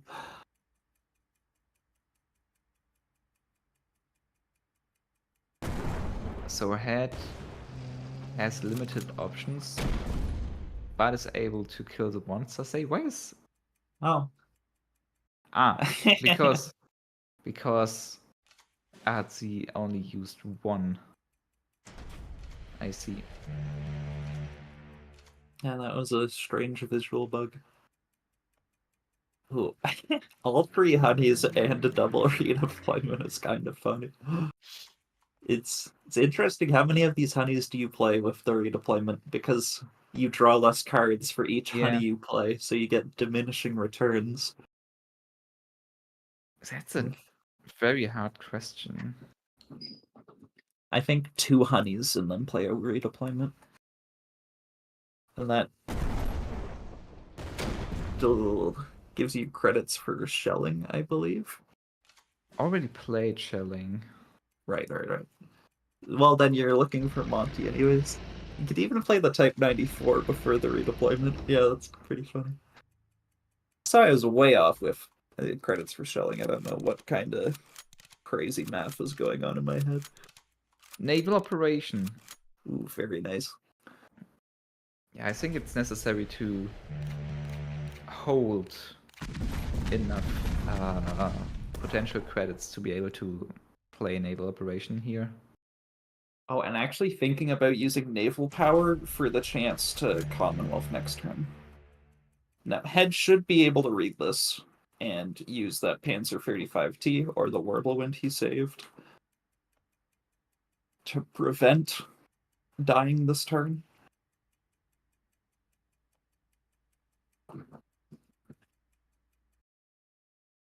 But next turn will be even harder with the Churchill. and fortification. Okay.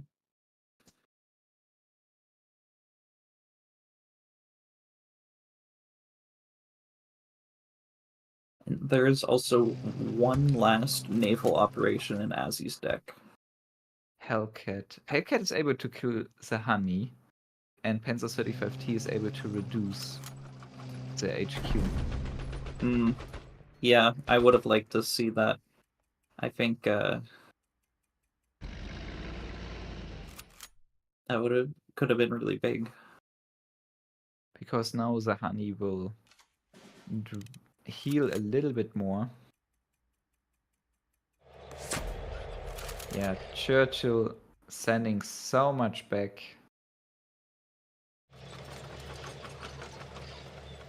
Yeah. Unfortunately for Azzy, it sends 2 to each side equally, rather than sending 3 to one of the sides. Or Maybe 4 sides. Maybe playing fortification is a little bit more value here. Yeah, I don't like moving up the honey, it seems. Well, I suppose you do need to play around stars and stripes and strategic bombing, though. And we can So do the it. honey's pretty vulnerable in both the back and the front line. Yeah. And so we can do it. He needs to reduce the HQ to get guaranteed killed by the Commonwealth. But getting the guaranteed Commonwealth kill could be a little harder without the honey here. Going for the Red Devils to trade it out.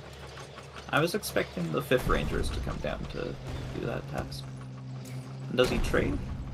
Yes, he trades. Now, with a naval operation or a Monty, this is probably game in favor of Azzy. No naval operation. No.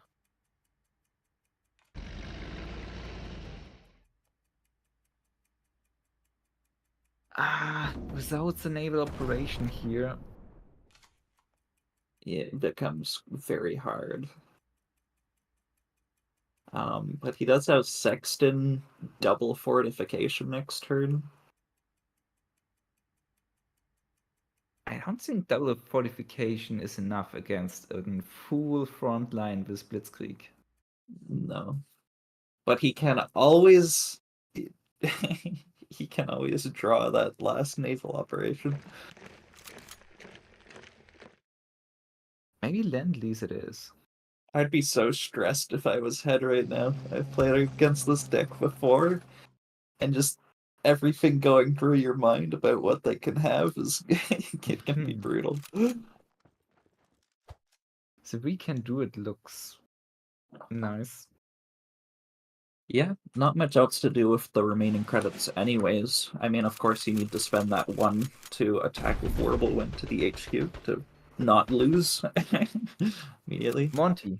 There's Monty. Monty just allows Ozzy to pin everything and heal an enormous amount. Even with the Crusader and fortifications. Yep. This is 45. And everything's pinned. Yep. Second it's a Blitzkrieg. balanced card.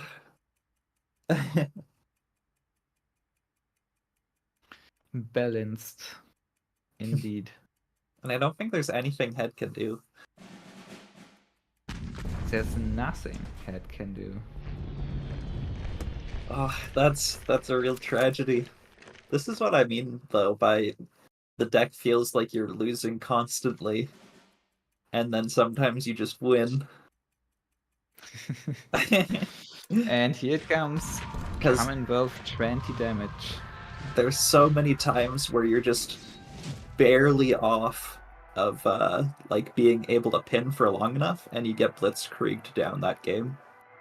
You know, one less naval operation, you don't find the Monty, you don't find shelling, and that's a completely different game.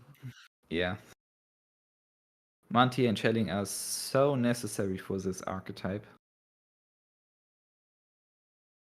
Yeah, and Naval Operation 2 being particularly potent in that matchup because there's almost no air units. Yes. And the air unit you do run is Skytrain, which doesn't have any attack. So it's a completely different story compared to the Brit Air. But here we are in the next matchup. We are seeing self-damage against the German control. And I think Head is a little bit favored here. What do you say? Yeah, this matchup was believed to be favored back when these were two of the most popular decks, and self-damage has received a nerf, and German Italy hasn't.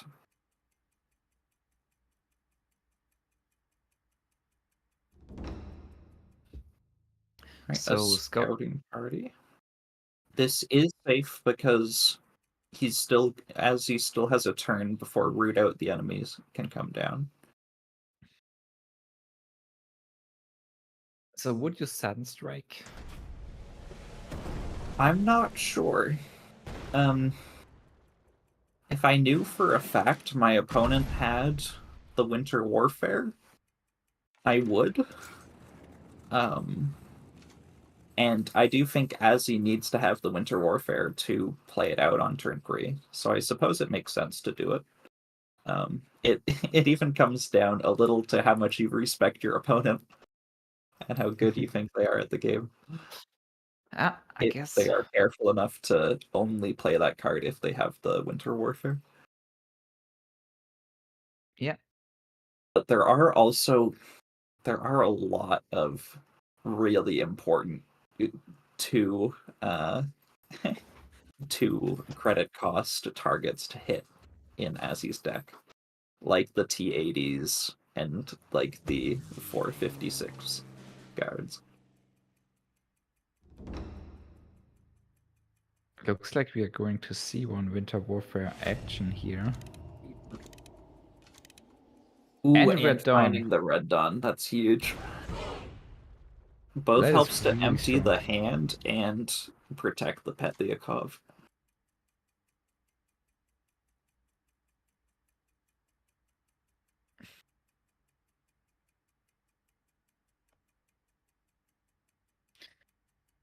And That's Head tough. doesn't have a lot of ways to deal with these 34th guards that are about to be coming down. He can trade into one with a Panther G, which is okay. But He can try to discard one with case yellow. you can, but what are you even... I guess you hit the Petliakov so that your root out will kill it?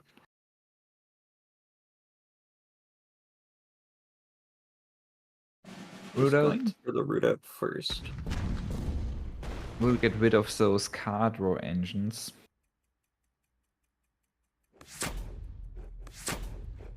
34th guards getting deployed.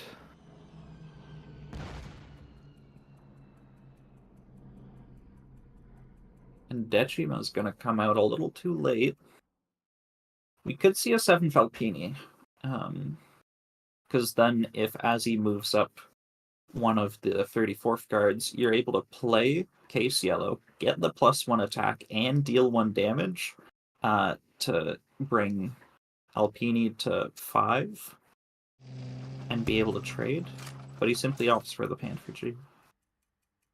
I do like the Panther G. You can't target the Panther G with Red Dawn or Bloody Sickles. Still, 7 defense from the Alpini is a lot to get through. It's a really big ask. That's true.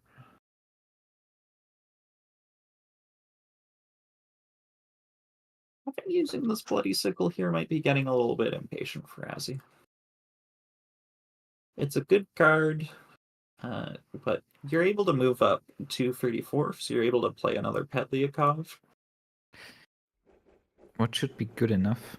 Petliakov disables a lot of units The La Decima Panzer 3H thrice.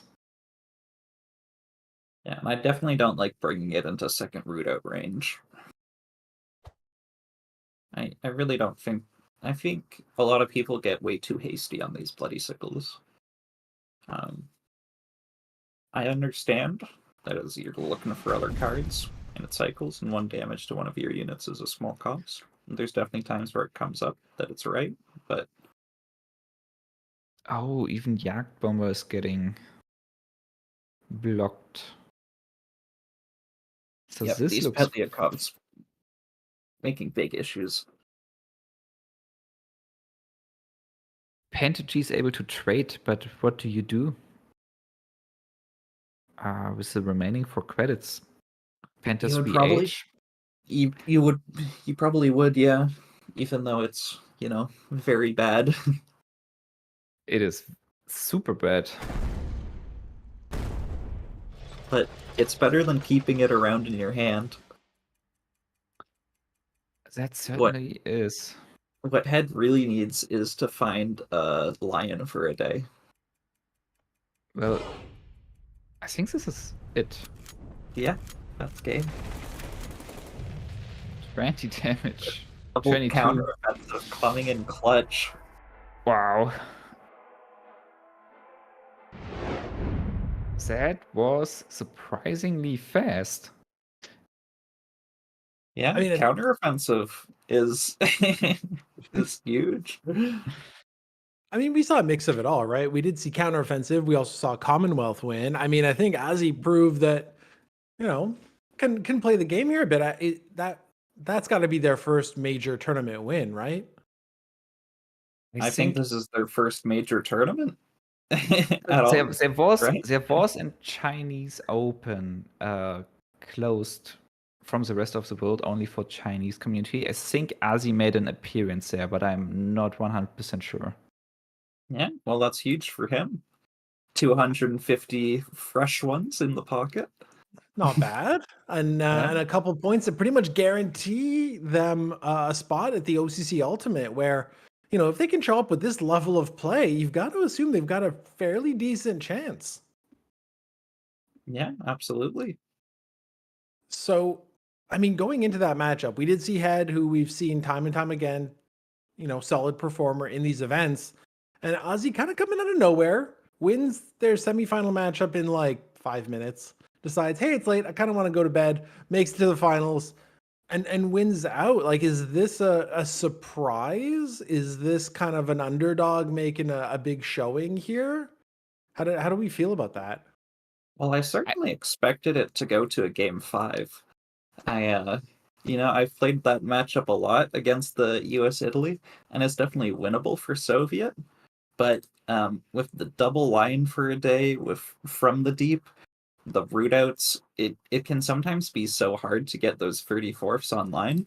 But once you get them out there, they don't get hit by annihilation, and they can be so sticky. So to have 2 of them is huge. Well, Head proved themselves in the recent tournaments to be really strong and really powerful. So Head was definitely the favorite and Artsy relatively unknown. So yeah, it was an underdog story, but we saw underdog stories a lot in cards happen. For example, with Dian right after the World Championship 2021, beating J King in an OCC and getting first. That was surprising. Berto's first appearance was an underdog story. This happens so often, we don't really recognize it and achieve it anymore, I think. Because this was the first real OCC appearance, and this was an amazing performance. So shout out to him. Congratulations, and I hope we see a little bit more of him. And before you take it away, Christo, I just wanted to say that I might owe Azzy an apology talking about getting impatient with Bloody Sickles when maybe that was 2-turn lethal calculations already happening. If so, then that's incredible foresight and well done to him. That's where I'd love to be able to do a little bit more in the way of like post-game interviews and things like that with the community to have a better understanding of like, hey, were you thinking that far ahead, or was that more of just that natural reflex of like, hey, gets me a card, does some damage, let's roll with it. So that is an excellent question. And I mean, you're pretty well known for being somebody who's fairly comfortable with Soviet self damage. So when you say people get a little too excited, I tend to take your word for it. So be curious to see if we've got another player here who's just, excels with this list. Yeah, possibly. I certainly hope so. I love to see it. Awesome. Well, hopefully we do see more of Ozzy, in future events. Let's bring up the final bracket here, just to kind of summarize quickly the day and what we did see. So, phenomenal job here, defeating No 5 in the quarterfinals, which was huge. Defeating Yeeling in quite a dominant manner, 2-0, and then defeating Head 3-1 in the finals to be crowned the winner of the OCC Clash for May, getting 25 points to work their way towards the ultimate, which pretty much guarantees them a spot. $250, also a nice little walking around cash, if you will.